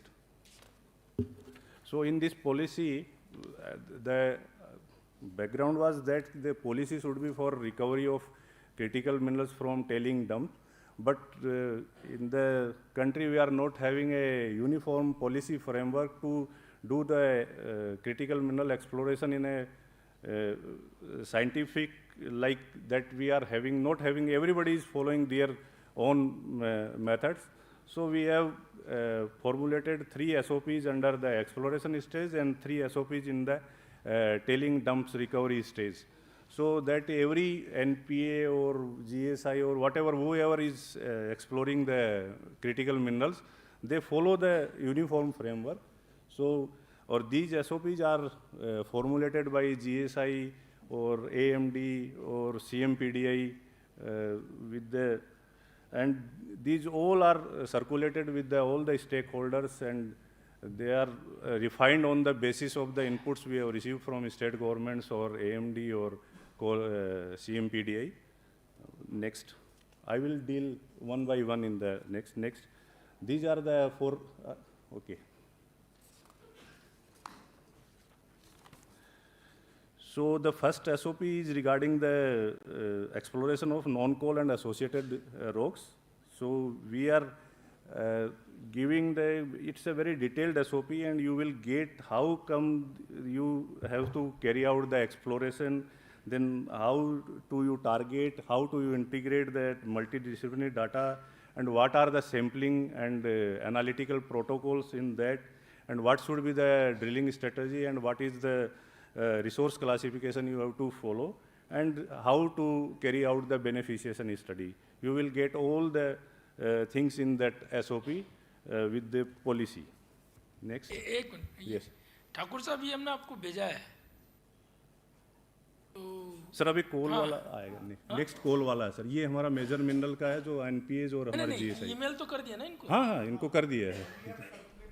हाँ तो और उसको directives भी CMPDI और सबको CL वगैरह से आप बात करें। From CMPDI sir, actually we have sir implemented it sir. For exploration stage sir तो वो चल रहा है 1 साल से, और सर OB वाला सर अभी हम सारे सब्सिडीज में सर इम्प्लीमेंट हो रहा है सर। और जो 1 bore hole in every coal block को हम लोग जून 25 में ही मैंडेट कर दिया है कि इन कोल दे हैव टू ड्रिल, वो जो है एक बोर होल को करके क्रिटिकल मिनरल टेस्ट करेंगे।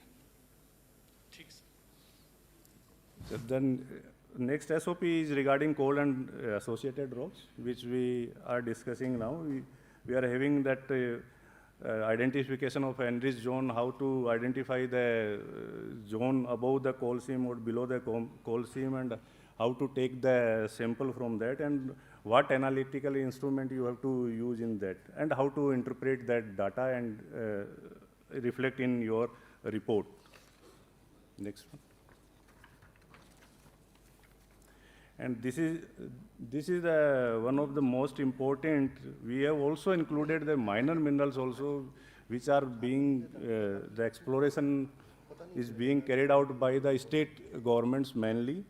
And we are not having a uniform protocol and not exploring in a scientific manner. So we have included this SOP and for pre-auction stage, how to take the samples from that minor mineral, your prospect, and how to analyze them, and if any critical mineral is found, so how to go to for your next stage of work. So I request all the state government representatives to kindly follow this SOP and try to implement in toto. All the things are there, how to do analysis and interpretation, and what type of critical mineral can be will be associated with any minor mineral. So that is also dealt in with in the SOP.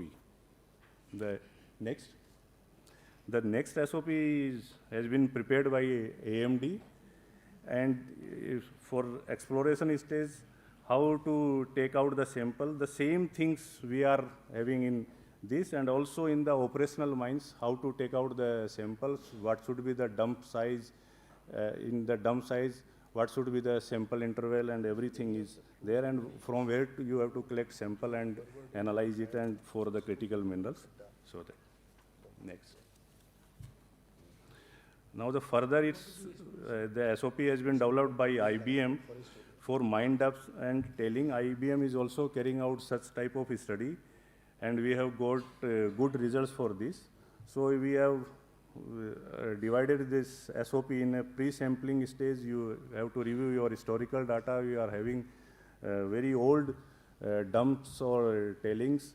So you have to review your data, and then you have to carry out the surface sampling to how to do the pitting and or small trains like that, and how to do, if required, you have to do, if in preliminary assessment you found any critical mineral, how to go to for drilling in that dump, and how to do the sampling in that, and then the data interpretation and resource estimation you have to carry out. That is, that has been dealt in the detail in that SOP. And the similarly, next, the next one is for coal and coal washery rejects. Similarly, this is also having all the protocols being followed by the coal ministry. These are included into that.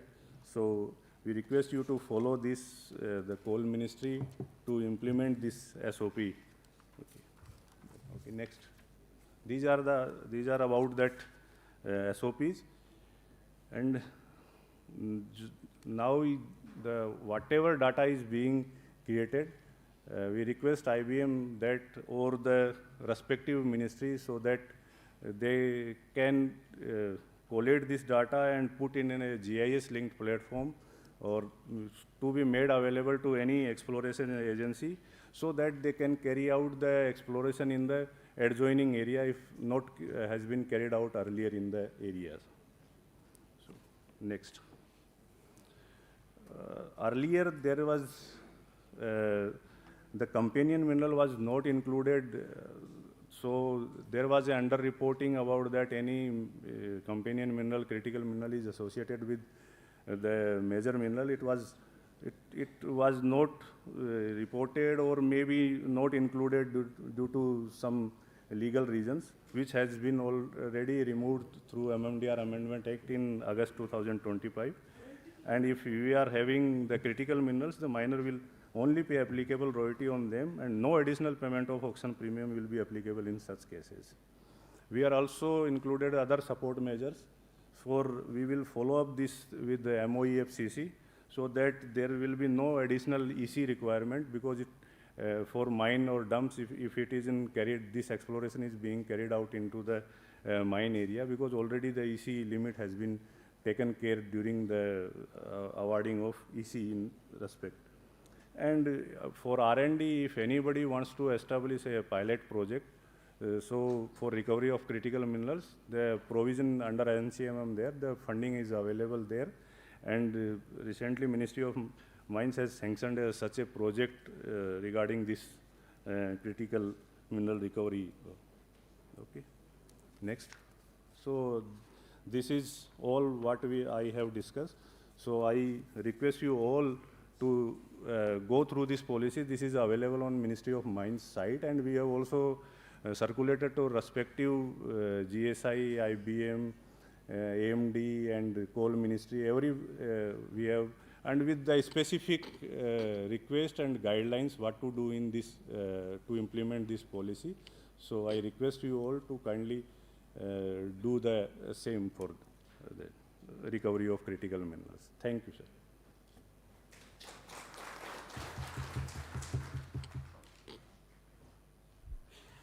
Thank you very much. As we move on with the presentations, may I please now invite Dr. Ravi Mishra, HOD Integrated Subsurface, DGH, to kindly please present a PowerPoint presentation on subsurface data and the National Data Repository. We welcome you, sir.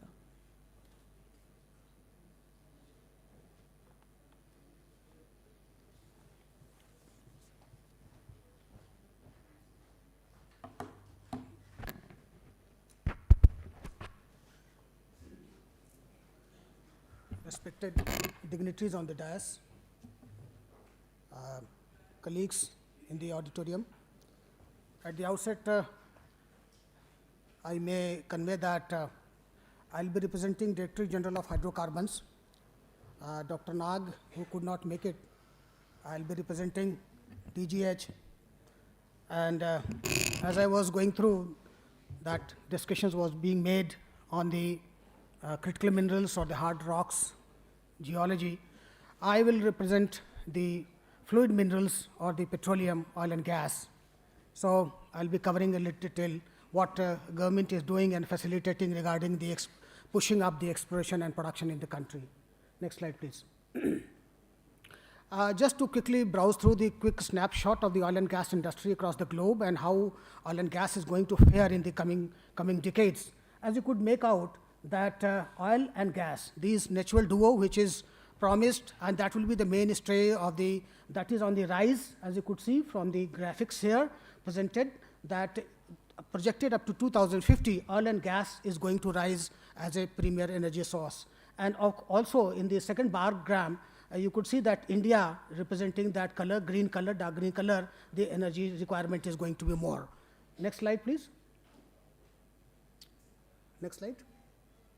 Well, so it is the graphical representation by the Energy Institute Statistical Review 2025, which again manifests that the trio of the coal, oil and gas will account for nearly 80% of the energy requirement up to 2050 and beyond of the major energy basket. So we could see that the coming decades will be dominated by these energy sources, and they are going to remain as the mainstay of the energy front foot. Next. Next slide, please. Or this, you are going back. Go forward, please. Next. Okay, so this is another snapshot of the scenario in India, how it is we are faring here. As you could see, there are the certain numbers, certain figures which could indicate the scenario of the oil and gas business in India. See, our import bill for the oil and gas is standing around whooping $143 billion, which is rising 2.64% every year. Mishra ji, Yes, please. आप वो subsurface data पे आइए. I'll be coming quickly, sir. हाँ, After 2 और slides. how Okay. our people can use it. All right, sir. So we'll skip couple of initial slides just for the sake of preamble. You can skip and move forward. Next again. So go back, yes. So this is the slide wherein we are intensifying the data acquisition. So there are the primary 3 approaches which government is mulling over to push the exploration. That is the first is the 1 million square kilometer of the acreage allocation in all the basins. Second will be the policy power play, wherein some ease of doing business and some facilitations are to be given to the oil and gas industry. And secondly will be the technical transformation. Next slide, please. Now coming to the data part. So the primary mantra for the exploration will be the covering all the basins of sedimentary basins of India, where there is no or limited data by which oil and gas exploration is limited. Please continue. Next slides. So this is the data set, and we call it as a data-driven exploration extensive program. And we have been covering into the several phases and by different names. So firstly, the National Seismic Program was conducted from 2016 to 22, wherein the around 47,000 line kilometer 2D seismic data was acquired across all the basins in Ganga, particularly Vindhyan, Ganga, Rajasthan basins, Cambay, and the Deccan Traps, and on the marginal basins as such. Then we went to the Andaman Basin, and the EEZ surveys, and the ACG, and the aeromagnetic and gravity surveys. These surveys were conducted in the areas like Tripura, Silchar, Kachar, and the Upper Assam or the folded belt mountains, where the normal data acquisition could not be covered. So we have covered with the ACG and the gravity magnetic survey. Next slide. Next slide, please.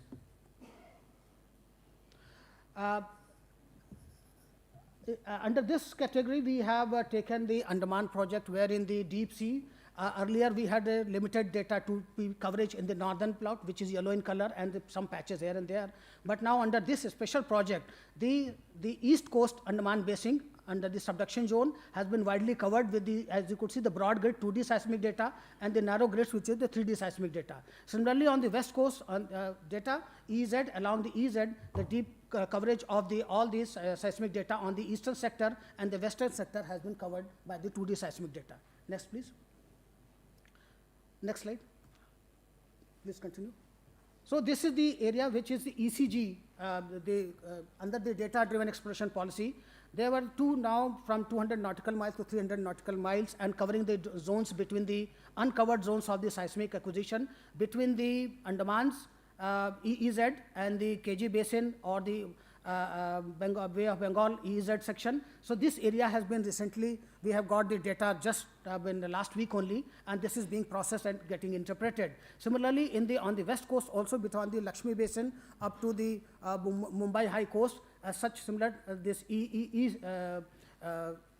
extended continental shelf ECS zone has been covered with the 2D seismic data. Next slide. This is the seismic data which we have just recently got from the seismic data which has been covered in the eastern offshore basin. As you could see, this line is extending on the west in the KG basin and right up to the end of this covering to the Andaman Basin area. And see the large water seismic section which is up to the almost 8 milliseconds, and the Cretaceous section with the dark pink in the bottom, and the tertiary section, huge tertiary section in the top. Next. So based on this tremendous data coverage in all the remaining sedimentary basins where the data was either sparse or not covered, in order to push this, so all this data has been covered into the National Data Repository in the DGH, and so NDH1 was launched long back, almost 10 years back, wherein all the services, all the operators has to submit necessarily their database, and which all the operators could access from them at some cost basis or certain conditions. Now, after the experience of 10 years, we are now migrating it to the cloud-based data system, which will be covered, and this will be facilitating the enhanced data quality as well as the accessibility by different operators across the globe. As you could see in this search, next slide, please. As you could see, this is the cloud-based data room set, and this is the first time happening in the Indian E&P sector, which will provide following facilitations. This will have digital workspaces. It will be 24 up, unlike now, which is to be a data room has to be booked, and that to be during the office hours only. It will be 24 operational and support across the globe. Then we'll have global access, the cloud and data center, secure and encrypted. So this will have a 32 contact area of the 75 discoveries across the India. So this will revolutionize the E&P business in Indian country. Next. Some other measures which we have DGH or Government of India has taken on the petroleum, that we are initiating the hydrocarbon resource assessment. The 2017 last resources assessment was done, under which 42 billion tons of the in-place volume were placed. Now, after 10 years, almost 9 years, additional tremendous data has accumulated. Now, this has necessitated that the resource study to be conducted again, which is being conducted right now. So, for another data collection, government has sanctioned 3,200 crores for drilling 4 deep offshore stratigraphic wells in different parts of the country. We have decided, oil companies, that will be jointly drilled by the ONGC and Oil India Limited in the places, and the location to be drilled has to be checked, or with the rigor exercise with the international oil companies as a partners. And there was almost 1 million square kilometer no-go zones were there where no exploration was being conducted. This area has been released by the government, and now the fresh exercise of the data collection is going on into these areas as well. Then, by the manifestation, the minister has already announced for the establishment of another cell, hydrocarbon efficiency and new energy, which will cover the mandate for DGH to look into the, in association with the oil companies, regarding the geothermal energy, the white hydrogen, and the carbon sequestration. So we'll be jointly working and drawing the policies for the implementation by the different oil companies. And of course, Samudra Manthan is coming, wherein more than 100 exploratory wells are to be planned in the deep offshore to cover entire basin with the hardcore data. Next. I'll quickly cover up. So this is the stratigraphic well location. The 4 locations have been finalized. The first well is already identified at the southern end at the North Sumatra basin, adjoining the Indonesia, and the rig is moving from the north and will be spudding the well in the February first week, and this well will be almost 5,000 to 6,000 meters deep, and in the water depth of almost 3,000 meters. And the other wells are one in the Bengal, another will be in the Mahanadi, and in the Kutch Saurashtra. These 4 identified locations are there, and we are working for the more locations. Next. So this is you are well aware of all this map, and we just want to see the sedimentary basin, which has been divided into 3 parts, where the data intensity is different, and we are only category 1 basins which are producing commercially, but they account for 85% of the production as such. Next. This is the area which was no-go zones, where no exploration, hydrocarbon, oil and gas exploration could not be conducted for a long period of time, but now this had been released with certain conditions. Now you see the initial map wherein no exploration could be conducted. Now in the subsequent map, where almost 10 lakh square kilometer area have been released, which is now available for the fresh data acquisition and the intensifying the E&P business. Next. And looking into that, with all this data set acquiring, we are going to launch by February 18th is the last date, where the 10th bid round is going to be LP, where in 25 blocks with the roughly measuring around 2 lakh square kilometers will be under offer. Next, please. And lastly, this is the last slide. Next, please. Yes. So this is the, we are aligning toward the future of the industry, that the clean energy and the COP alignment has to be there. And for that purpose, from the mandate which has come for this, we are going to do on the next triangle, where you can see that the hydrogen and unconventional energy, renewable energy, decarbonization, carbon capture utilization, and emission management will be also attached to our core E&P business, besides the traditional and conventional oil and gas exploration and production. I think this is the last slide. Next slide. And thank you so much for covering this.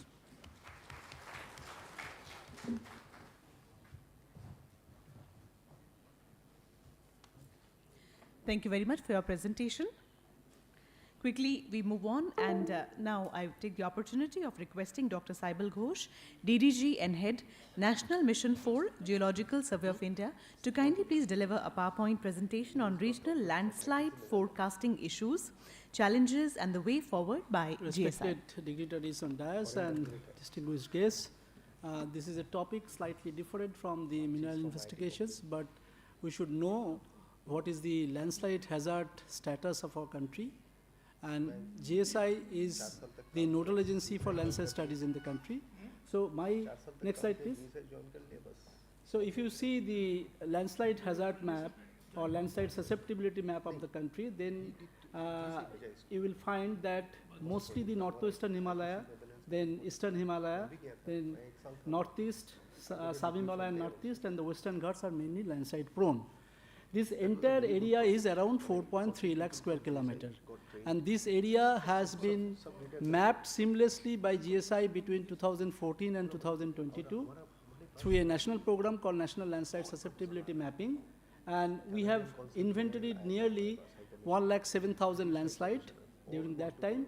But the most interesting thing is that out of those, nearly 34,000 landslides have been field studied by GSI. So we are aware about the failure mechanism, the type, what type of landslides are there, what are the reasons of it.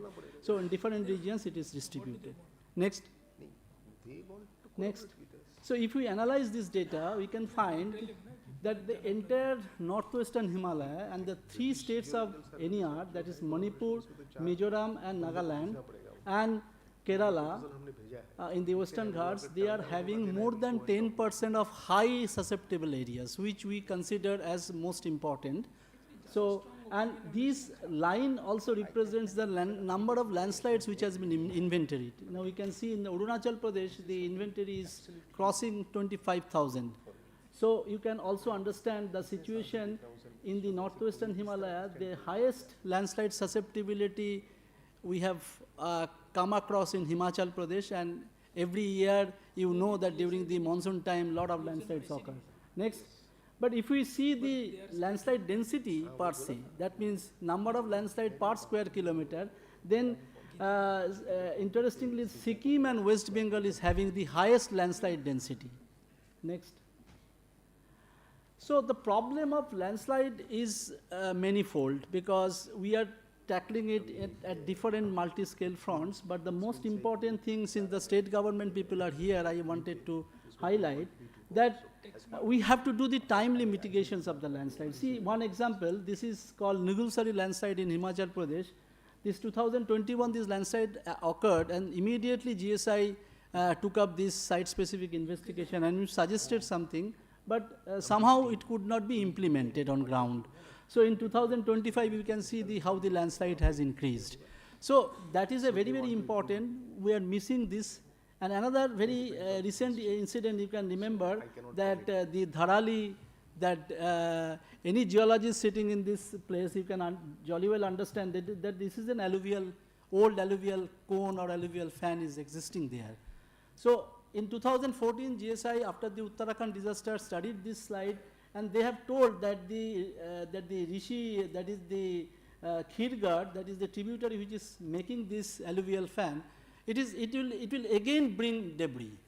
So we have suggested something, but somehow it was not implemented, and you can see the recent in 2005, 25 incident. Next. So, but what we should do, that is, this slide you can tell that this is a landslide which is very prominent in Darjeeling Himalayas, where it was a very small landslide in 2003. The crown was nearly 200 meters below the national highway, but in 2006 and 2010 and 12, it has crossed the national highway, and this national highway is again going to the upper slope, which is almost touching that one. But somehow we studied it many times, 3 times we have studied in between, and we have recommended something, and partially our recommendation was implemented by the road and railway authorities, and somehow you can see that the landslide movement has been contained and natural vegetation is coming up. So this is also very, very important.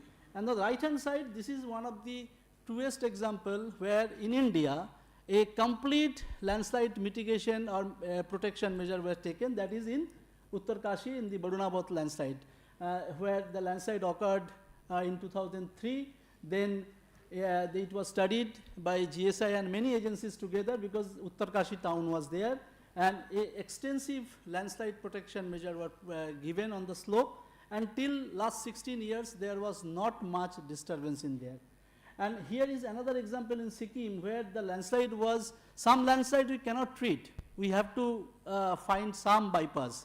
So one bypass was suggested by GSI, and now you can see that through a short tunnel we are crossing that landslide zone. Next.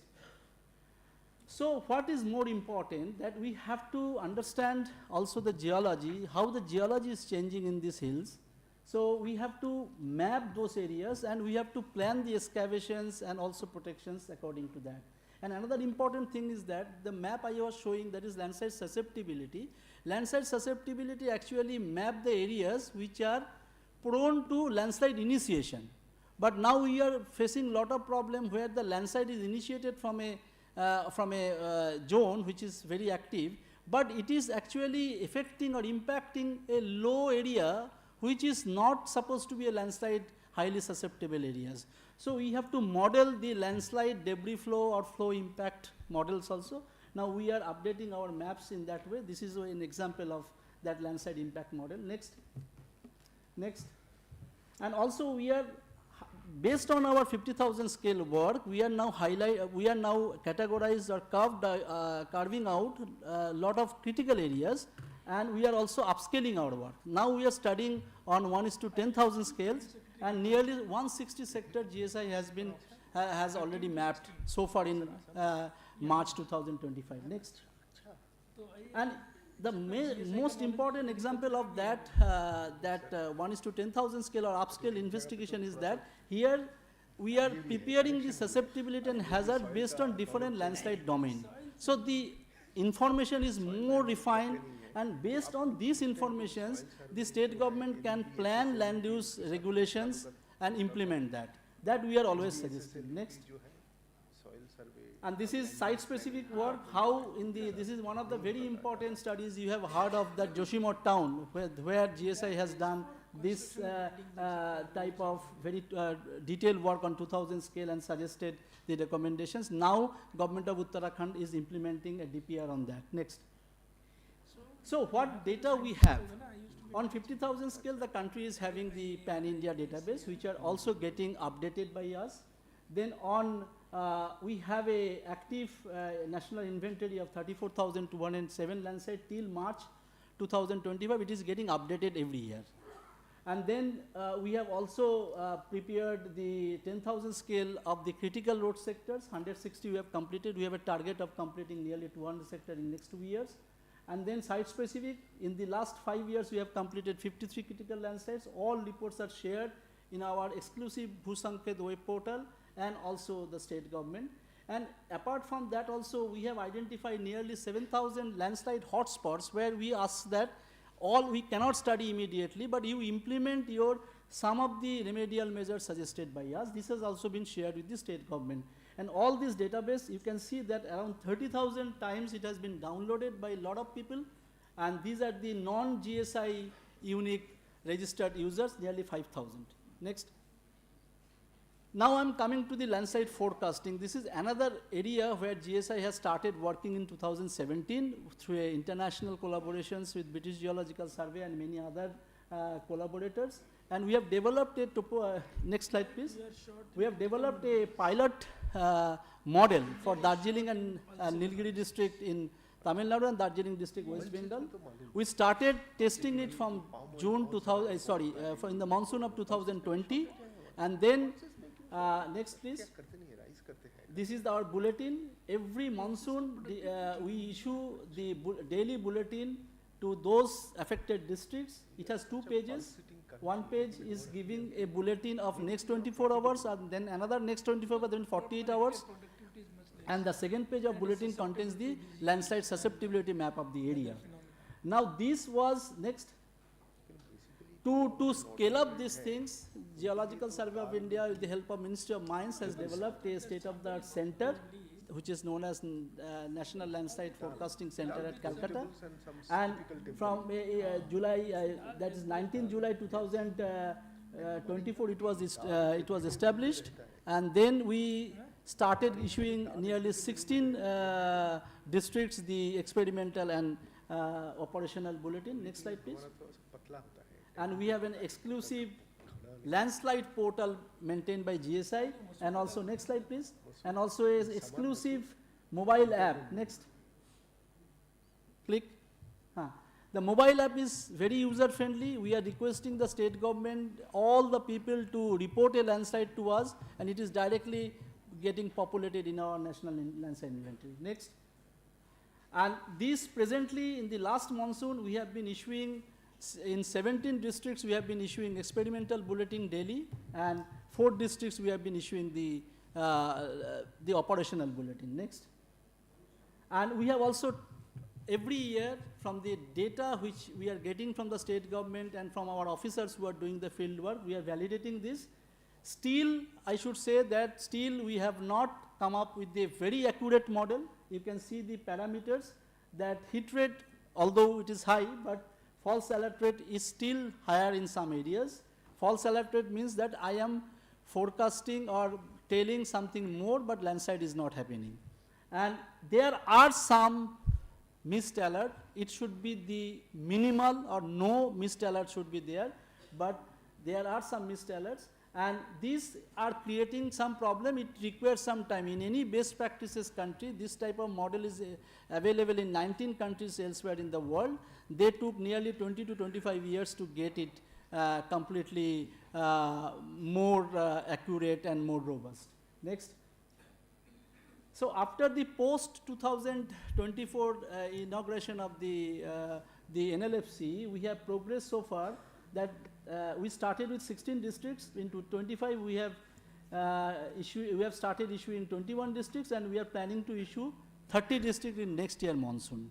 And our developmental districts are also increasing, so that by 2030, the end of the Sendai framework, we will be able to issue at least bulletin to 50 districts, because all the 181 districts are equally not landslide prone. Around 92 districts are highly landslide prone. So we are targeting to cover the 92 districts as early as possible. And apart from that, we have constant collaborations, and we are getting a lot of data from the IMD, NCMWRF, and Indian Institute of Tropical Meteorology. So we are now using their multi-model ensemble and their other models too.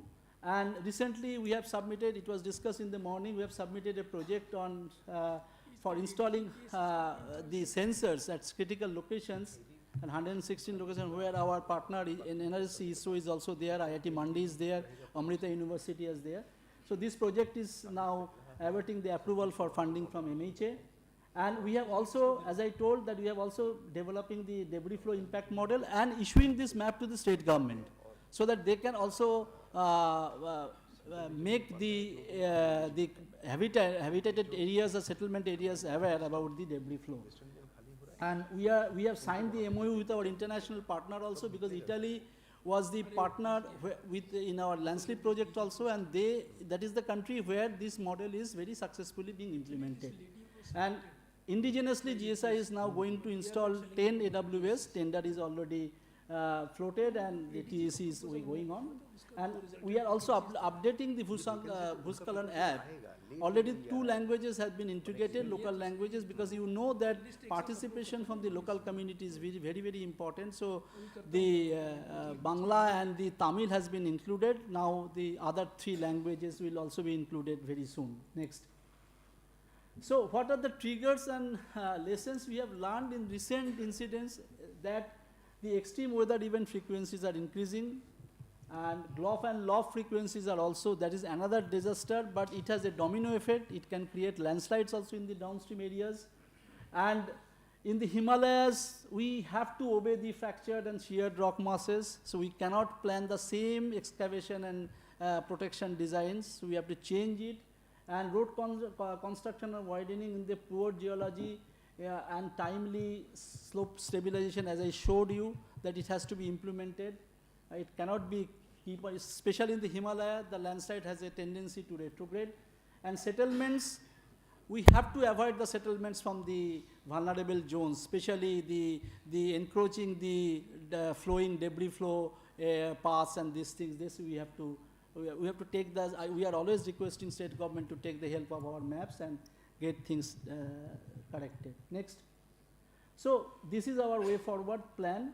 Our target is around 92 high risk districts we will be trying to cover, but around 49 to 50 we are thinking that we will be update their maps also, and also we will be issuing the bulletin also, so that at least some sort of landslide early warning bulletin is there, but the still we are giving the bulletins up to the subdivisional level, but there is a demand that you have to go more granular, and for that ground installation of sensors are required. Next. Then as I told that this is a very important thing, that inside applications already we are in talking with the ISRO, and this is another area which will be using for the monitoring and also for the early warning, and these are the different MOUs we have signed. And next. But one important thing we always harp on, and we are telling to NDMA and MHA and all the SDMAs, that now the time has come that we should use the GSI's multi-scale landslide susceptibility and hazard map for planning, the 50,000 scale map for planning, and the 10,000 scale map and site-specific map for land use zoning regulations. And lessening of the hill road, this is very, very important. One BIS committee is working on that, and retrofitting of the safer resilience, increasing the density of the ARG. This is another issue, that if we see the countries which are very successful in landslide early warning, they are having at least in one automated rain gauge station or AWS in 100 square kilometer. But if you see our hill areas, still the frequencies are very less, around 1 AWS or ARG in 900 square kilometers. So we are suggesting this to IMD and our sister agencies, that, and the state government also, to increase the density of that. And Doppler radar network to cover the entire Himalayas, because now casting is becoming very important, because the pilgrimage routes are there. So you have to give, at least you can stop those pilgrimage routes if there is some immediate nowcast these things. And then timely actions on the site specific. And we are recommending strongly, some of the state has done it, especially Uttarakhand, Sikkim, that you should have a special purpose vehicle. And now in the 15th Finance Commission, National Disaster Mitigation Fund is a new instrument has been adopted by the Government of India. Utilize those money and protect the landslide. Next. Thank you.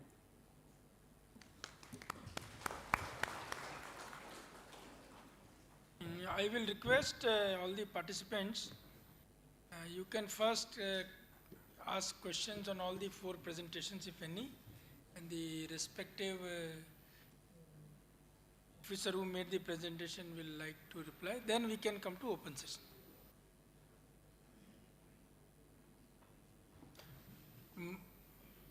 Sir, I am Gunalan from NLC India Limited, sir.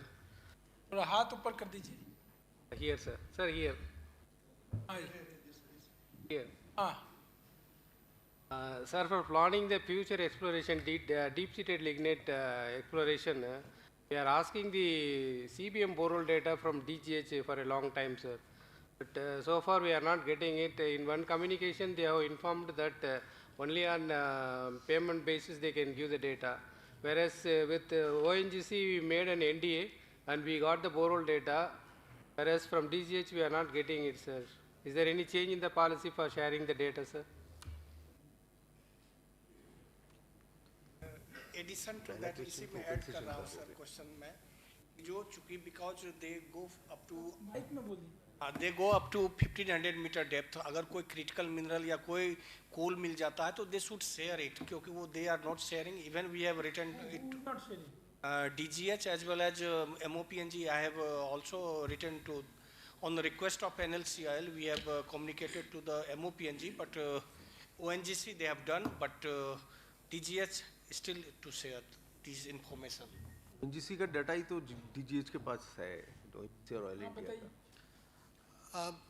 all the operators, including ONGC, Oil India, or any private operator, they are bound to submit all the data to DGH in NDR at DGH. Number one. Now the data sharing policy envisages that any operator who is doing a non-commercial business or academic purposes or for in the national interest, they can apply, and there are certain data set for the oil and gas operator who can seek this data on the payment basis. There are certain rates already prescribed for that. The line kilometer or square kilometer or 3D data, well data and all that. Or you can come to our data room, you can take appointment, see the data, what is available, you can prescribe, and then that you take it as per your requirement. So, and if it is for interministerial or interdepartmental cooperation or any other, that our DG is empowered and he can take a call immediately that you can approach. So if you have any data set which is pending to you, you please give us a reminder, and I'll see that, I will follow it up personally and see that it is rendered to you. नहीं ठाकुर साहब आप एक काम करिए, इनके DGH के यहाँ एक बार मीटिंग फिक्स कर लीजिए, go to Noida, we had a meeting with them, then GSI का कुछ issues था वो sort out हो गया है, ठीक है? Sir, can I submit something in this regard, sir? Pradeep Singh, sir. I am also, sir, Chief Data Officer of GSI. Sir, there is a, now after 2021 DST policy, now all data which is generated through public fund has to be freely shared with government agencies, and for private there can be some data sharing, data pricing policy. So I think DGH is following that.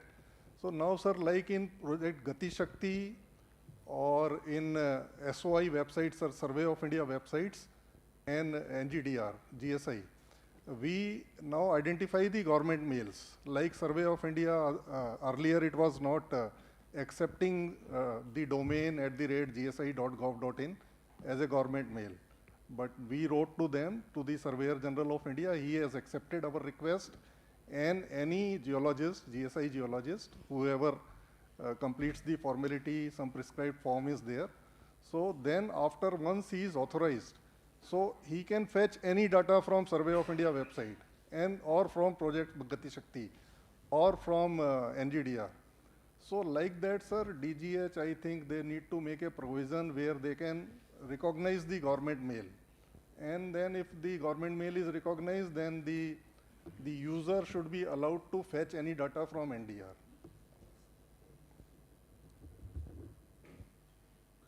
ठीक है, anybody else?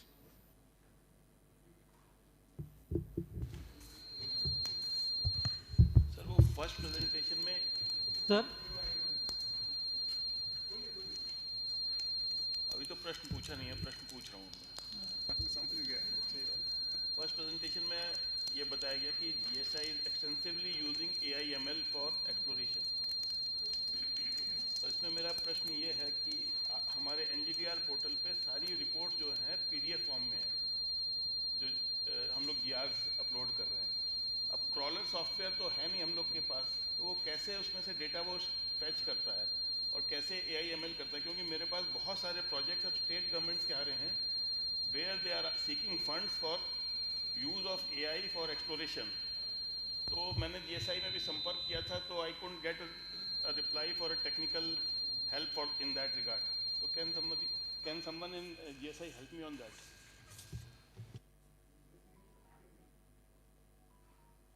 Sir, PK Singh is not here. Gupta from NGTR. Actually, sir, in NGTR, other than PDF files, sir, here I am. I am working under PK Singh, sir. Sir, here I am. Actually, in NGTR, sir, we have, other than PDF files, we are also uploading the Excel files, data in Excel formats, as well as we are digitizing the entire map services, maps, and we are uploading the GTB files as well. So these things are available from NGTR as well, other than PDFs.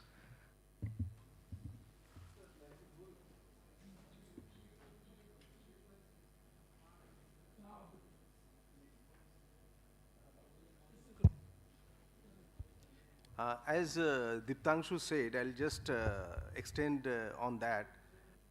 NGDR is not only PDF reports, NGDR also has got around 40 spatial layers.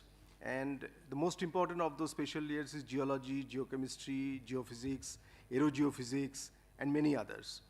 So when we are talking of utilizing AI/ML, we basically at this moment are doing iterative analysis, multi-thematic analysis using AI algorithms on this spatial data so that we can superimpose each layers and use the algorithms like CNN, random forest, and all those things to find potential areas. This is one. Another is, as you said, these PDFs are actually searchable PDFs. They are not dead PDFs, they are intelligible PDFs. And BISAG at this moment is developing an algorithm whereby you can run through these PDFs and generate summaries. Sort of, you can say, a nascent generative AI. So it's not that you should concentrate only on the PDFs. You can download all these, anybody can download all these data, whichever they want, and they can run AI algorithms on them to generate future areas for prospect, or also to even to explore and understand the data. So it is being happening, and let's say this year end, we will have a new NGDR where this facility of searching the PDFs using AI algorithm will be put in. So it will become easier for any stakeholder to search the data which is within the reports in the PDFs. I will request you, So sir, about the I will request you to nominate an officer to TCC so that we can take a call on this NMET funded projects on AI/ML. No. What he's trying to say is you are getting project proposals and to evaluate them. Yes. Okay, we will keep that in mind. We can do that. We can do that. first presentation about the critical minerals. So in that SOP, it is also given how much is the minimum concentration of those critical minerals required, like REs and all, because they're already in ppm. See, RE, depending on where you are finding it, whether it is in beach sand or it is in hard rock, it differs. The cutoffs, the thresholds differ. So, and we, at this moment, we go by the world cutoff rates. Say, for example, why only RE? If you, let's say, talk of lithium, if it is in hard rock, 2000 ppm has to be the cutoff. But in our country, the values are still low. So we go by, we bring it down a little, identify prospects in that manner, and still work is going on. We have recently have got a report submitted where these cutoffs have been decided, and we will go through it as it was discussed in the forenoon. And I think after that we can share it with everyone, this thing, cutoff. Okay. What I will request you is, based on that report, yeah, you work out some cutoffs, and since our concentrations are a bit low in some areas, so when the reports are being prepared, the accepted cutoff and maybe 1 or 2 below that, you can work out 2-3 estimates. That is so the in practice, future, yes. suppose the lower cutoff becomes viable, then you can start using the lower yes, cutoff also. we still need the resource. So maybe in another 2-3 months, we should be able to do that. Correct, correct. Cool. Anybody else?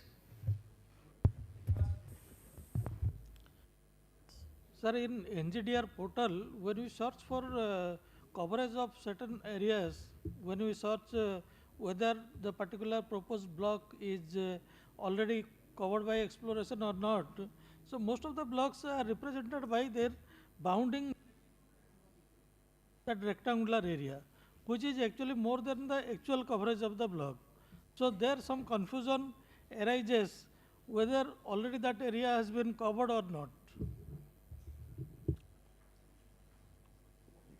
No, what he's trying to say is that the enveloping rectangle is used to designate the area instead of the actual coordinates. In most of the cases, it is an irregular polygon. That's what you are trying to say. Yes, yes. Yes. So once again, this is a work in progress. At some point of time, we will do that. But for the time being, you have to do a little bit exercise yourself to find out that you get the bounding coordinates, and within that, that block area is there. So you have.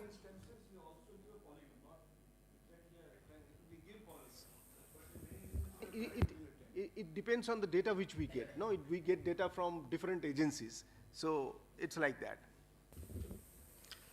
Any other question? Yeah, this is Professor Narasimhan from IIT Hyderabad. We are looking at the secondary resources, starting from overburden to tailings and also dumps. Because we have various resources, but do you have a common, at least a database saying that this region, this is the the grade that it is available? Otherwise, if you start searching freshly now, for example, on a coal area, even there are also claims that the rare rates are available, but we don't know what is the concentration. So is there some common data already placed with the GSI or other agencies? This is for the overburdens, no? But talking about the overburden and all this. Overburden as well as a coal and coal rejects. I think IBM is working on this. Okay. IBM is working on this. Once again in the forenoon there was discussion. What is decided is that the existing leases will work on the overburdens of their own mine, but for the abandoned mines it has not been decided. As for GSI will take up some of those projects, and IBM is making an inventory of that, which I think would be shared. I don't know. Okay, thank you. That would be helpful. May I intervene? Yes, please. Sir, as per CGPB Committee 5, we have decided in last meeting that whatever data during the exploration of the coal project and OB, or different coal exploration agency will submit to the GSI and it will maintain a database. And sir, as per your decision, it may be published in a public forum, sir. Yeah, actually, IBM is actually leading this thing, this overburden, tailing and dump. So we will talk with them and we will see that this information is made public.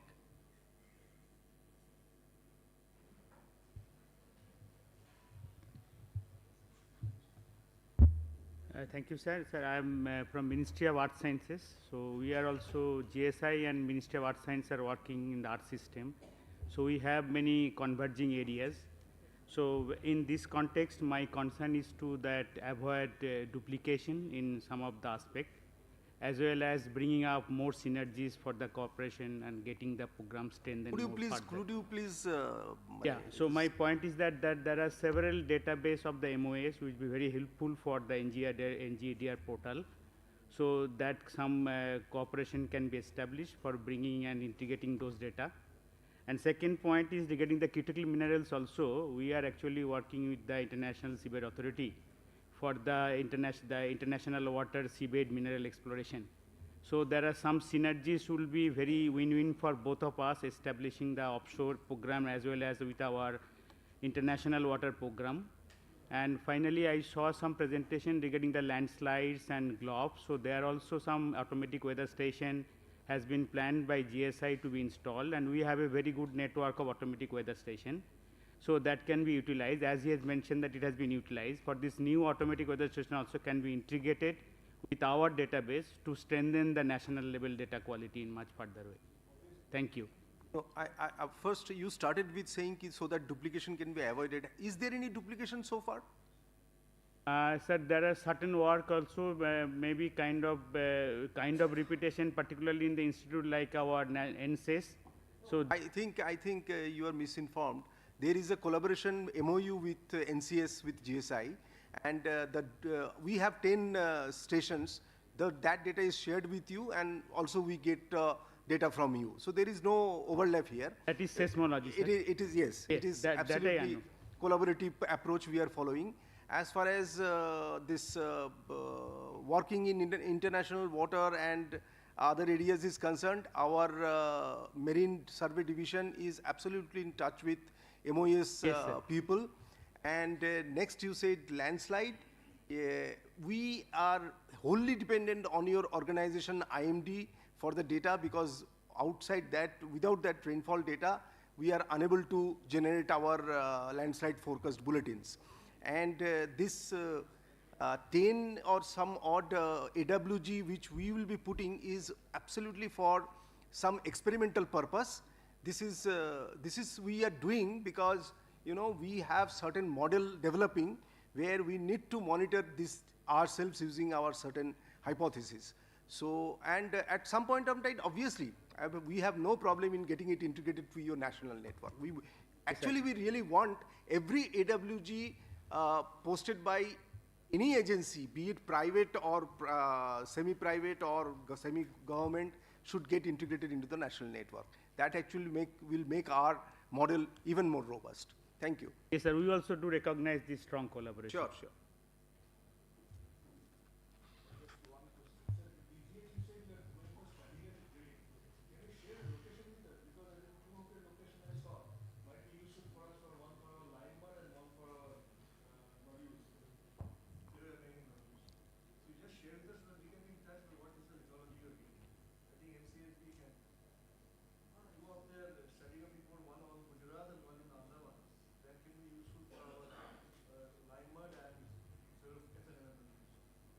So we have already used the Limeware data.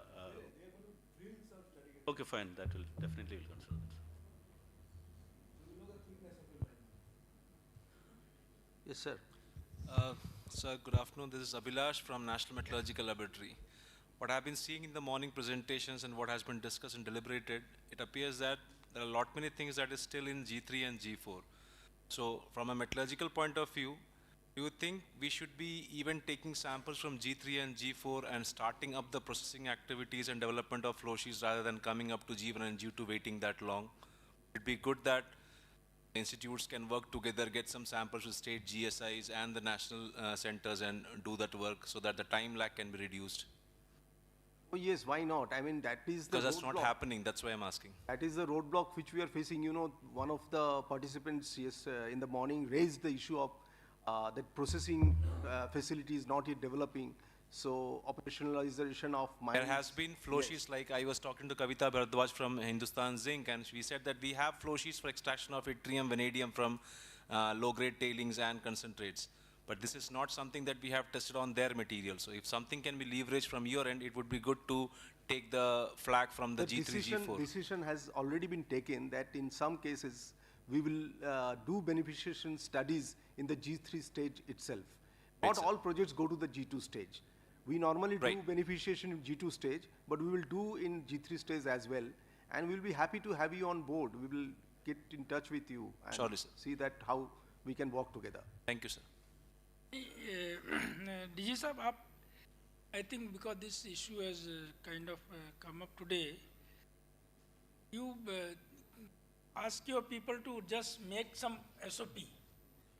That in those G3 areas where we do drilling, or suppose we getting substantial quantity of mineral, and let us take up the beneficiation part also. Yes, sir. Why? वो आप कर लीजिए तो उससे थोड़ा easy हो जाएगा. Even if you were to upgrade to G2, then at least you'll save maybe 1 year, 6 months time. नहीं, at least yes, parallelly चलता रहेगा. G2 भी करेंगे, उधर beneficiation भी चलता रहेगा. How much of sample do you require? Beneficiation part would require 100 kg of sample approximately for having the bench case studies, and parallelly for extraction of the 50 kg. So 150 to 200 kg would be a good sample. I know it's a drill borehole samples, it not be very homogeneous every time, but we need to take some parity of that and go ahead with doing something, because that would save your time and money for the G1 and G2 stage. That's the need. I think in continuation to that, I do also have a comment on that. See, if we go with the parallel exploration at the G3 level, which typically what we refer is a geometallurgical testing. So getting the right sample, probably GSI and the teams can help us, and these activities we can even integrate with our ongoing COEs, because all of us are looking for developing new technologies. But I think this is the source material which is the big challenge for us to get uniformity on it. एक काम DG साहब कर सकते हैं, like Shivana Ring Complex or some such big areas where you may have done 1 or 2 G2 projects. You, on a special, you can take up beneficiation studies with them. Shivana we can do right away. ये तो NML से. NML है. NML and IIT Hyderabad. I think that आप कर लीजिए. करेंगे. Yeah. Sir, this is Shobhi Chattopadhyay from SRK Consulting. Sorry, I'm not visible probably. So in continuation with the What is the name of your organization? It's SRK Consulting. SRK Consulting, okay. So in continuation with what proposal has been given, it's very common to have metallurgical samples at the inferred level. However, one of the things that we should consider that typically such type of exploration projects, the volume and the reach for the drilling holes are not adequate, may not be. For example, if it is an oxide zone and it is a sulfide zone in, for example, base metal, so entire thing may not be representative. So I think it has to be an informed decision has to be taken before sending such samples for metallurgical test works, because in my career I have seen that premature decision has been taken based on early stage exploration metallurgical samples. That is also a point to be considered. Yes, yes, you are absolutely correct. That is the prime reason why we normally do beneficiation after the G2 stage, because we know the deposit much better way. Any other question, please?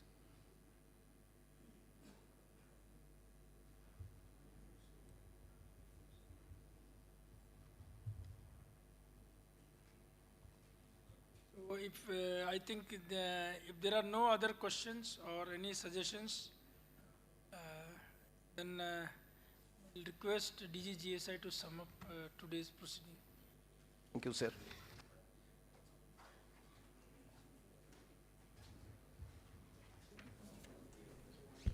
Hello.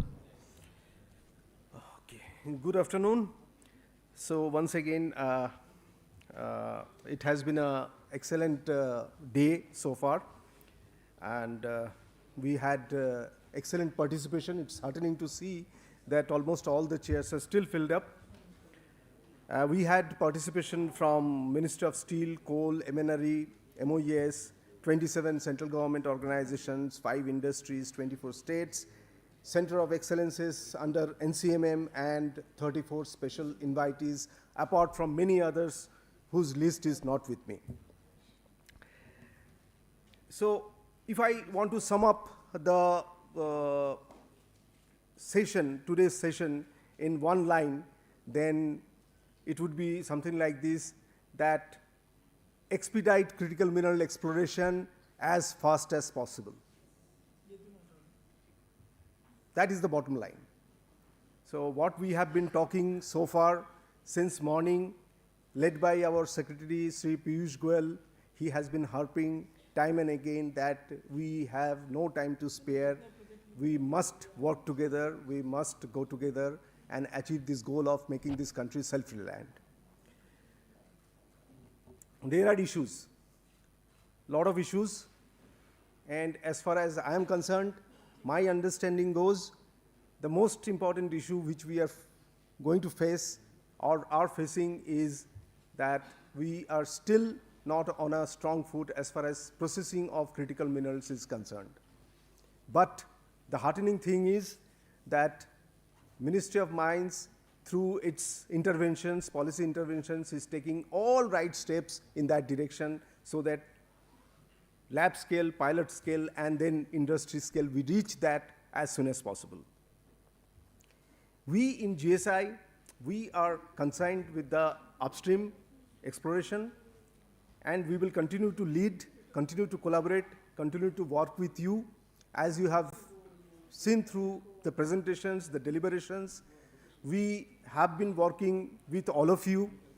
We have been working closely with NMET, not only taking funding from NMET, but also giving back to NMET in different manners, in the form of ready-made projects, in the form of exploration licenses, in the form of reports for auctioning, and of course, in the form of voluminous data which is generated by us, disseminating through our portal NGTR. We also are very keen and taking steps towards the induction of technology in every sphere, and NMET is playing a great role in that also. NMET is providing technology upgrades to many companies, many DGMs. that is also something which will continue to happen. It is only your imagination where you find out new technology interventions and take funding from NMET. One thing is very clear, we need to focus on the subsurface more because we are thinking of deep and concealed deposits, and that is why we need to employ more geophysics, maybe 3D geophysical seismic data and all those things. And as far as seismic data is concerned, you just had a presentation by DGH where they have shown that they have covered almost all the basins through seismic data, and you can have talks with DGH to use that data for your exploration purposes. So as explorers, we are mostly explorers here, apart from players from in the value chain. So for us, the most important thing, the most happiest moment would be that something which I have found, which I have discovered, gets fructified in the form of a mine where extraction happens. So Ministry of Mines in that direction also taking excellent steps so that mines get operationalized as soon as possible. And the case in which has been cited from Assam is an excellent example where a mine has been operationalized in 9 months, even though it is a limestone mine, but still it is something noteworthy and praiseworthy. For anything of such scale where we need to follow knowledge, we need to have a consent-driven exercise, data is of prime importance. And as I can find from the interactions that everybody is talking about NGDR, everybody is using NGDR, and when somebody says that he is finding this difficulty in NGDR, actually he is certifying NGDR that there is something which needs to be used. And as I said earlier, that NGDR will grow by leaps and bounds if all of you start contributing it in it. And from the deliberations we have seen that all the NPAs who are still having projects in their kitty are still not submitting their data or their finished products within the NGDR. I request you, please do that. Actually, it will help all of us. Once you have the data in place in this repository, there comes the role of data analytics using AI, ML, and all other technologies which are going to come and help us in finding and taking decisions for our purpose. So another takeaway from this meeting is that we must all have state-based action plans. For some of the states like Gujarat, some action plan has been made by one of the NPAs, and we in GSI, we will also sit with some of the states and we will make action plans. Action plans in the sense that we will try to identify the most potential areas which need to be prioritized and how to work with you, how to expedite the exploration in those potential areas. And sometimes the action plan may not be state-based, it may be also geological province-based, something like Sivana Ring Complex, which already we are doing. And in Sivana, actually, there are a lot of people working. AMD has done excellent work. MECL is doing, we are also doing. So we will make a comprehensive action plan so that the exploration in Sivana can be completed within a short time with a defined time period. All throughout the day, we have talked about this exploration scenario, exploration ecosystem. Touch of variety was provided by Dr. Shoibal Ghosh. He talked about natural hazard mitigation, specifically landslides, and that is one very, very critical area, something not less than critical mineral scenario, because this last monsoon we have had havocs in our country. A lot of lives has been lost because of natural hazards, and we have had so many meetings with the authorities in charge of mitigating these hazards, and that's why we have ramped up our efforts to make this country at least safer as far as landslide and flash floods, GLOF, all these calamities are concerned. So you have seen our program, what we will be following, and ardent request to you, many of you are field workers, you will be going to field. If you ever find a landslide, if you ever chance come across a landslide, please use that this mobile app and just put in some points. It will take few seconds. One landslide data will help us in making our forecasting model robust. So thank you all for joining this assembly today. As I said, it has been excellent, it has been very heartening, and I am very much sure that with all our continued effort, we will achieve our goals. Thank you. Jai Hind.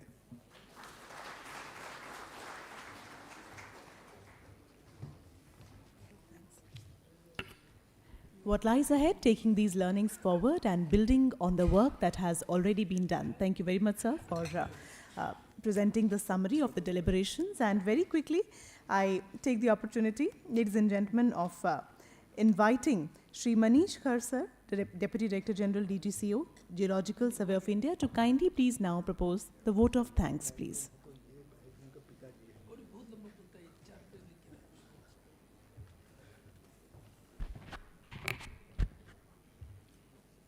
Respected Director General, Geological Survey of India, Shri Ashish Sahaji, respected Additional Secretary, Ministry of Mines, Shri Sanjay Lohia ji, representatives from central ministries, central government departments, state DGMs, PSUs, industries, private explorers, and academia, members of the press and media, ladies and gentlemen, as we come to the conclusion of the 65th meeting of the Central Geological Programming Board, it is my proud privilege to propose the vote of thanks. First and foremost, I express deepest gratitude to Shri Piyush Goyal ji, Secretary, Ministry of Mines, and Chairman, CGPB, for presiding over this August meeting and for his visionary keynote address.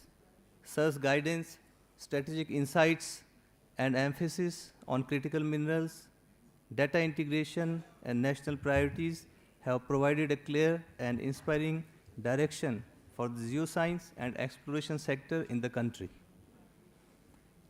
I extend sincere thanks to Shri Ashish Sahaji, Director General, GSI, for his warm welcome address, comprehensive overview, and for presenting a lucid summary of the deliberations. His leadership continues to energize the organization and strengthen its role as the nodal geoscientific agency of the nation. I thank and heartful, sincere thanks to Shri Sanjay Lohia ji, Additional Secretary, Ministry of Mines, for valuable address and for chairing the open session. Sir's constructive observations and guidance have enriched the discussions and reinforced the importance of coordinated efforts between the center, states, and the other stakeholders. I would like to express sincere appreciation to Dr. Joyesh Bagchi ji, ADG, PSS, GSI, for his pivotal role in placing the agenda, follow-up actions of the last meeting, and coordinating the deliberations of the meeting. I gratefully acknowledge all the speakers and presenters, Shri Siladitya Sengupta, DDG, PSS, GSI, Shri Yogendra Singh Bhambu, Director Technical, Ministry of Mines, Dr. Ravi Mishra, HOD Integrated Subsurface, DGH, Dr. Saival Ghosh, DDG and Head, National Mission 4, GSI, for their insightful and technically rich presentations. I also thank all the members of CGPB, representatives of state geological programming boards, central and state agencies, academic institutions, NPEAs, and the other stakeholders for their active participation, thoughtful suggestions, and continued cooperation, which remain the cornerstone of CGP's success. I am grateful to the stakeholders who participated as exhibitors and also the GSI exhibition team. My sincere appreciation goes to PSS team GSI from CHQ and DGCO organizing team for their meticulous planning, coordination, and dedicated efforts in making this meeting a smooth and successful event. Last but not the least, I thank the members of the press and media for their presence and continued interest in disseminating geoscientific initiatives and outcomes to a wider audience. With these words, I again thank each one of you for your valuable time and contributions. I look forward to your continued guidance and cooperation in strengthening India's geoscientific framework. Thank you all. Namaskar.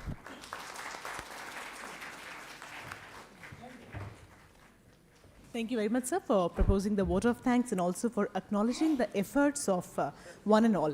Thank you very much, and we invite all dignitaries and delegates to kindly join us for tea and refreshments in the dining area downstairs. I repeat, please join us for tea and refreshments in the dining area downstairs. Thank you very much.